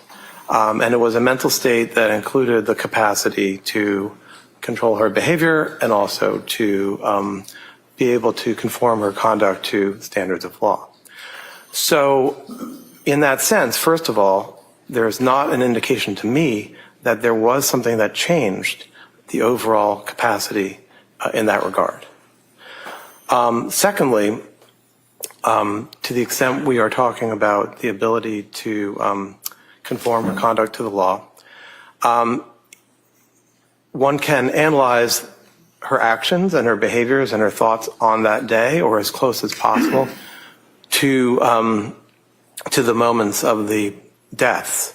And that includes taking one of her children to a pediatrician that day, engaging in fun activities around the house that day, having engaged with one of her children's teachers the day before, having engaged in normal conversations with the restaurant that she ordered food from, 3V, and then also interactions with the pharmacy, CVS, where she was getting the Miralax from. So in all these places, there was the ability to act normally. There doesn't seem to be any deviation from where she had been all along, which included this capacity. Furthermore, I would add that as a part of her interactions with the community or in driving, she had abided by law and abided by standards of the community at all those times. So there isn't necessarily, to me, any way in which that deviated that afternoon. So you're speaking about her ability to conform conduct, which is one of the things we're talking about here. But I want to go back to the appreciation for wrongfulness or criminality. As far as that goes, were you able to form an opinion about that? Yes, sorry about that. That's yes. Okay. So what's your opinion about her ability to substantially conform, or her substantial capacity to appreciate the wrongfulness or criminality of her conduct? So I again would go to thinking about what had been her state of mind for at least the month prior, the several months prior, and in all that time, there wasn't any feature that indicated that she didn't have that capacity.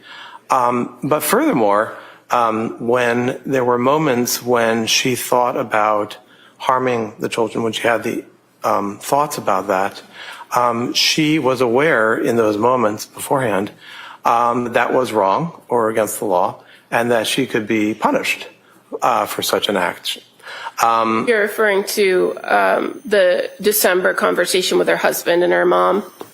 Yes, and her thoughts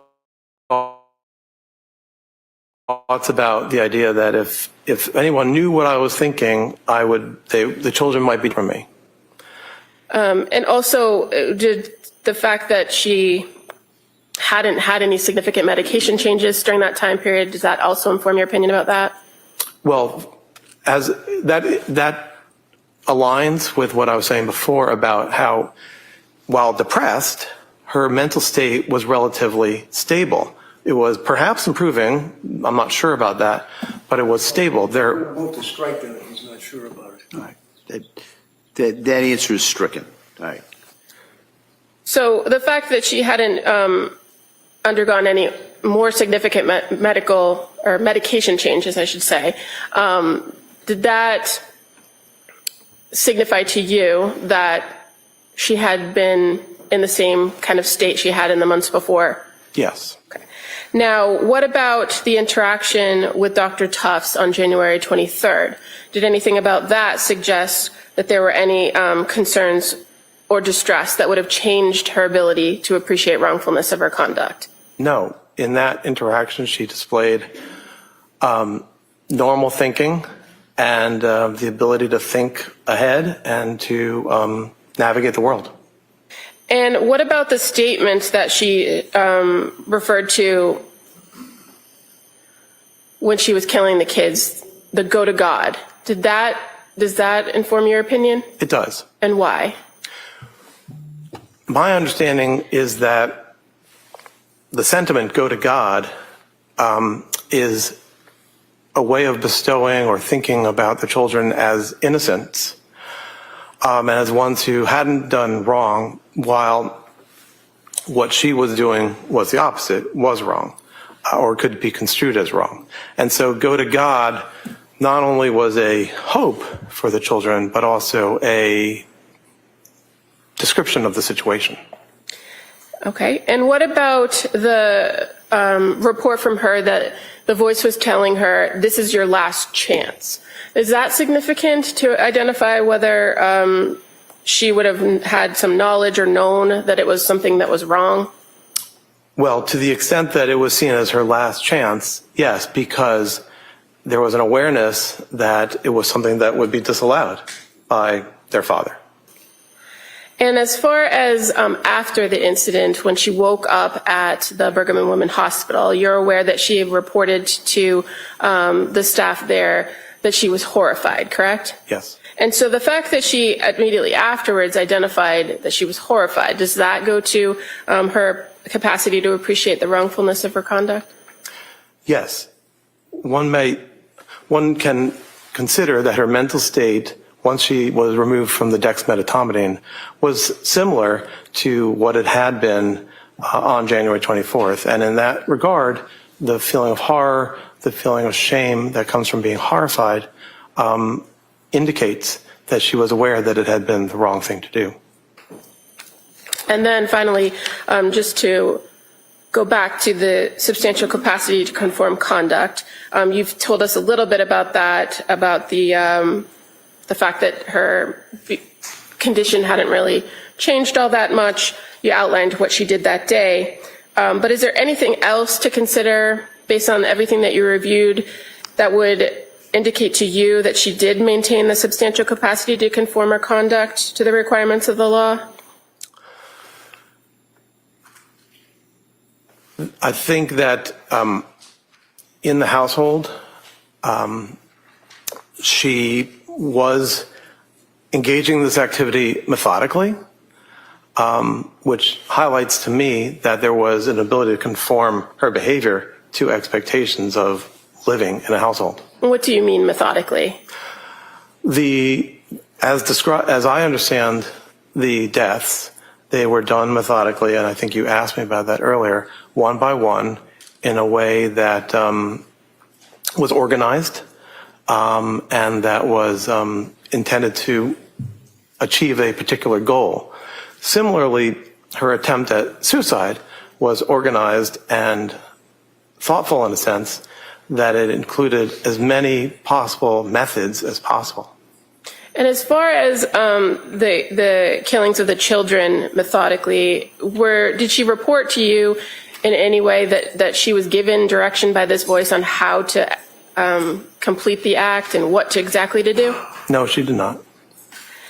And what about the call with Patrick? Is there anything about that indicates that she maintained some control or the ability to control herself where she did engage in a short conversation with him? Well, that aligns with what we were talking about before in terms of being aware that he would disapprove or disallow this, and yet she didn't say anything. She didn't say help, or she didn't say, I'm having these thoughts, so it wasn't stated.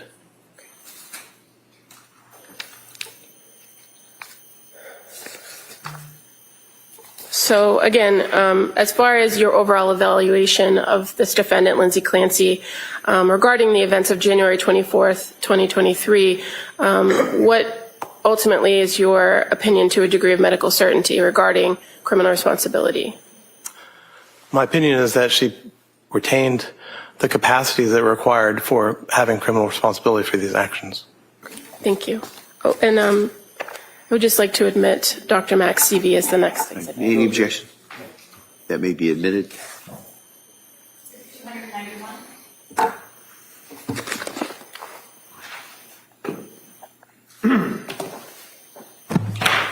I think that's the first time we explicitly heard a witness say she had the ability for criminal responsibility, the capacity.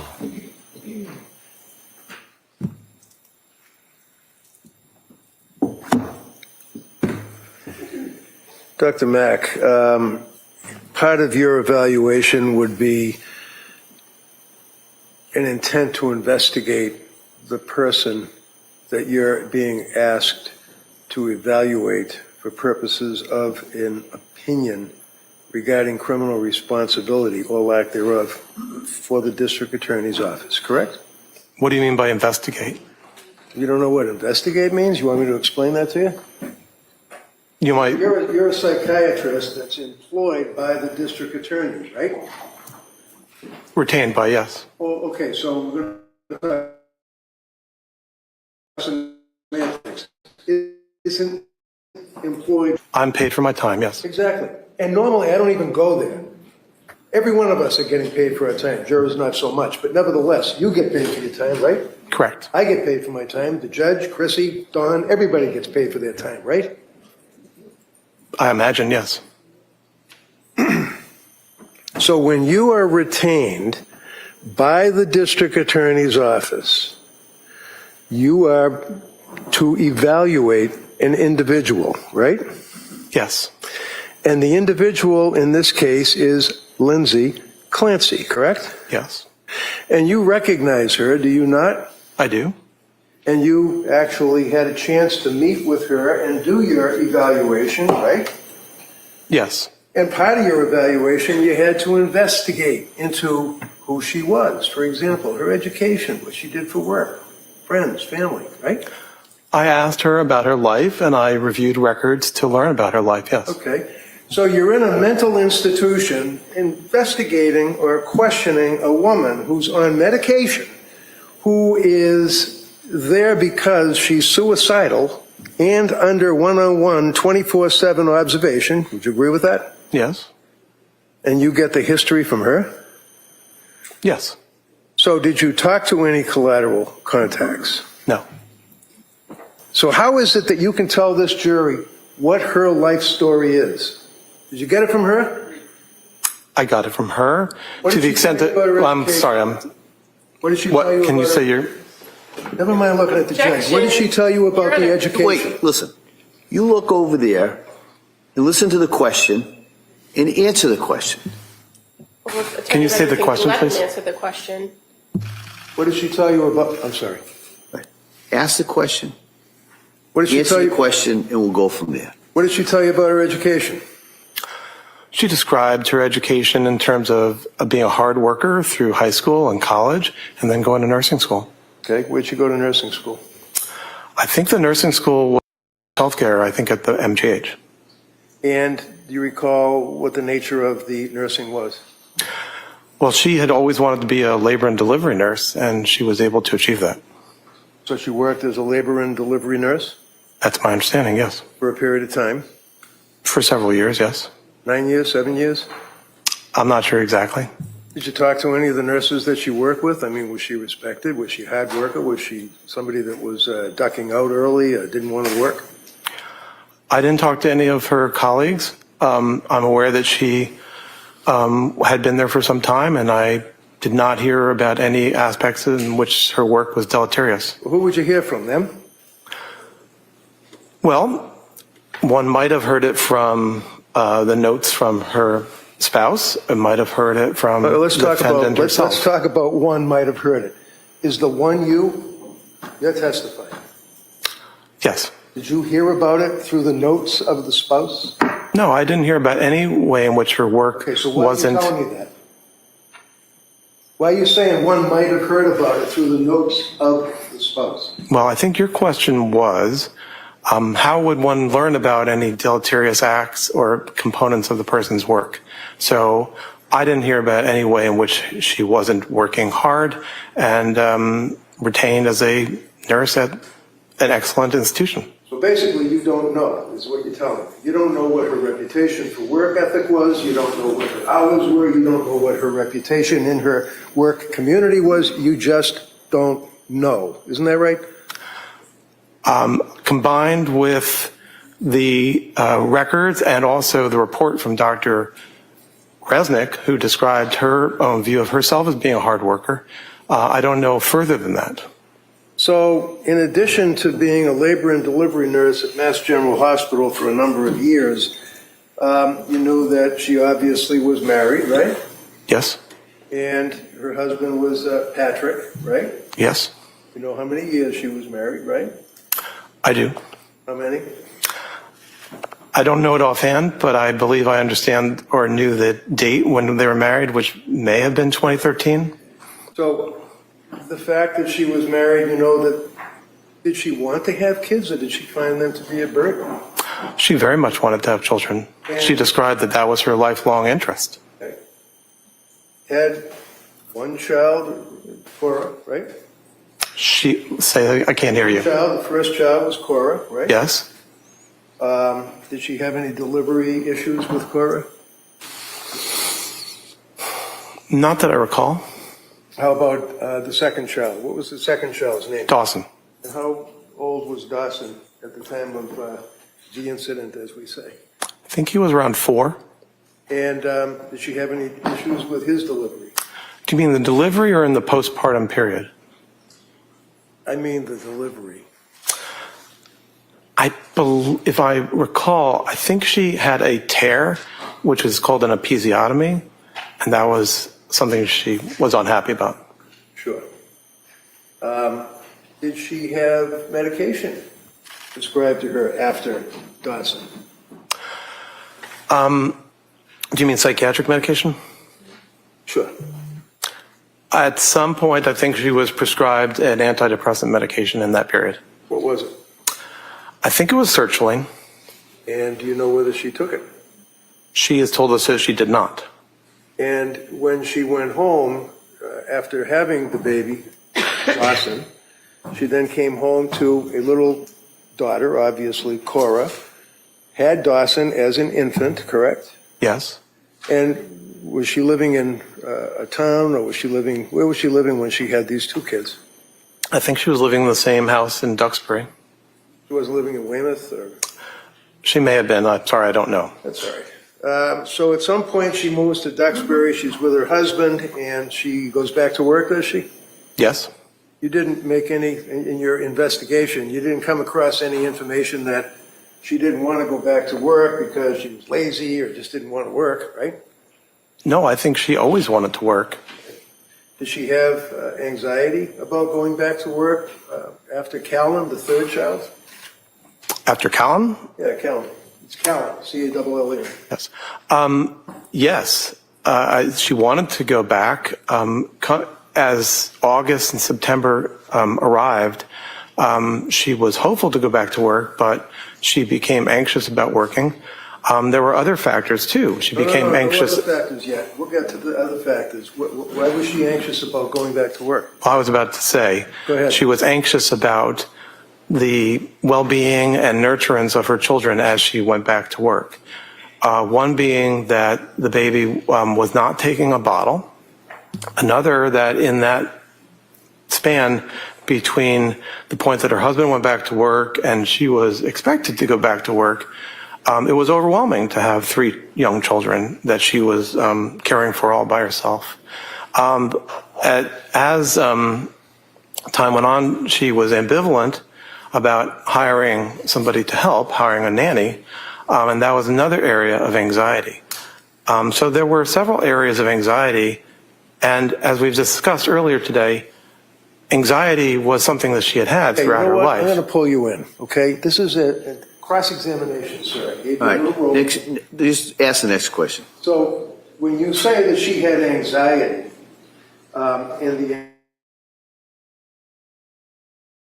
anxiety was about having, yes. She was anxious about going back to work, correct? Yes. But you also, as you were waxing eloquently, indicated that she was having anxiety about having a nanny. Yes. What was she anxious about with the nanny? In my understanding... No, what is your understanding? Tell the jury what you investigated about her anxiety with the nanny. So through my evaluation, what I understood was that there was ambivalence about having a nanny, that is to say, having somebody who helped. There was some degree of wanting to be able to handle the children on her own. The other part of it is some ambivalence about other people other than herself, or perhaps her mother, caring for the children.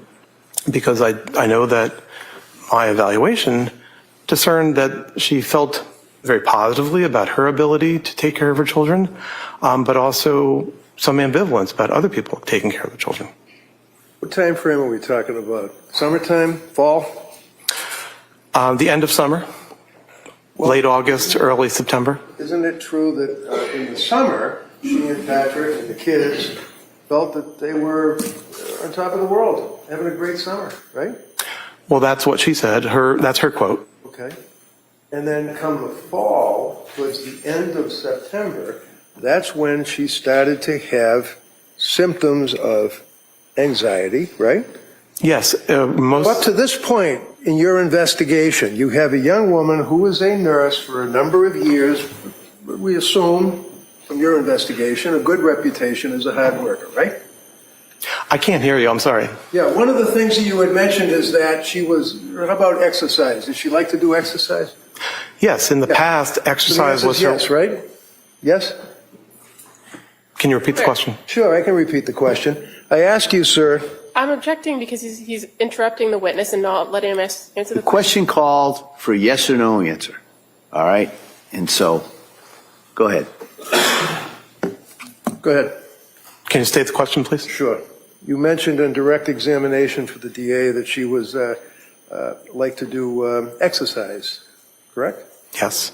And would you consider a person who is an exercise aficionado, especially a woman who, for example, runs, let's say, a 5K or a 5-mile road race within about a couple of weeks after having a baby? Is that hyper-exercise? Is that hypomanic? Okay.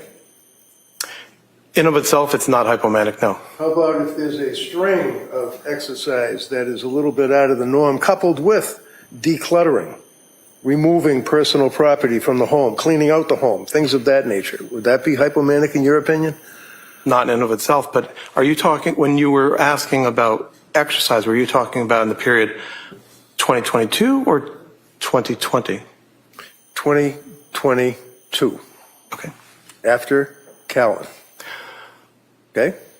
And I asked you about running the road race after Callan. Okay? You with me? Yes, I am. So would you suggest, sir, that that is something that one would at least anticipate, consider, or investigate as being this manic or hypomanic that you're talking about? No.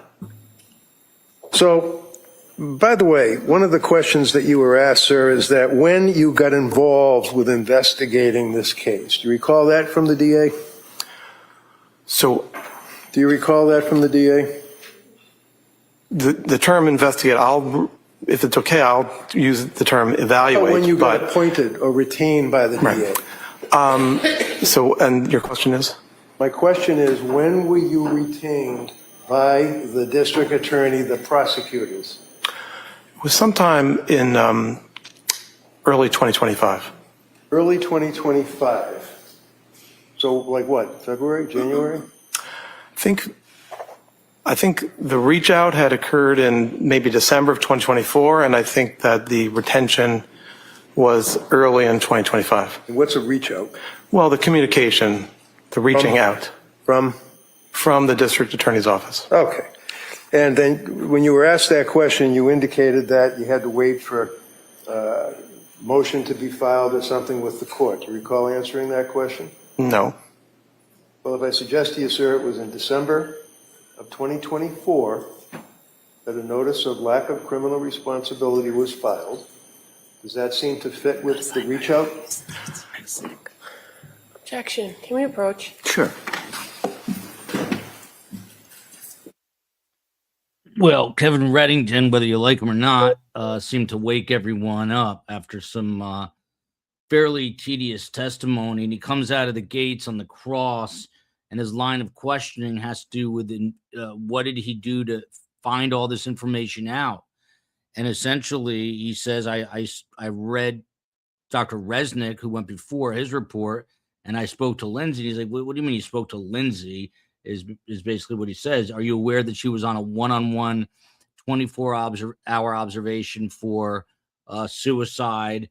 You're relying on a woman who is depressed and not mentally healthy. And he asked, did you talk to any collateral contacts? And he's incredulous. So you only talked to her. And he's painting the picture that all the information he's getting is from Lindsay, but not confirming anything with employees at the hospital or various other medical institutions that she was at. And he pointed to things like work ethic, like how are you going to know about her work ethic? How are you going to know about her reputation? You're just going to ask her, and she's in this very, very fragile mental state. And then he gets him to admit she very much wanted to have children, that it was a lifelong interest. Tim Jansen just texted me and says he thinks it's a masterful cross, and this is why he gets paid the big money. He says he's got this witness on the defense. I would tend to agree with that. The people who are anti-LC, Lindsay Clancy, are not going to appreciate it. Those who are might. The judge chimed in at one point, tired about hearing an objection from the Commonwealth, sort of snapped at her and sort of snapped at the witness at one point, telling the witness to answer yes or no and to look ahead. I think he was making eye contact around the room and kind of admonished him, which seemed to come out of left field. But now the Commonwealth seems to be concerned with the cross, and they have asked for a sidebar. So things getting a bit interesting. I'm not sure how anyone can say that Kevin Reddington is a bad attorney or a bully. I mean, aren't all defense attorneys to a degree? I mean, everyone's got their style, but he's definitely got this expert witness sort of on the back of their heels here, stammering a little bit in their answers. He didn't know when Lindsay was married. He kind of confused one of the names. So there were some very basic things that he rattled him with. And if the jury is paying attention, those little things could end up being big things for sure. You heard on my program last night, if you watched it, Peter Elican, well-known criminal defense attorney in Boston, said that Kevin Reddington, within the legal circles, but among lawyers and paralegals, prosecutors, is widely considered to be a top 3, if not top one criminal defense attorney in the entire Commonwealth of Massachusetts. That he is incredibly highly regarded by the community at being excellent at what he does. And again, whether you like him or not, he is a fierce advocate for his client. I mean, the guy at 75 or 76 is literally bouncing out of his chair to defend his client. So, you know, the witness has a difficult job. The witness just admitted that he was retained all the way back and probably reached out to in December 2024 and retained in early 2025. So they've been at this a very long time. Again, Kevin Reddington saying, what did you really do here to prepare other than read a report and talk to Lindsay Clancy for a period of time, I think in one day at one of the psychiatric hospitals. Purple Wolf here with a super chat. An expert witness explains complex evidence to the court, offering an independent opinion. They inform the judge or the jury, but do not decide guilt, and it is their opinion. It is not fact. And the judge came in and said as much earlier in the day. Now, a lot of people don't agree, and they say Sharon or Amberon, I'm sorry, Red is a disgrace. Doesn't like them. All right, counsel. You go to the next. Judge. Red is on his game. Your understanding of the procedure is that a notice has to be given to the court that a person like Lindsay is raising the issue of criminal responsibility, correct? I imagine that's the case, but I don't know the procedure here in Massachusetts in that regard. Okay, you don't know the procedure? The procedure for making notice? Right. No, I do not. If I tell you, sir, that the notice is filed in December of 24, when was it that you had the reach out? The first communication about the case was in, as I said a few minutes ago, in late 2024. And do you recall the circumstances of that communication? DA call you, a letter, what? No, I was contacted through a retention firm called Park Dietz and Associates. Dietz? Mm-hmm. He's a psychiatrist, isn't he? It sounds like you know him. I do know him. And actually, Park Dietz is a rather famous psychiatrist, is he not? Yes. He's testified in many cases, correct? Yes, but No, overruled. I said Park Dietz and Associates. I didn't say Park Dietz himself. Okay, well, you know Park Dietz, I imagine, right? I do. Yes. And you know that he's the guy that testified in the case and cited a Law and Order episode that didn't exist at the time he gave his opinion. Sustained. So is he still active? Objection. Sustained. Is he a psychiatrist now? Yes, he's a psychiatrist. And on your letterhead, it says Park Dietz, D-I-E-T-Z, and Associates, forensic experts, right? I can't see what you're looking at, but that's what the letterhead basically says. Mac, right? I am. Okay, and this is your curriculum vitae, right? Yes. And in big letters up above, it says Park Dietz and Associates, right? Yes. Now, how does that work? You get a call from this retention group, Park Dietz, and then you get assigned a case? When an attorney or a district attorney's office contacts them, they might think that it might be a case that I might want to be retained on. Okay. Do they, to your knowledge, try to get someone that's familiar with that particular topic, or just anybody that has a random psychiatry degree?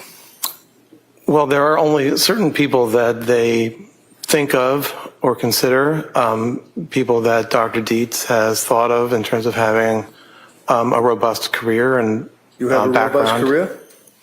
I've been active as a teacher and as a clinician over about 20 years, and I've been a full professor at Penn and Jefferson and Georgetown. So that's in your curriculum vitae, correct? The 3 professor level appointments? All of your stuff, the things you wrote, things that you're interested in, your fellowships, professorships, all that, right? Yes. Okay. And that's introduced into evidence by the DA, right? Yes. So the jury's going to have it to look at, right? Okay. I didn't know that. Let's just take a look at it now. Is it your understanding that when you are, and I mean you individually, not Park Dietz Associates, requested to look at and investigate into the lack of criminal responsibility of a individual charged with a crime, that you got to try to be independent? Being independent is the expectation. The answer yes, you try to be independent? Yes, I do. Okay. Is it appropriate for you to evaluate an individual with another Park Dietz associate guy? You're referring to Dr. Halbern? I am referring to Dr. Halbert. He's another one of the DA's witnesses in this case, right? Correct. And you know Halbert, right? I had not met him until we jointly went to do the evaluation this April. Jointly went to Duxbury to talk to her? No. Did you have separate cars? We did. And then you met up beforehand and you went in to meet with Lindsay? Yes. Both I think of you that was. together? Both of you together? Yes. So you work under the umbrella of Park Dietz and Associates. Heilbrunn, who's going to be testifying Monday for the government, works under the umbrella of Park Dietz and Associates, and the both of you interviewed her at the same time, is what you're telling this jury? Yes. In your opinion, is that appropriate, sir? Yes. Did you talk to Kirk about your opinion? We have talked about each other's opinion. We have different opinions as far as I understand it. Did you talk to him about his report? No. No? I have not talked to him about his report. Have you talked to him about testifying here today? Not in terms of content. What does that mean? The other day he called me and said, what day are you going up to Boston? Okay. And Skipping up to Boston. Did you tell him? No, I wasn't sure what day I was going up to Boston. Okay. Did you review his report? I have reviewed his report. All right. And has he reviewed your report? I don't know. I assume so, but I don't know. Now, looking at your CV,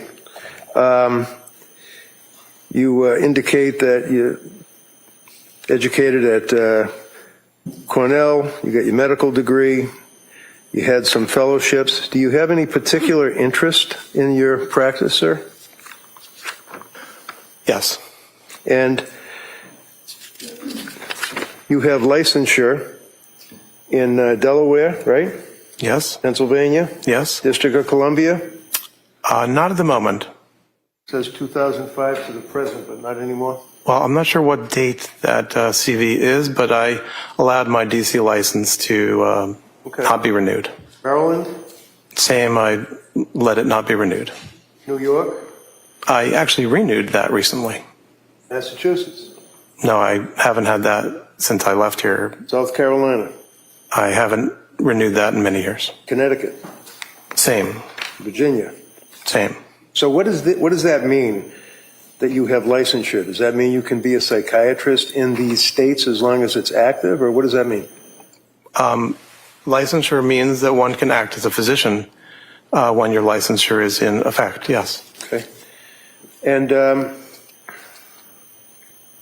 as far as professional and scientific societies, you belong to the American Academy of Child and Adolescent Psychiatry, right? Yes. You belong to the American Academy of Juvenile and Family Court Judges, is that correct?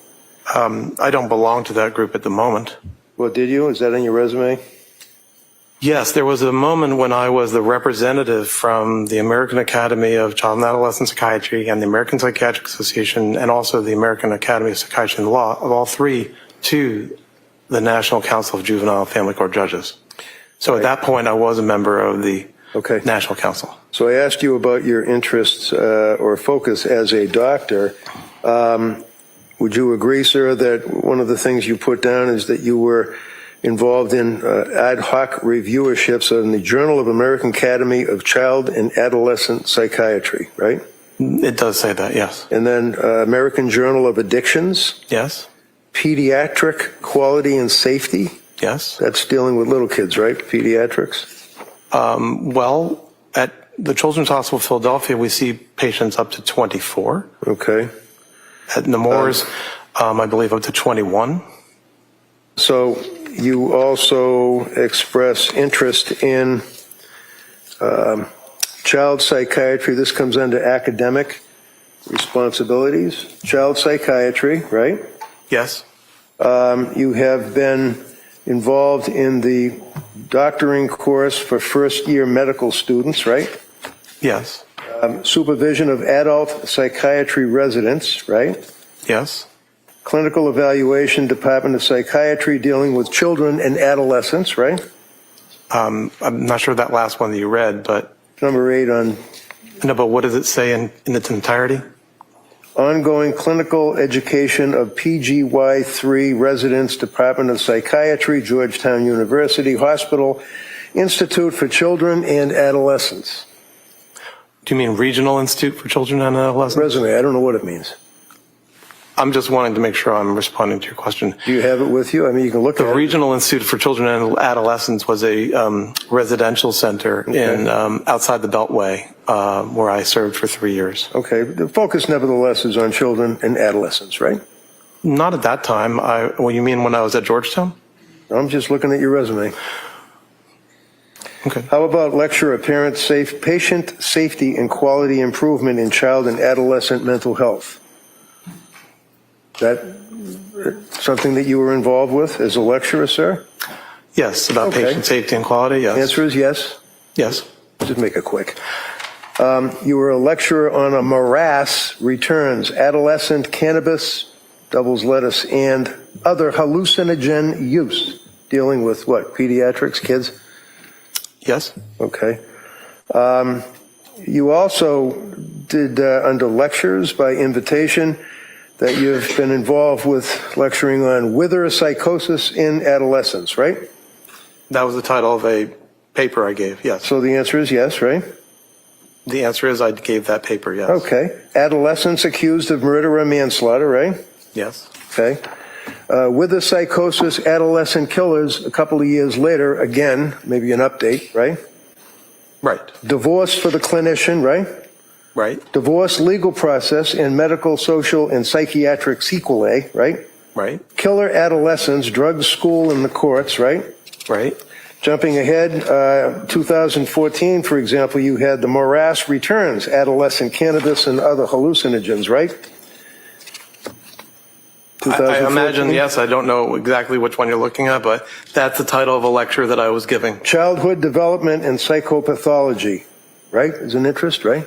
It is an interest, yes. Childhood development, again, and psychopathology, lecture to the United States Department of Justice, right?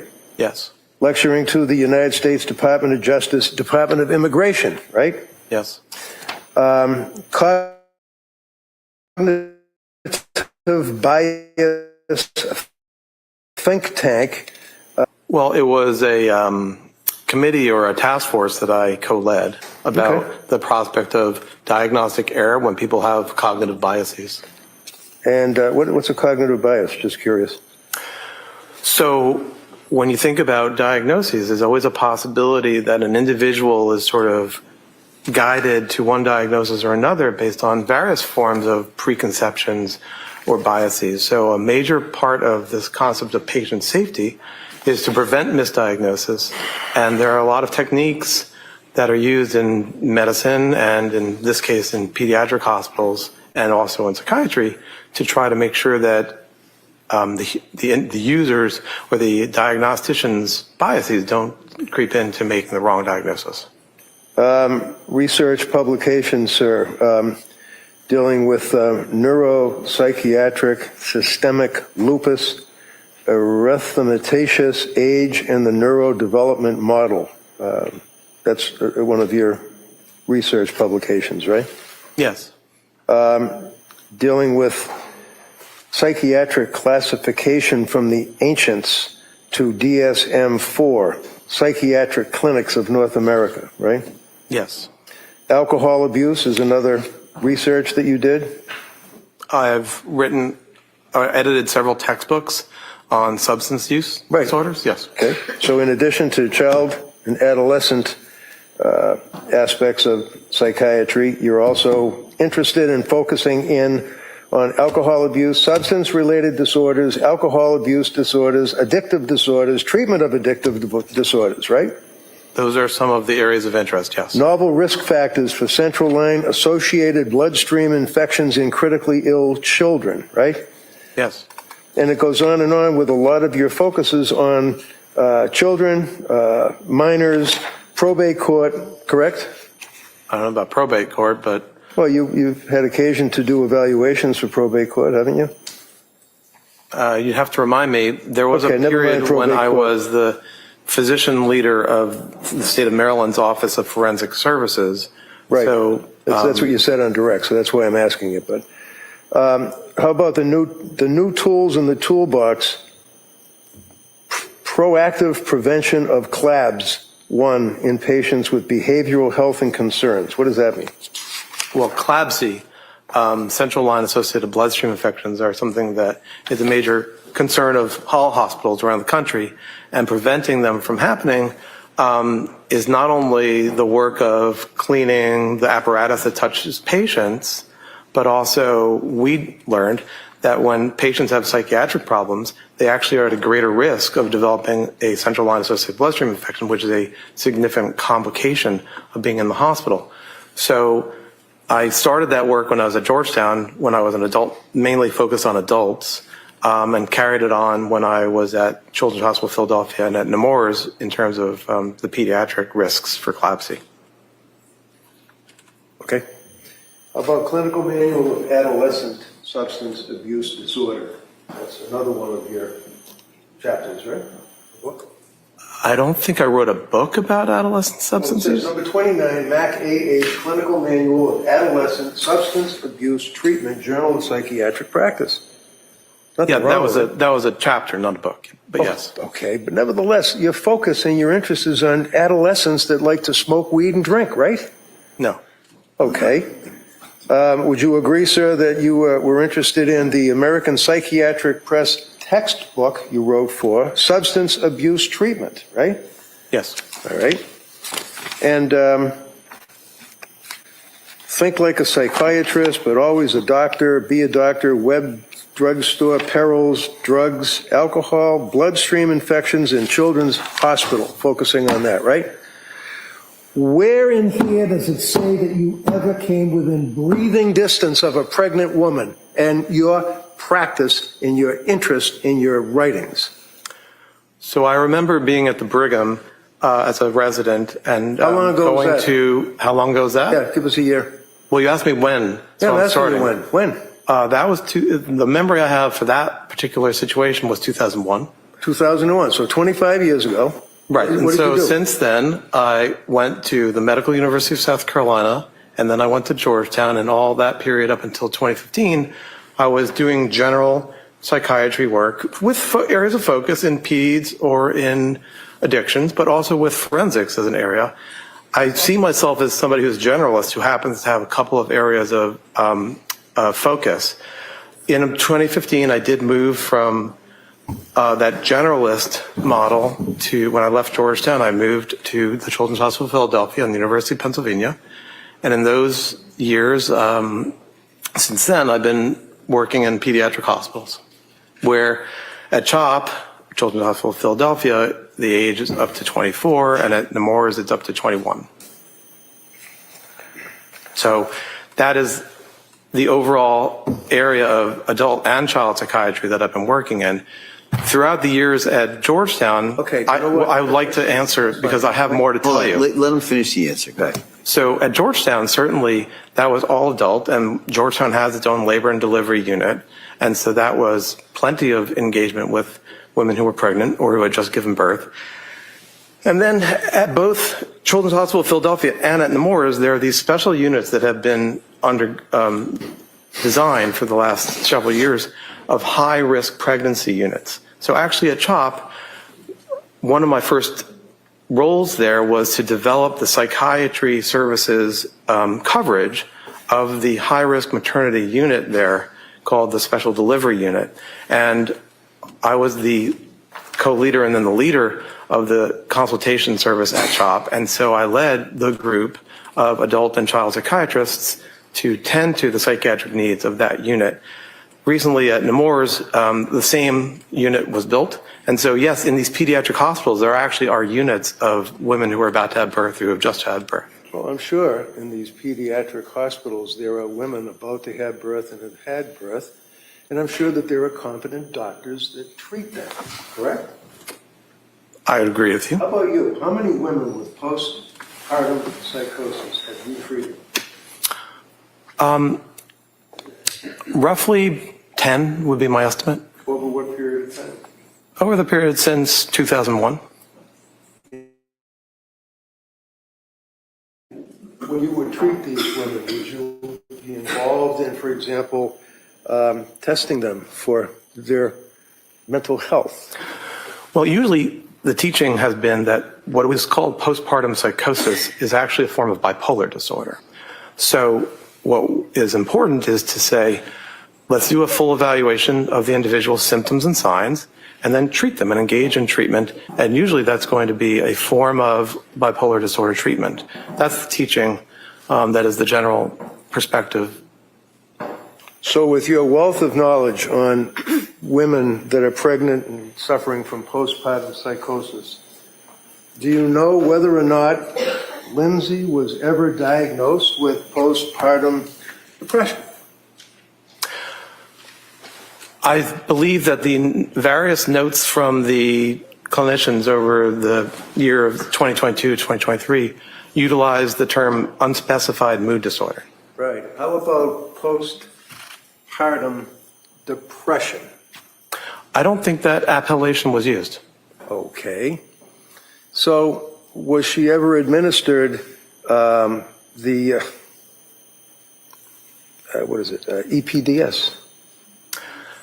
You mean the Edinburgh?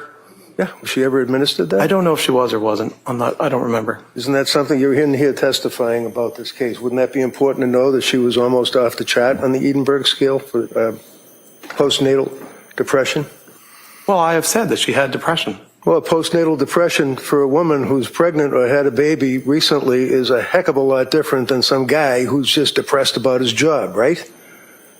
I don't understand your question. Well, do you know what her readings were on the Edinburgh test? Not to my memory at the moment, no. Why not? You read the medical records, didn't you?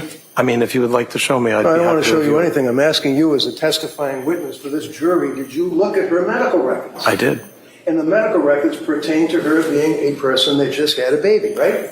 I'm not sure that which records you're talking about, but when can I finish? Can I finish? Can I? I'm not going to finish. 2022, obviously, because we already talked about the summer. She was fine. When did she see Tufts? She started to see Dr. Tufts in 2022. When? I believe it was, well, she went to Dr. Tufts in September, and it was in October that she started taking the medication that Dr. Tufts had prescribed.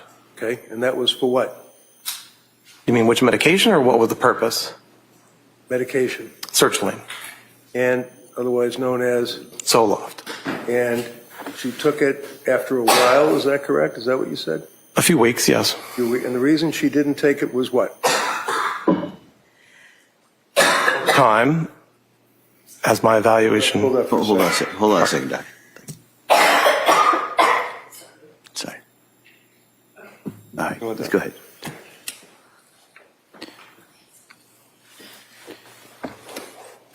You want me to re-ask that question? I'm okay. Okay. So, over time, Ms. Clancy has avoided taking medications. She's what?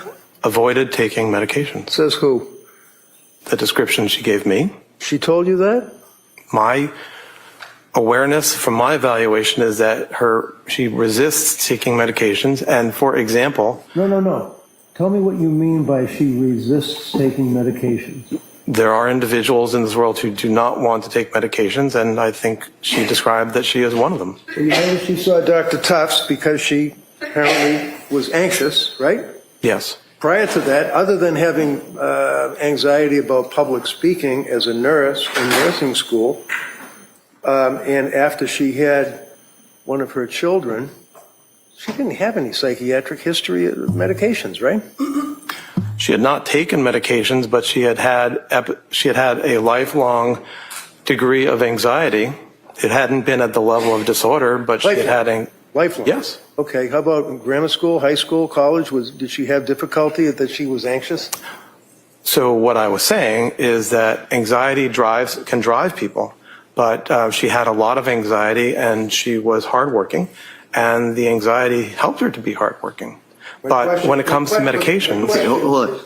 Mr. Reddington, go ahead. Doctor, finish the question. But when it comes to medications, she described that she didn't want to take medications. And an example was the time that after the birth of her second child, that sertraline had been prescribed, but she chose to get through her anxiety and depression by exercising. And that is something that people do. But it also highlights that in this case, she didn't want to be taking medications. And I think that we also understand that in the fall of 2022... All right. At this point, I'm going to stop. Next question. My question was, you said that she had a lifelong resistance to taking medication. That's what you said, right? Yes. Yes? Okay. Yes. Then I asked you, grammar school, high school, college, did she have any records, any witnesses, any documents that she had a resistance to taking medication? Only her description to me. She didn't tell you that she was resistant to medication in grammar school and high school and college? What are you, making this up? Objection. Yeah, sustain. Next question. She didn't tell you that. I understand her to have told me that generally she did not want to be taking medications. She didn't necessarily specify in grammar school, but that is her basic... College. Yes, I think that her description was as a adolescent and as a young adult, she was not interested in taking medications. You really have that written down somewhere? I'm happy to be proven wrong, but I believe that that's what I understand it to be. You believe that's what it is? You don't know whether you have it written down somewhere, right? Can I refer to my report? Read the whole report. I don't care. Because it's not there.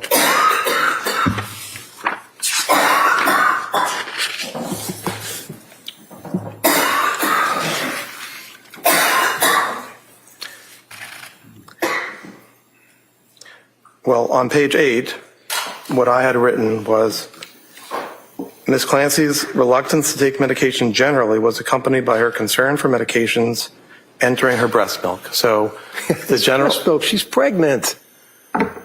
Come on. That's the only time that she indicates that she did not want to take, except for benzos, medication because she was breastfeeding, right? I don't agree. I'm happy to be proven wrong, but my understanding is that she described that she generally did not want to take medication, right. Benzodiazepines included. Let's not guess. All right. Let's look at Dr. Mack's report. Okay. Medication history. During the period before January 24, 23, she was taking several medications, and that would be Tufts and Gelada and all the rest of them, right? Okay. Is that right? I didn't exactly hear your question. I'm sorry. Can you repeat it? You said in your report, defendant was taking several medications that had been prescribed for her, right? In the fall and December of 2022, yes. So it's real easy. It's Tufts and Gelada that were prescribing these meds, right? They were among the prescribers, yes. All right. And her reluctance to take medication was accompanied by her concern for medications entering her what? I believe it says breast milk. Breast milk. Okay. So other than her concerns as a mother about her breast milk and having these drugs get into an infant's body, when else did she tell you that she was resistant, as you just told this jury, to taking medication? Like she's somebody who doesn't want to take the medication, doesn't care to take the medication. Where is it? Overruled. Well, I didn't say that she didn't care. Okay, how about if she was resistant? My recollection, and I'm happy to, if you would like me to spend time finding it. Prove you're wrong, I know. What? Prove you're wrong. It's not in your report, though, is it? Okay. Okay, we'll leave it at that. Now, you had mentioned, sir, I believe, that the DSM is something that you all use in your diagnoses of people, right? Yes. And one of the things that you are here to testify about would be postpartum issues, postpartum psychosis, postpartum depression, right? Are you referring to postpartum psychosis, the disorder, the proposed disorder, or as a symptom? Well, when you come in here as an expert, hired by the DA to tell this jury that this woman was not suffering from postpartum psychosis, and you in your testimony refer to the fact that you use the DSM to guide you, if that's the right word, in your diagnoses, would you agree with me that that's a fair statement? That the DSM is the standard for making diagnoses? Yes. Right. It's not a very good standard, though, is it? Well, it is the standard. It is the standard. How about, are there other standards, sir, that, like, for example, World Health Organization, International Disease Control, IDC, have you ever heard of them? Yes. Okay. Does the IDC, what does that stand for? The ICD. What does that stand for? The International Classification of Disease. Does that classify postpartum psychosis? I think it actually does not. Does it classify, you think, or you sure? My recollection is that it does not. Okay. How about postpartum depression? Does the international category indicate that? I'm not sure. We in the United States... No. I'm asking about the other, the ICD or whatever it is. I don't know. Okay, that's good enough. This here is what you're talking about, the DSM, though, right? 5 TR, text revision, right? Yes. And you're talking about the fact that at some point in DSM-6, there it appears as though postpartum depression, postpartum psychosis will be added into the DSM-6. Is that correct? Who said that? I'm asking you if that's what you mean when you told the jury about it possibly being put into the next edition. There is a syndrome that's been proposed called postpartum psychosis. So I would differentiate that from the idea that the person of psychosis in a postpartum period. The syndrome, proposed syndrome of postpartum psychosis has not been included, and I am not aware that it is going to be included, although I understand there are calls for that.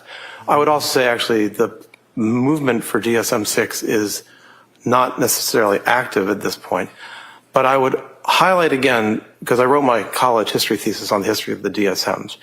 What was it, DSM 1, 2, 3 back then? Well, there's been a classification made by the American Medical Association going back to the end of the 19th century.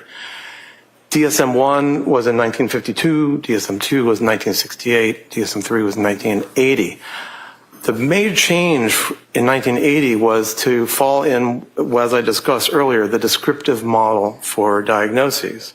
And that is to say that since DSM-3, diagnostic groups are grouped, or disorders are grouped by what you see, what symptoms we are seeing, not by what we assume is the cause of the illness, and not by any theories about how the illness works. So, since DSM-4 in 1994, as a part of making DSM-4, a literature review was completed by a Dr. Ellen Frank, which indicated a roadmap for what to include in terms of postpartum designations. And since then, there's been what's called a specifier. So if you highlight depression, you can add a specifier to say when this depression occurred.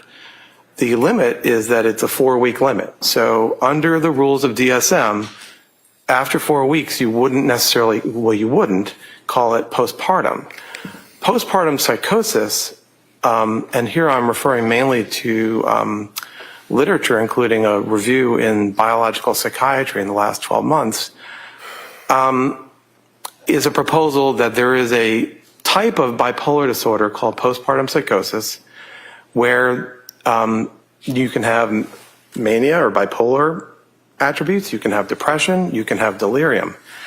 And so when you think about the rules and the guidelines that have been in place since 1980 for revisions of the DSM, they look for, can this category be sufficiently separated from other categories? And does it help treatment? And over time, even though there have been calls, well, there have been hundreds of diagnoses that have been proposed or requested to be in the DSMs, very few new diagnoses get inserted. And right now, that is the situation for the syndrome called postpartum psychosis, that it is not something that has been approved, and I know there are people who are calling for it. But in the current time... Okay. Next question. Okay. Please. Thank you. Are you aware, sir, that postpartum psychosis and postpartum depression are pretty much virtually not even mentioned in your DSM-5 TR? I wouldn't agree with that. I was about to say. So you would not agree with it, right? Well, I was about to get to that. Sure you were, but you would not agree with it, right? Is that correct? I don't have a basis to say that. Okay. So looking at, and this is 1,050 pages of people putting together like a cookbook, fair to say, right? No, I wouldn't call it a cookbook. No? Would you agree, sir, that postpartum is referred to, page 147, in sex and gender-related diagnostic issues? Would you agree with that, sir? Is that the introductory chapter? This is the chapter, sir, that is pertinent to bipolar disorder. You're familiar with it, Okay, so it's the bipolar chapter. And referencing 147, sex and gender-related diagnostic issues. You're familiar with that, I imagine, right? That's a subset. I mean, that's a portion of the chapter, I imagine, that describes... Right, it's a paragraph. issues. Okay. It's a paragraph. Out of 1,000 pages, it's a paragraph.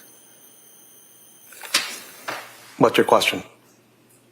women may be more likely to experience rapid cycling in mixed states and to have patterns of comorbidity that differ from those of men, including higher rates of lifetime eating disorders. Come on. This is what they talk about with postpartum psychosis and postpartum depression, eating disorders, and the difference between women and men?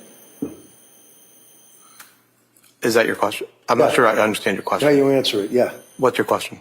Postpartum disorders, sir, the difference between women and men, and they make reference to eating disorders?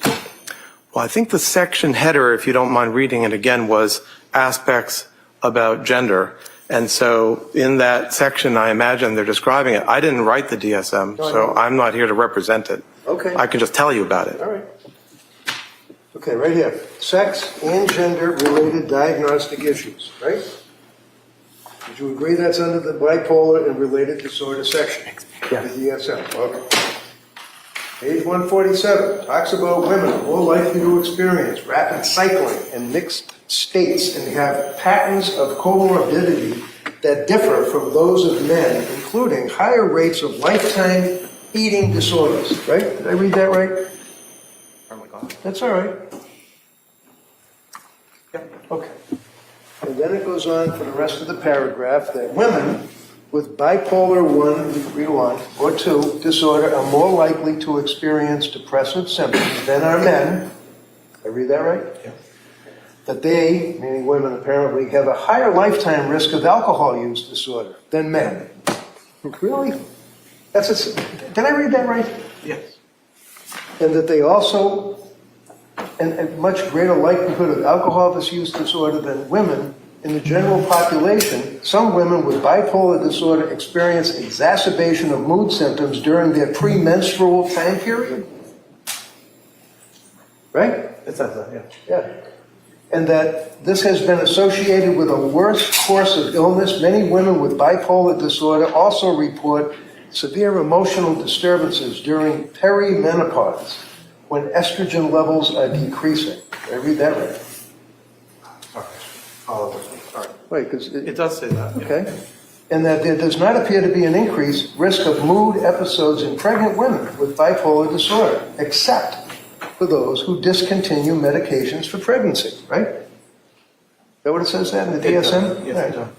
So what does that tell you, in 25 words or less, sir, when that sentence, where it talks about, there does not appear to be an increased risk of mood episodes in pregnant women with bipolar disorder, except for those who discontinue medication for pregnancy. What does that mean? What it means is when thinking about women who have bipolar disorder who are pregnant, the risk of having either a manic episode or a hypomanic episode or a depressive episode generally stays stable compared to when the person is not pregnant, except in people who do not take medications for bipolar during the pregnancy.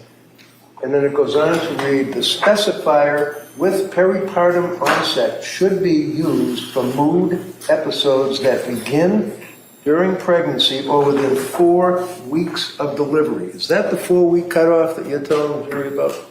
That's the 4-week cutoff. That's and that specifier, the peripartum specifier. Yes. When was this last amended? 1958? You're talking about the 4-week number? Yeah. That was created in DSM-4 in 1994. And how about the World Health Organization? What's their cutoff using that term? I don't know.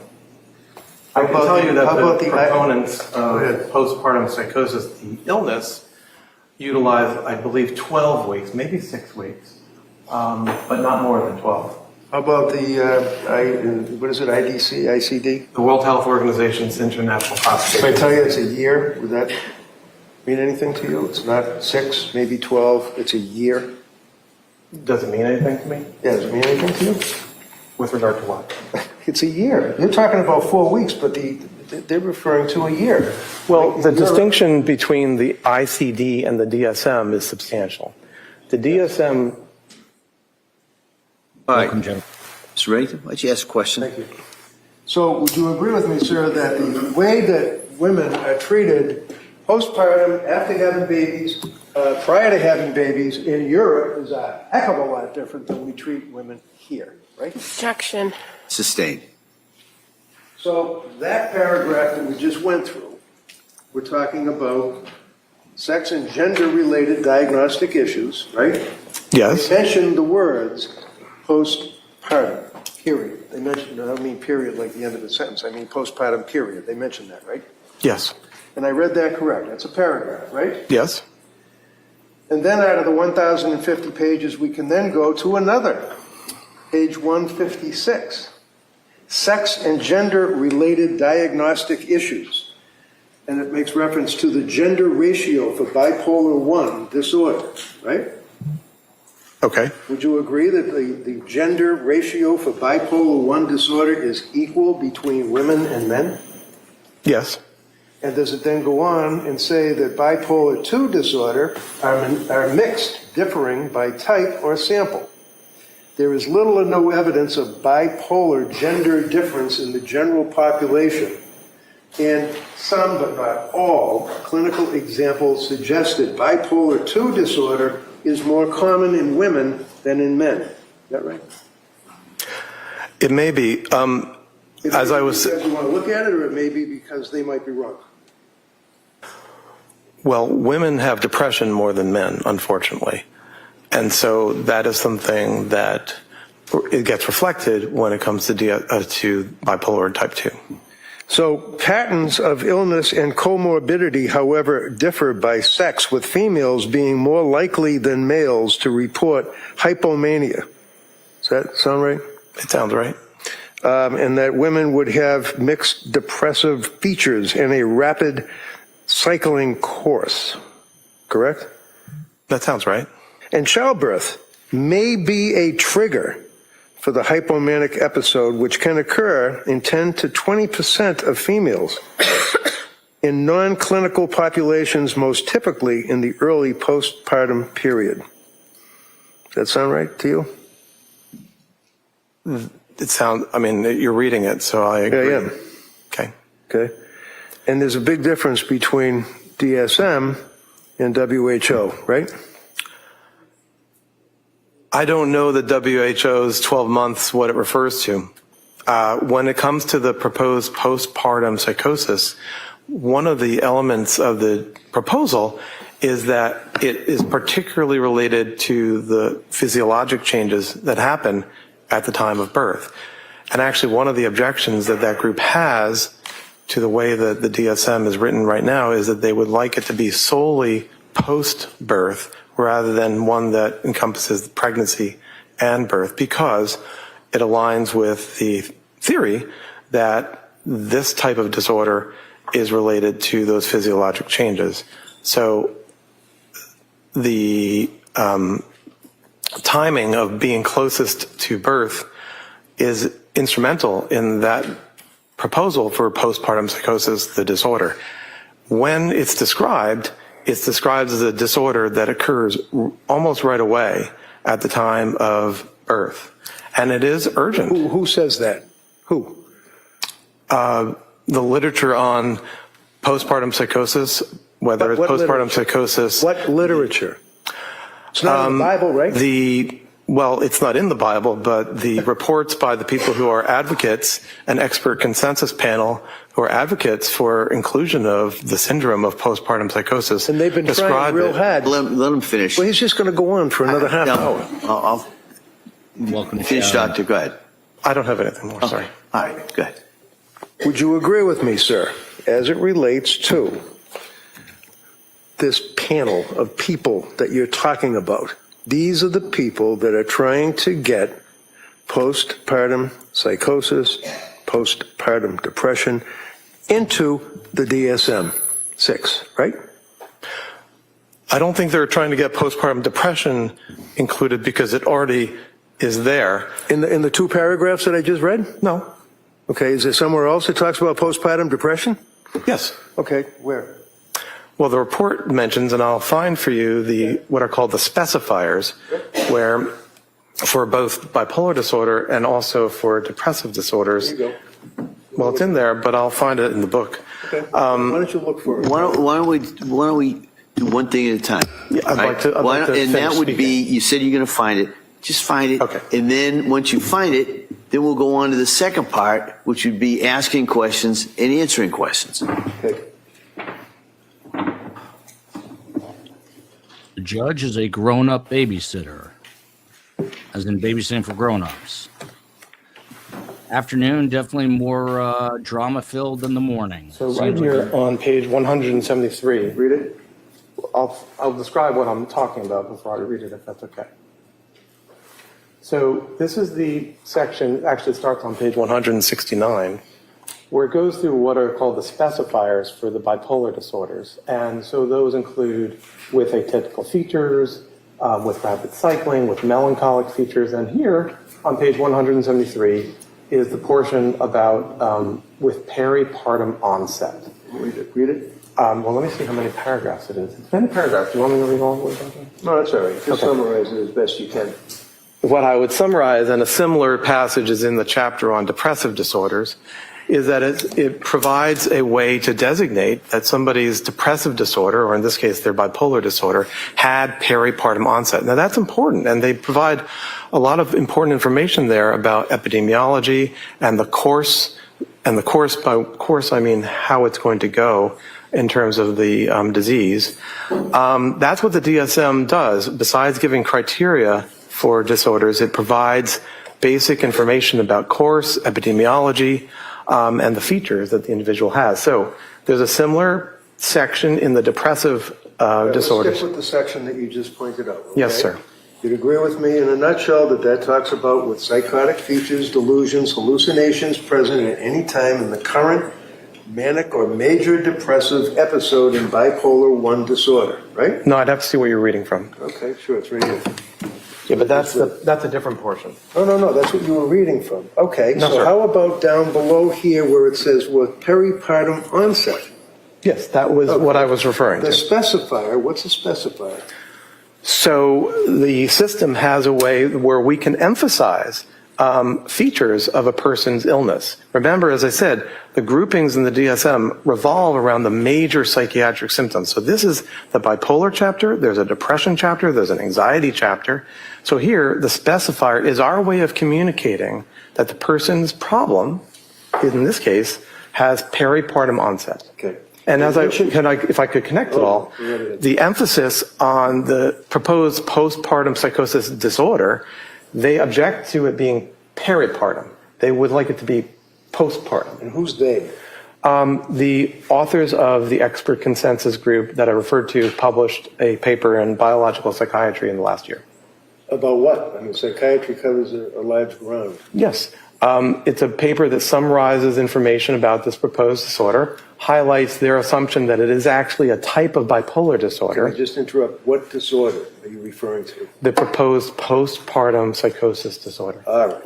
So there is a group of people that are trying, to your knowledge, to get postpartum disorder in the next version of the Bible, right?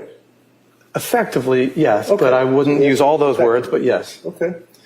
And then when you're referring to the peripartum onset, in one paragraph, you're talking about the specifier applied to current manic, hypomanic, or major depressive episode in bipolar 1 disorder, right? Did I read that right? Well, it's more than just one Okay, let's paragraph. just It goes stick on with- to let's all just the stick next with All right, Counsel, let me see Counsel at sidebar here, just so we've got scheduling.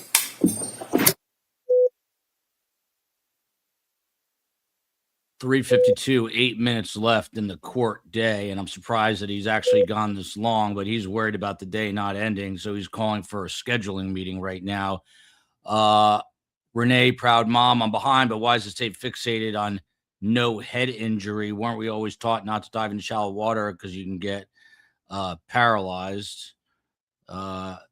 Yeah, I was just scaring my kids about that the other day.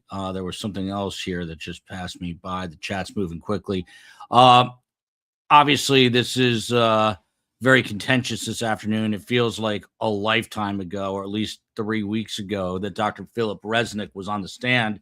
But that was this morning. He's a very well-known a well-versed expert in the area of all things postpartum depression and postpartum psychosis. Commonwealth brought this expert in, a guy named Avram Mack, who is Cornell educated. I'm not sure where he went to medical school, and is a psychiatrist specializing in children's psychiatry and adolescent psychiatry. And this is where it got interesting on the cross. Essentially, on direct, he said that there was no evidence, as far as he could tell, of any sort of postpartum psychosis, nor of bipolar, I believe, whereas that is exactly what Dr. Philip Resnick said. So again, 22 years this guy has been at it as a psychiatrist, not bipolar. He said that he needed a manic or hypomanic episode, which she didn't have. And that typically any kind of psychosis or postpartum depression associated comes within 4 weeks. And then Kevin Reddington gets up and he basically says, well, and I talked about this before I got cut off earlier because of testimony, but Kevin Reddington says, what did you do to investigate this? And he essentially says, I went over there. And then we find out he went over with another expert witness who's going to testify on Monday. So this is not over yet. And they went together to interview her. And right away, Reddington is like, what do you mean you went together? Like, shouldn't you be doing this independently? He's like, well, we went together. We drove separately. We went in. Is this a problem? The doctor says, no, it's not a problem. And what Kevin Reddington is trying to say is you're asking someone with serious psychiatric illness, as just outlined by Dr. Philip Resnick, this huge expert, and you're telling me that you didn't speak to anybody else. You just talked to her. That's it. You only talked to her. You didn't talk to the nurses, the psychiatrists, people at the hospital. You just took her word for everything, and you didn't investigate this on your own. And then it turns out, I guess the firm that he was retained by is under the tutelage of a guy named Park Dietz. And Park Dietz actually was the reason Andrea Yates' conviction was overturned. He had fabricated a story about a Law and Order episode that never existed, which some people say helped to convict her. And so he's obviously, in that regard, Kevin Reddington, trying to tarnish the reputation of the company that basically retained this doctor. So there is so much going on here. And then they got into the DSM, and then it got even more contentious. And at one point, we're going to stop. We're going to break at this point. All right. It's been a long day. It's been a long week. We're going to stop. You know what I'm going to tell you. All right. You've now heard more evidence. You've heard testimony from a number of people. You've gotten more and more exhibits, but you still have to keep that open mind, all right? Because you haven't heard all the evidence. You haven't heard the closing arguments, as I've said before. You haven't even heard the law that you are to apply to this in arriving at your verdict. So I'm going to stress, as I always do, don't talk about this case. Don't read anything about it. Don't listen to anything about it. Just guard against that and really keep an open mind, all right? So I'm going to excuse you till Monday morning, and then I ask you to be here hopefully at 9 o'clock. We'll come back out, and we'll continue with the evidence, all right? And as I'm telling you, we are well on schedule, all right? So I don't want to get ahead of myself, but in case you're wondering, we are definitely well on schedule, much because of your work on this. So I hope everybody has a nice weekend. Maybe it'll stop raining. You can get outside a little bit. So again, thank you for all your time and dedication on this, and we'll see you on Monday. Okay? All rise, please, for testing.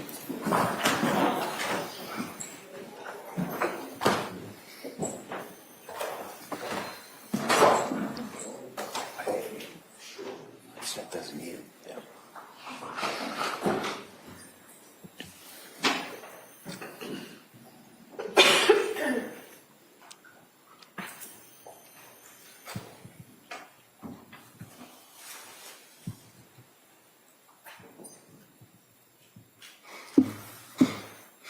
Could I say that the floor of this court's in session? Doctor, you may sit down. Oh, am I excused, sir? You talk to the DA's office, you guys' schedule. We did discuss that. Okay. All right. Counsel, anything else we need to address before Monday? No. No, Your Honor. All right, and so the plan would be, we'll continue with the Commonwealth's rebuttal. At some point, we'll do the final charge conference, and we'll go from there. So I want to thank everybody for their work. I hope everybody has a nice weekend. Thank you. Thank you. Court, all rise.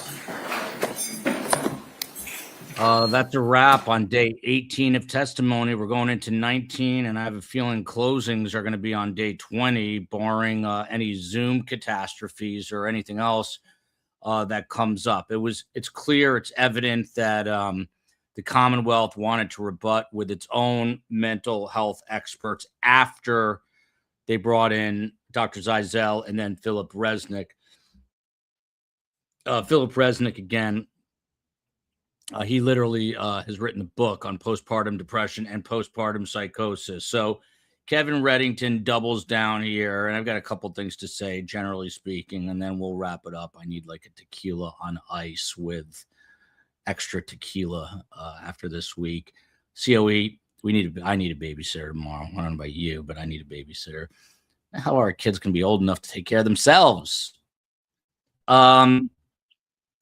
So Kevin Reddington pushes this doctor, Dr. Avram Mack, about his experience. He admits that his focus is really child and adolescent psychiatry. And then Kevin Reddington, I just put down some of the lines that gave me a little bit of a chuckle. So your focus is on adolescents who like to smoke weed and drink, right? And he goes, no. Listen, you might hate Kevin Reddington, you might like him, but he's good at what he does. I don't think there's any denying that. And what I think is interesting about him, he has a very sort of street smart way about him. You know, he comes across as the everyman. He does not come across as, some, just making this up, don't hold this against me. He doesn't come across as like an Alan Dershowitz, who's like a scholar of the law. He's anything but. This is a guy who rides a Harley and he's tattooed, and I think he's very relatable to a jury of Lindsay Clancy's peers. He's not like this snooty Harvard. I have no idea where he went to law school, by the way. Red is a tired bully. There you go. A lot of people don't like him. I think where his genius is that he is like the everyman, but he is smart. He said in an interview, what does he do in his free time? He reads. And I have no doubt he probably read that entire DSM. He knows it inside out. Let me just get to this right now. I see people in the chat. First of all, we're all watching the same thing. And everyone in the chat, I knew when I said Dershowitz, here we go already. Dershowitz is a dishonor. It's not the point I was making. Dershowitz is like a scholar. That's the point I'm making. And the point I'm making is that Reddington is the opposite. He's like a blue collar everyman who is relatable. I can't relate to Dershowitz. Guy likes, writes books about the law and et cetera, et cetera. Red totally took the wrong angle for this. That is possible. There we go. What is this? Wow. Talk about bias with prosecutor's office retaining two experts from the same firm and visiting Lindsay Clancy together.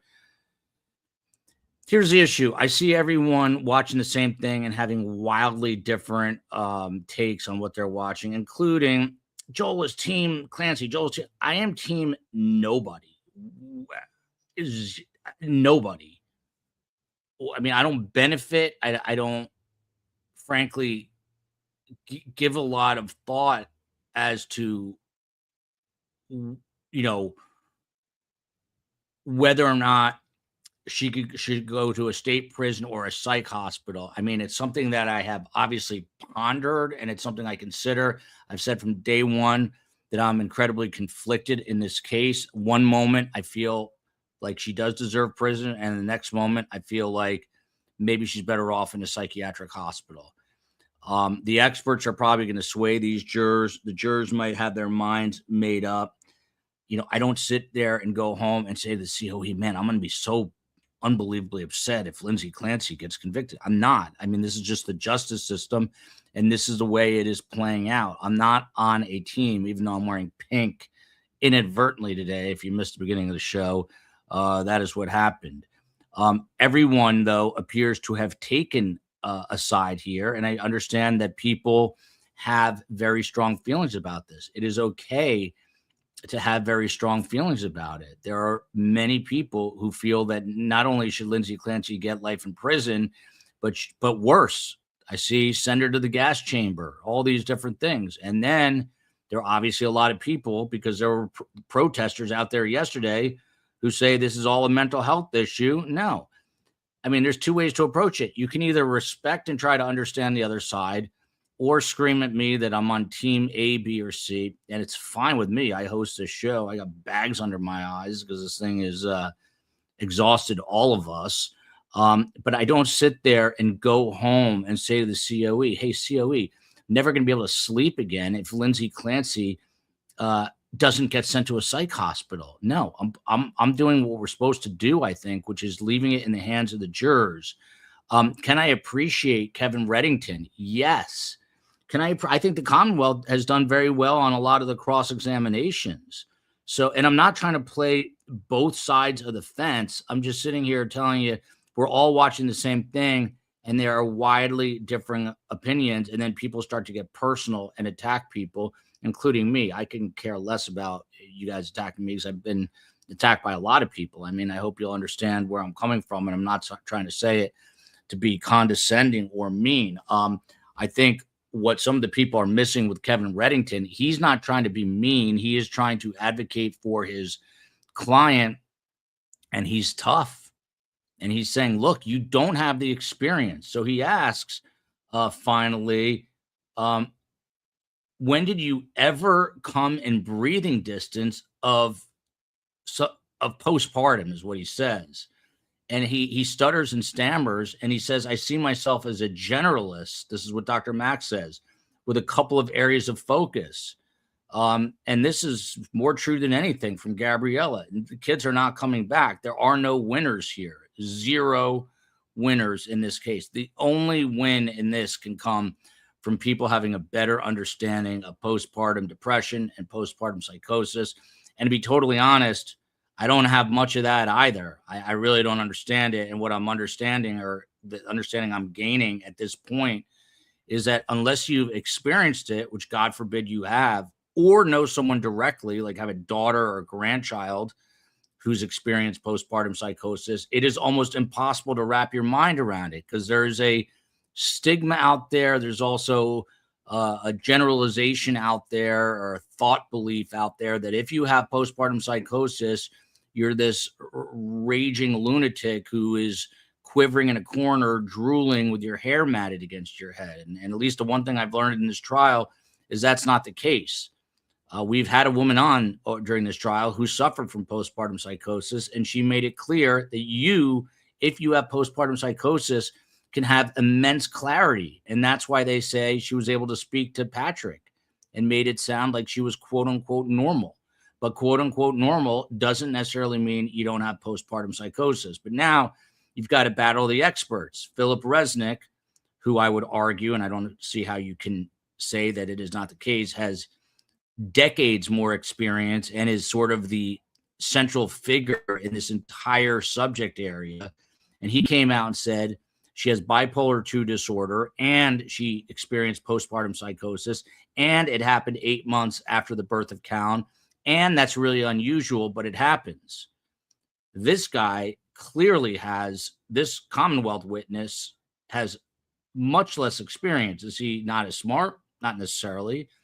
He just doesn't have the years and the time and the experience in this particular area of psychiatry. And he said so on the stand. It got really contentious. They're talking about going back and forth. They're talking about the DSM at one point, and the doctor says, can I finish? Can I finish? And Reddington says, no, I'm not going to let you finish. And they went on to some other stuff. And then the doctor said something about Lindsay being avoidant of her medication. And boom, Reddington jumps right in, says who? Lindsay Clancy, she told you that? And then he goes into a whole thing about how she was trying to take her medications, that she had reached out. And I guess one of the aspects of psychiatry is people just don't want to take their medications. So they had this whole back and forth about it. But he said apparently that she had a lifelong resistance to taking medication. And he's like, oh, so you know what her record was in elementary school and middle school? He's doing his job. He's discrediting him when he says a sweeping statement, like she's avoiding medications her whole life. He's doing what do you want him to say as a defense attorney? You want him to sit there and go, oh, thanks for sharing that? No, Reddington's a bulldog. That's what defense attorneys are. Some are nicer about it than others. He just happens to be a street guy. And here he is going, so you know her medical record in elementary school and high school and college? No. And then Reddington flat out says, you're making this up? Now, when you say that, you don't think that the jurors are hearing that? He's doing it intentionally. It's not even a subliminal message. He wants jurors to think that this guy is not as good as his guy. That's what this is. You want to win your case. And the really sad thing, the really sad thing at the end of all of this is this really isn't about justice, which is what it should be. At the end, for the lawyers, it is about winning a trial. It's about winning a trial. You think either side prefers quote unquote justice or a win here? They want a W next to their name. And that's to me that's just the way of the world, but it's really sad. It is just really sad. But that is the justice system. It's about winning and losing. You think Tim Jansen ever goes into a trial and says, oh, I really want to lose this case?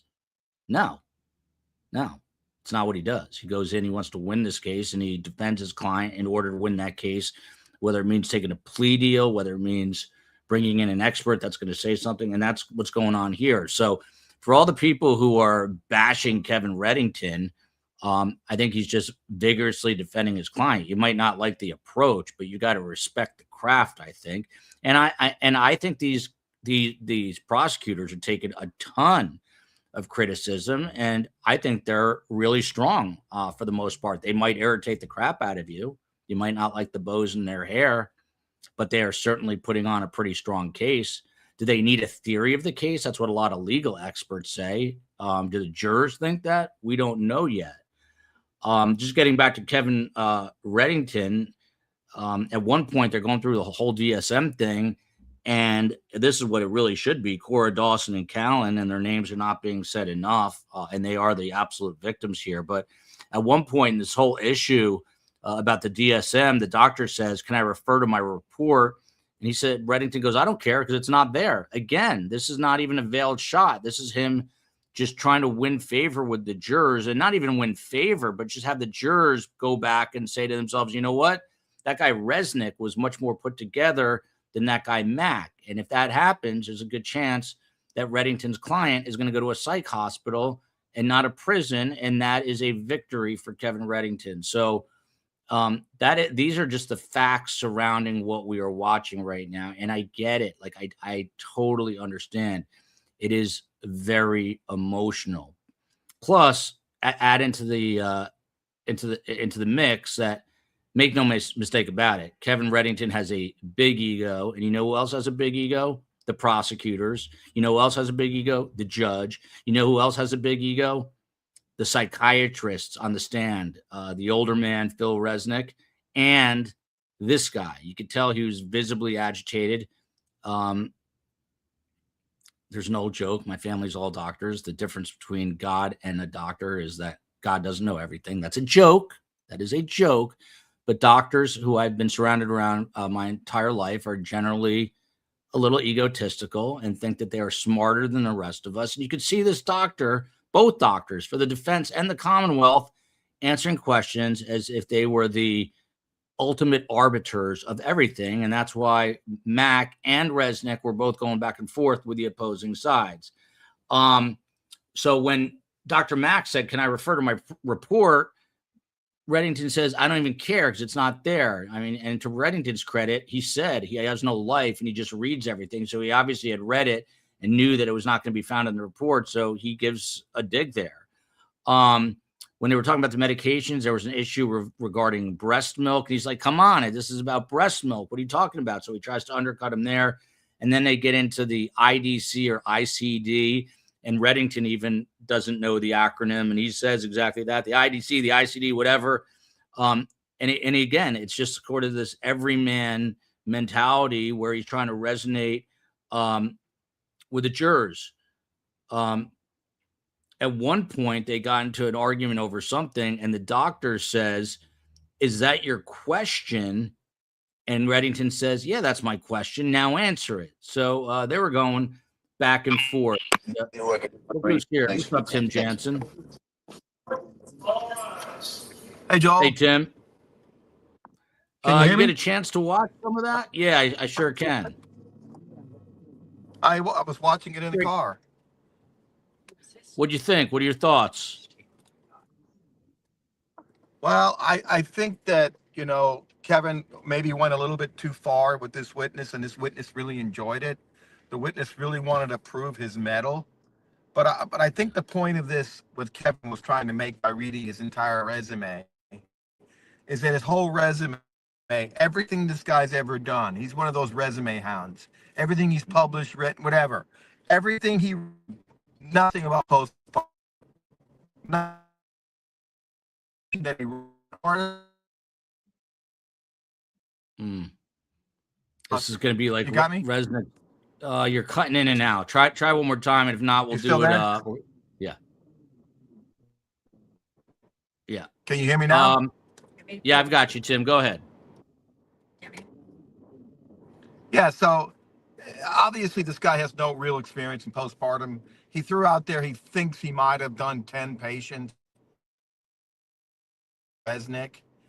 He was paid to do a job. He was brought in. The reach out was, and then when they do the reach out, they're like, okay, what do you think? Yeah, I think I can testify for the state. Okay, then they give him a formal contract. So then he knows what he's going to say. He's going to obviously be good for the Commonwealth. They're not going to hire this guy, retain him, if he's going to say something bad. So he spent most of his time kind of defending his lack of investigation. He really knew nothing about this woman other than what he read.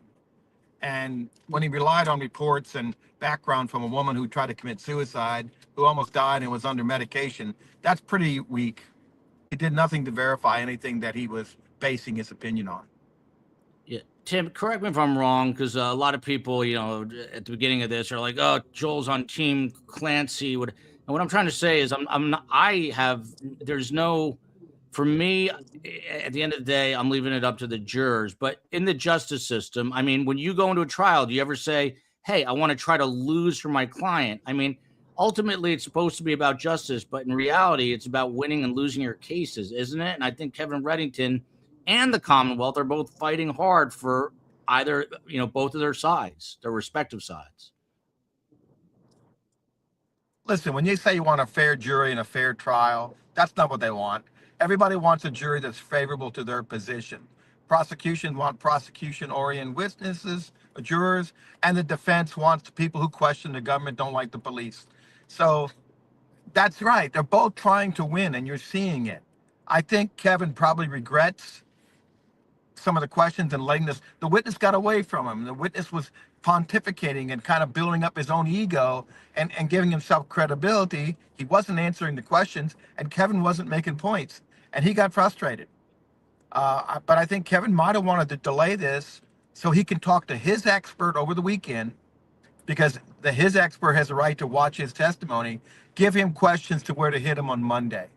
So some of that, I think Kevin was trying to delay to run the clock out so he still can cross him on Monday. Look at this. We're joined here by Joe Krowski. Look at this. Hey, Joe. Good afternoon. Good afternoon. You're on with Tallahassee criminal defense attorney Tim Jansen. Your friend Kevin Reddington got a little red under the collar today. Were you able to watch? I saw you in court earlier in the week, but what do you think of this cross this afternoon? I think that's vintage Kevin Reddington. That's his style. He's authentic. There are, you've got to be who you are. That's who he is. I think I have a similar court style. And if that's not your style and you try to present yourself that way, jurors know. So that's him. That's not him putting on a show for the cameras or because he knows that this is a case that's generated so much media attention, both nationally and internationally.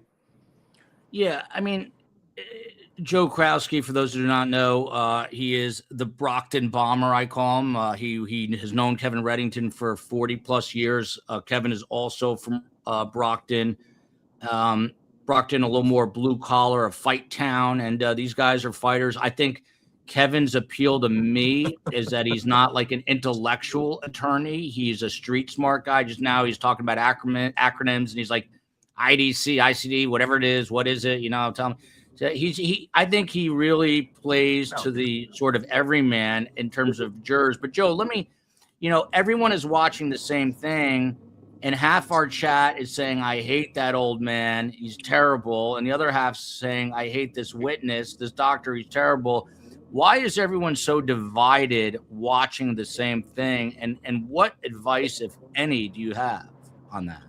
So we always strive to tell people to keep an open mind, right? But this case is kind of an outlier. The problem with this case, or the difficulty, is I think people go into this case with their mind essentially made up.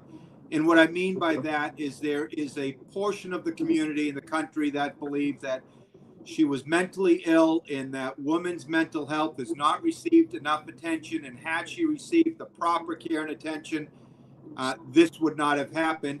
Then there's a certain amount of the population that just can't get past the death of 3 children, and what they want to see, that anachronistic, antiquated viewpoint of mental health and mental disease or defect, they want to see that catatonic state. Kevin keeps referring to the unicorns in the corner. They want more. They want a higher standard to justify the taking of the lives of 3 young people. So it's a very divisive case. I find it, not setting aside, still appreciating the tragedy that it is. As someone that's been practicing for 27 years, I find it fascinating. Yeah, I agree. I mean, Tim, I know you were on with us a little bit in the morning. Let's go back to Philip Resnick for a minute. The guy had 14 visiting professorships. He's 88. He was an expert witness for Dahmer, the Unabomber. At one point was asked about Casey Anthony. He worked on Andrea Yates, the Aurora, Colorado movie theater case, Oklahoma City bombing.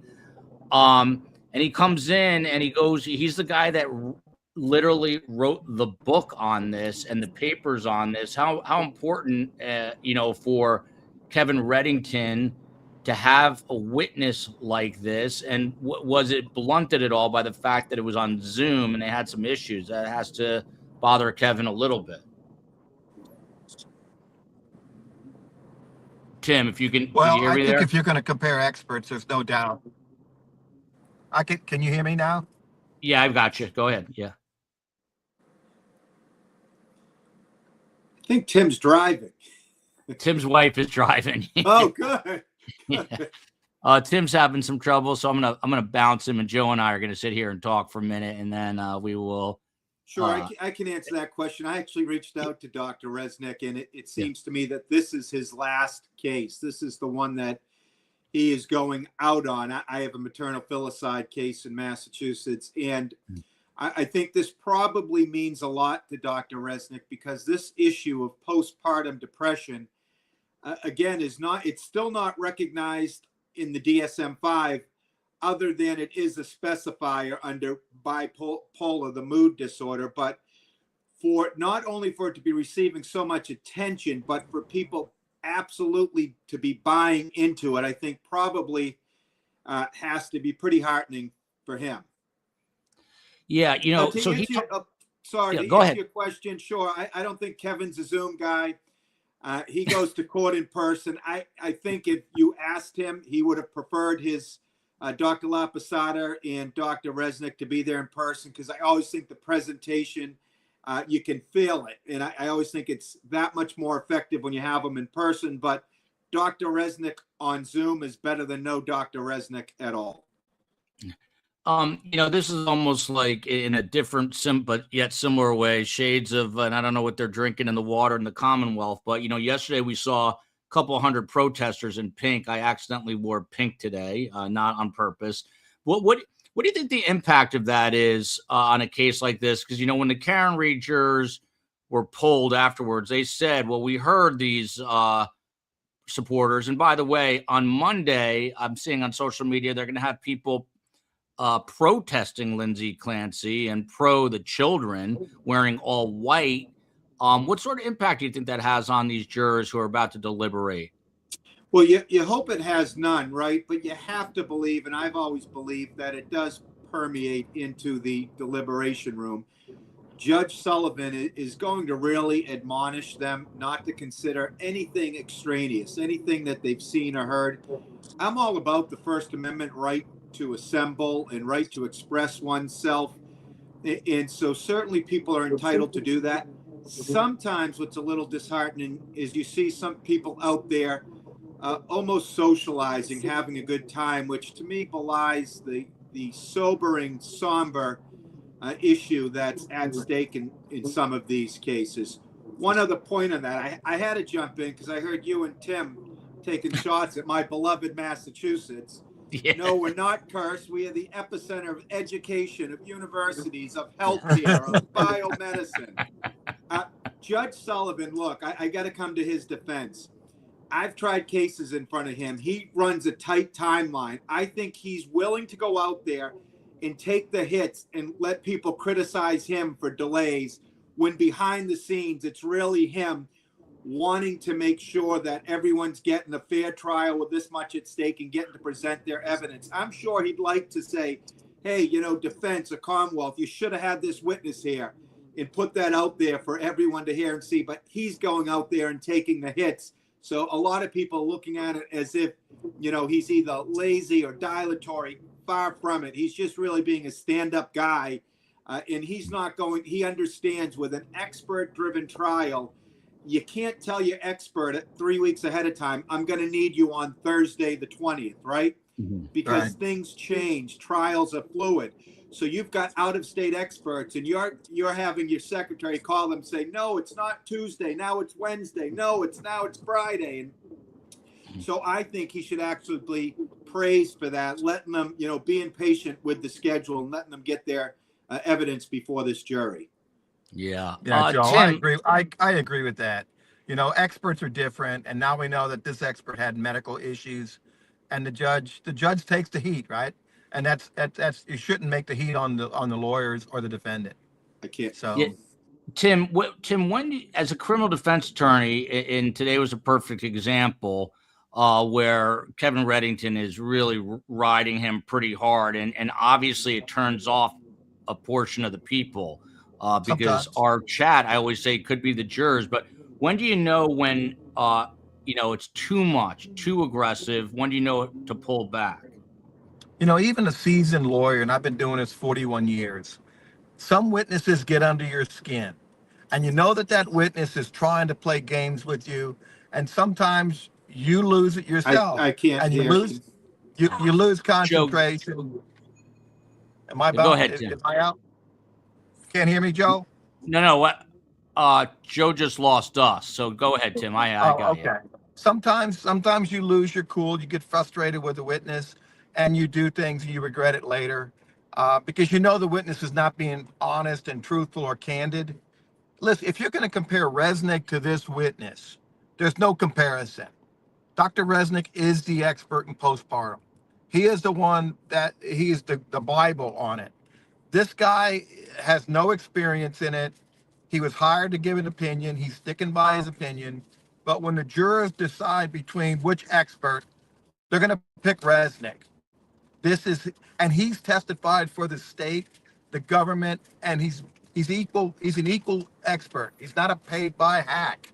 And in fact, Resnick has testified a lot of times on behalf of the prosecution. So he has a lot more credibility than a guy that has really never testified about postpartum, and he treats kids. Yeah. Joe, do you have us? I can hear you. Can you hear me? Yeah, you're back. There's a little bug. So So, Joe, just going back here to Philip Resnick, you know, he gets to the meat and potatoes, and he comes out and he says she had a command hallucination. She had delusion of what was known as the delusion of influence, felt her body was taken over by a force. And he said, my opinion here finally is Lindsay Clancy, due to her mental disease, could not conform to the conduct of the law on the day of the killings, and therefore is not criminally responsible. That is the absolute crux of this case. And again, he says she was hearing a male voice commanding her to kill. She felt she had no control. She was just following the command. She very much wanted to die. This is the expert in the world saying she is not criminally responsible. He said it as about transparently as you can say it. Now, if you're a juror and you're on the fence, I can see this swaying you. But if you're a juror from day one who said this woman needs to be punished, is this going to change your mind? I don't know if it moves the needle. I think Kevin did a nice job. And look, I think Dr. Mack was a smart guy, credentialed. I think he did pretty well trying to hear the question and answer them. I think he has a nice command of the language. But the juxtaposition, right, in Dr. Resnick, this is his specialty, dealing with women's mental health issues, specifically perinatal and postpartum and maternal filicide. So perhaps the credentials of Dr. Resnick in the imprimatur of him saying, you know, I believe she heard these voices might be what it takes. And they do need it. Now, look, the burden of persuasion and proof is on the government, right? But I don't think depressive episodes leading up to that is enough. I think jurors want something to tether to. So hearing the actual voices in close proximity to doing the act might be just enough, given the fact that the Commonwealth has the burden of proof.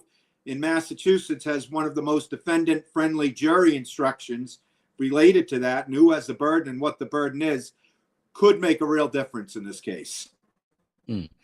People get heated here. Max Bang, gotta love the name. Y'all are missing a point. In pediatric certification is separate from medical school. Any specialty is separate. That dude is a fraud. Look, he obviously knows a lot about psychiatry. Kevin got him to say, and it sounded questionable, about how many postpartum psychotic patients he dealt with. And he said, after thinking about it for a long time, roughly 20 in something like 25 or 27 years. And when he was kind of making the point that he had dealt with it, it was from his residency, which I think was 27 years ago. So I thought Kevin did a pretty good job there. But I'd love for you to address another, you know, these are big questions, Joe, but, you know, during the chat, my own ego getting bruised because people are screaming at me going, Waldman's on Team Clancy. I can't believe it. He's a loser. He's an idiot. At the end of the day, look, whether she's sent to a state prison or a psych facility, it has no bearing on my life. Do I have some thoughts about this case? Yeah, I've been very much up in the air, but forget about me. I mean, people are under this, I think, illusion that what is right is going to happen, and that's not it. Is it not a lot about winning and losing? In other words, Kevin Reddington is never going to go into a trial and say, I want to lose this case for my client. And the Commonwealth's never going to go in. So where do you go? Where's the intersection or dissection from, or divergence from winning and losing versus getting justice for these kids? So let's take it from Reddington's perspective, right? Look, attorneys, especially attorneys that do murder cases, have egos. And you want to win, you're competitive, and, you know, the cream rises to the top here. And so, but for him, this case is a little bit different. A win doesn't mean his client walks out the front door, right? What the win means is that it's a referendum that his client might have committed an act, but that wasn't Lindsay Clancy acting in full control of her faculties. And a win for him means that NGRI, she goes to a hospital for treatment rather than a prison for punishment. Now, prosecutors, they're not really supposed to focus on winning or losing. For them, as long as they present their evidence and they believe they have a fair trial and the judge allows them to present their evidence, when the jury speaks, the government has won, right? Whether it's a guilty or a not guilty. They present their evidence with an open book, and then they let 12 people from the community decide. So it's measured differently for defendants than it is for the government. Yeah. By the way, Vivian, yeah, no, I'm 100%. And Vivian Katz bringing up a good point here. How many visits did Resnick have with Lindsay? I think he met with her once for 4 hours or maybe over a 2-day period. But I mean, great point. And the truth is, none of these experts are living with these people. And, you know, they're looking at it at a much more sort of surface level with their own background and combining the two. So you can't expect, you know, I guess a good argument is don't expect these experts to live with these people for a period of time, because it's never going to happen if that's what you're expecting. There's a super chat here from Happy Mima sending Patrick out, killing the kids, knowing he'd return soon, then directing him to the basement seems calculated. She wanted him to find them and suffer. She did it out of anger, maybe blaming him or knowing he'd leave her soon. And look, we don't know the circumstances. Is that possible? Yes, that is possible, I suppose, but we don't know the circumstances. We do know, Joe, that Margaret Spinelli was going to be a witness. She's no longer a witness. Any idea why? Sure. I don't have any inside knowledge on this, but I can guess why. He had Dr. Zeisel, right? Dr. Lapisater, and, you know, the closing, the exclamation mark is Dr. Resnick, kind of the leader in the field. When you're a defense attorney, your clients, people. Oh, man, Joe, we just lost your audio for some reason. I don't know why. Do you have me now? Yeah, I got you now. Yep. Okay. Whenever, because you have no burden of proof, and whenever you, as a defense attorney, put a witness on, every time that they are impeached with an inconsistent statement or impeached with something that they should have done better or omitted from doing, you kind of own that. Sometimes witnesses might contradict what another one of your witnesses testified to. So you're putting yourself out there and exposing yourself the more witnesses you call. I think having two psychological experts is more than enough, and I don't see any need. I see more risk and possible harm by putting another witness on to essentially say the same thing, but just not say it as well as Dr. Resnick did. 100% agree with you. Some people think that, that he could have been the sole expert. Now, the Commonwealth is bringing on, I heard them say, another psychiatrist or a mental health professional on Monday. And it turns out that whoever that is, and Avram Mack, the doctor on the stand today, Kevin pointed out that they went there together to interview Lindsay Clancy, and he was sort of incredulous at that. I don't know if that is standard operating procedure. Did you find it strange that they were kind of co-interviewing her, yet they're giving separate expert testimony? It depends what, and I haven't read the pretrial disclosures under Rule 14 on expert disclosure. It depends if there is a different subspecialty of the witness they're calling Monday that will add something different, maybe make up for the gap in the lack of direct exposure and experience with postpartum. Maybe that witness has it. If they're going to put a witness on to say essentially the same thing that Dr. Mack said from the same company, I don't think that's very helpful. But again, and you're right, these prosecutors have taken a lot of criticism. It's a tough job. Yeah. And unless you've done it, to stand up there and to have, hundreds of thousands of people watching, people that come to these trials, some with, predisposed opinions, it's really hard to do it. You got to respect that everyone here is working hard and everyone here is experienced. And I think it's a well-tried case. I really do, on both sides. 100%. If you've never read Teddy Roosevelt's The Man in the Arena, tonight's the night to read it, because anyone who thinks that the prosecutors are awful have never been in a public arena, the man or woman in the arena. Very easy to criticize very hard to get in there. I think they're doing an excellent job. At this point, I think it's going to obviously just be almost in some ways, a popularity contest among the jurors. The ones who like Kevin Reddington might favor him more. The ones who like the prosecutors might favor them more. And hopefully this is where it all drives me crazy, because a lot of times the pursuit of justice is lost in the battle in the courtroom. And I think that is happening today with some highly charged emotion on both sides of this. So it's interesting. Kevin Reddington, he just sort of entertains me, which is not the object of anything. But again, today he says to Dr. Mack at one point, he goes, so your focus is on adolescents, kids who like to smoke weed and drink, right? And the doctor barked back at him, no. We already heard Kevin Reddington mention the devil's lettuce. So marijuana making its way into this trial a couple of times. But look, at the end of the day, the prosecutors don't speak to the media. Kevin Reddington I've seen him, has been very gracious. Joe, in closing, I mean, this is day 18. We're going into day 19. It's just a battle back and forth. We're going to get, it looks like, one more Commonwealth witness, maybe two, and then probably closings on Tuesday. Let's start with the Commonwealth so I don't get accused of being biased. What are the prosecutors doing this weekend? So I think it's going to be closings on Tuesday. So they probably, if ADA Buckingham did the opening, I would imagine attorney. Oh, and just lost your audio. Okay, go ahead. You're good. You're back. So I would imagine Attorney Sprague is going to do the closing for the Commonwealth because Attorney Buckingham did the opening. There's a lot of information and bullet points, and I'm sure she's going to be marshaling all of that together.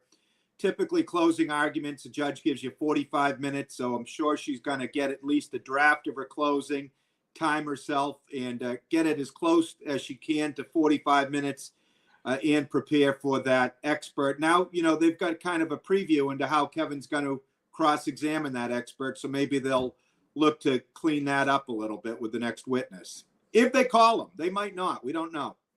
Yeah, and then on the criminal defense side, Reddington, I'm only poking fun because he said it himself. He says he really doesn't have a life other than riding on a Harley. He loves to read legal papers. And, I actually think he read a lot of this DSM going into this trial because he seemed to be very well versed in it.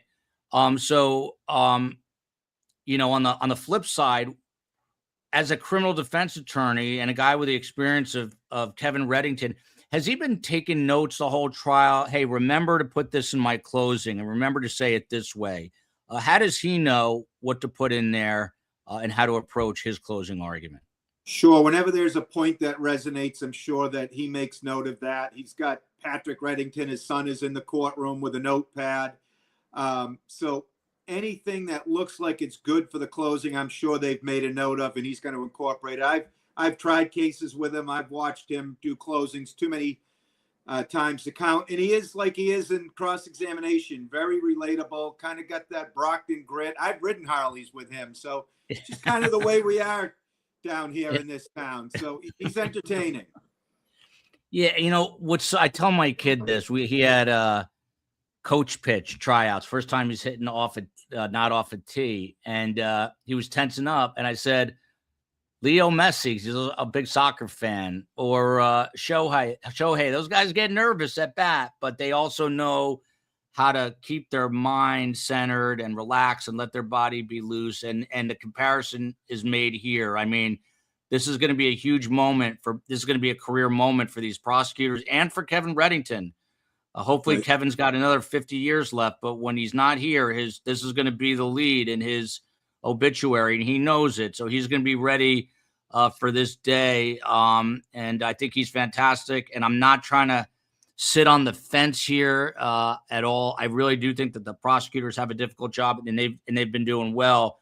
It's going to ultimately come down to what the jurors think, and whether it is a popularity contest that they like the prosecutors more than Kevin Reddington, or someone said, I really like Kevin Reddington in the chat just now.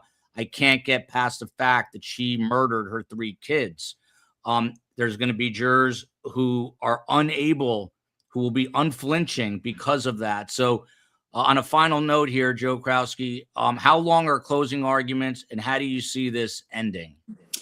Closing arguments are generally 45 minutes. Some judges will let you go a little further. I've gone 90 minutes. I had a judge that's now on the Supreme Judicial Court actually give me the hook at the 45-minute mark, and I just kept going for a couple of minutes, much to his chagrin.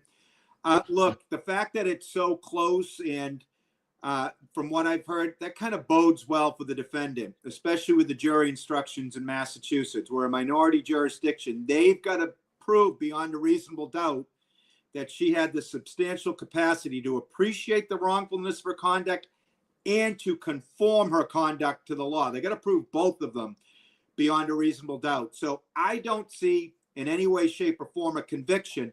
Having said that, there might be some people on that jury that can't get past the death of the 3 young children. So a hung jury mistrial is not out of the question, but I just, given the state of the evidence, don't see a conviction.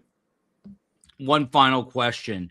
If deliberations are quick, they come back, let's say, in 3 hours, they always say that favors the Commonwealth. But in this case, would you think it favors the defense? It depends how quick. A lot of times up here, we say a quick verdict favors the defendant, especially in a murder case with a lot of evidence. You think they'd go over all of it. I've given up. There's no scientific peer-reviewed formula on a quick verdict versus a long verdict. I will go out on a limb. A quick verdict in this case would favor the defendant. And do you expect a quick deliberation, or you think they're going to go a while here? They're going to. I think even if they take that vote and they are pretty close to a verdict, I think they know the optics wouldn't be good, given the fact that there's 3 young children that died, given the fact that this is a case of such public import. They'll want to look like they did their due diligence. So you won't get a verdict on day one. Joe Krowski, criminal defense attorney and all-around good guy from Brockton, Massachusetts, the home of Rocky Marciano. And it is a fighting town, and Kevin Reddington is from there, and that is what Kevin Reddington is doing now. But you know what? The prosecutors, the women, are fighting hard as well, and it is a battle. Sadly, I don't know if it's a battle for justice, but it is a battle to win, and caught in the middle here are Cora, Dawson, and Callan, and we should have some sort of resolution next week. Joe, are you going to closing arguments? If I can. I've been watching this case, so I'm probably going to get down there. And, if you'll have me on and I get down there, I'll jump on. Awesome. Thanks so much. Get out there, ride the Harley, wear a helmet. I love you, America. Love you, Brockton. Love you, Plymouth. And let's get justice for Cora, Dawson, and Callan. Love you all. See you over the weekend. It's been a long week, everyone. Chill out, be kind, rewind, don't murder anyone. Thanks, Joe.